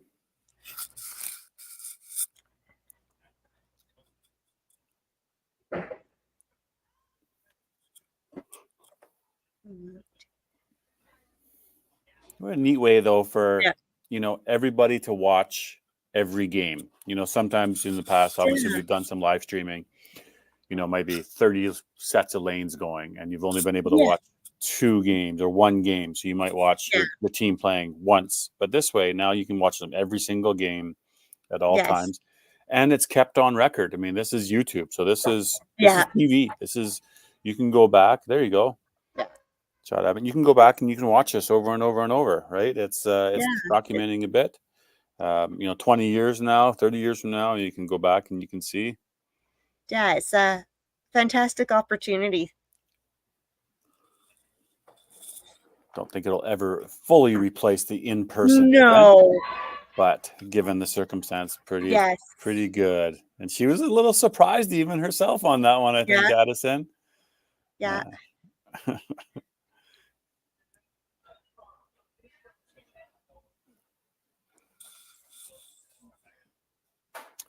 Cody's going to be a little bit down on his past few games here on this one.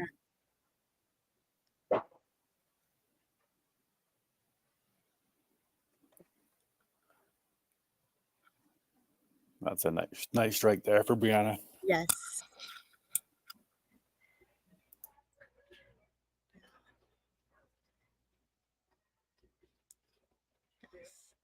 Vanessa gets her double.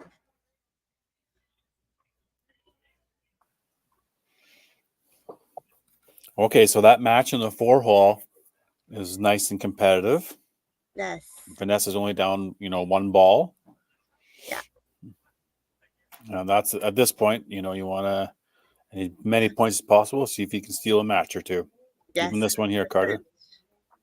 Good job. So Carter's he's ahead of ball in that match. So 4-5 is where we're looking at.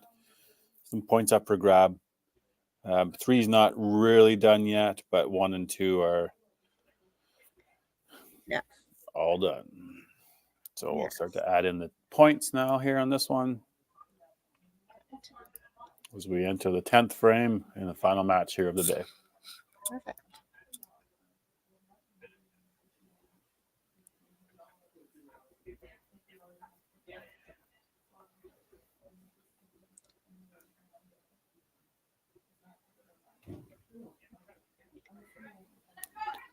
Okay, that's a nice strike. Hey, throw a couple here.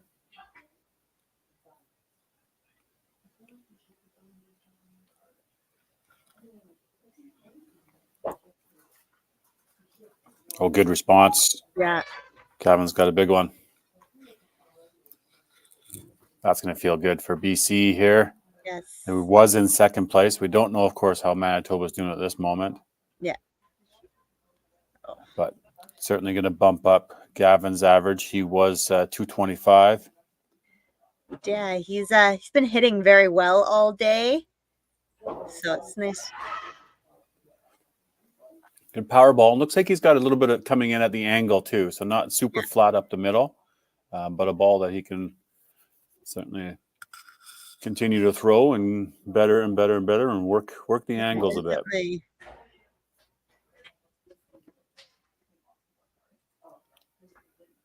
Didn't quite get that one, so he's going to finish Yeah. with a 268. But he is going to get the point, so we'll throw that up on the board. There you go, Gavin.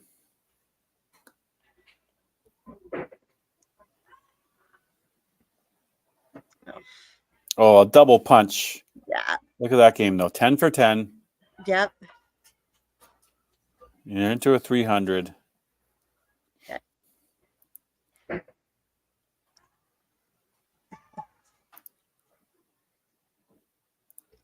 Did she tell us? Did we look at this, what her high game was? 360. We could have gotten there. All right, wouldn't that have been kind of fun? Luckily, lots of tournament left still. Yeah. Calling it. Hey, calling it. Getting more Can be comfortable. done. Yeah.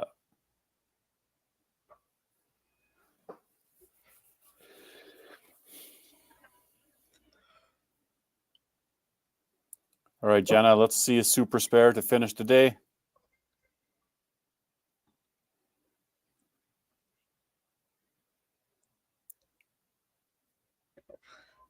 Thought I had a chance.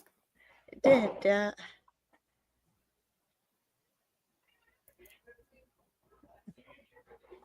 Okay, so this here, that was a 2-pin and then 3-pin. Does open up a little bit here for Cody. Oh, and he punches. Tough break there, Cody. Yeah. So that will go to BC as well. Change that to a 3. That we know. And look at that. Top 3 bowlers, 268, 318, and 223. Okay, there's a triple. Yes. There's the triple for him. Perfect.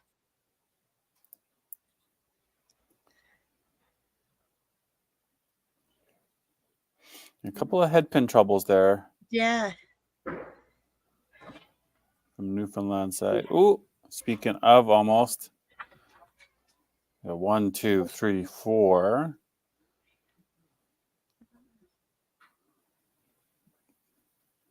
For both Abby and Cody. Ooh, good shot there, but Addison's going to have enough here. Another 300 for BC. The 303. So that's going to add another one there.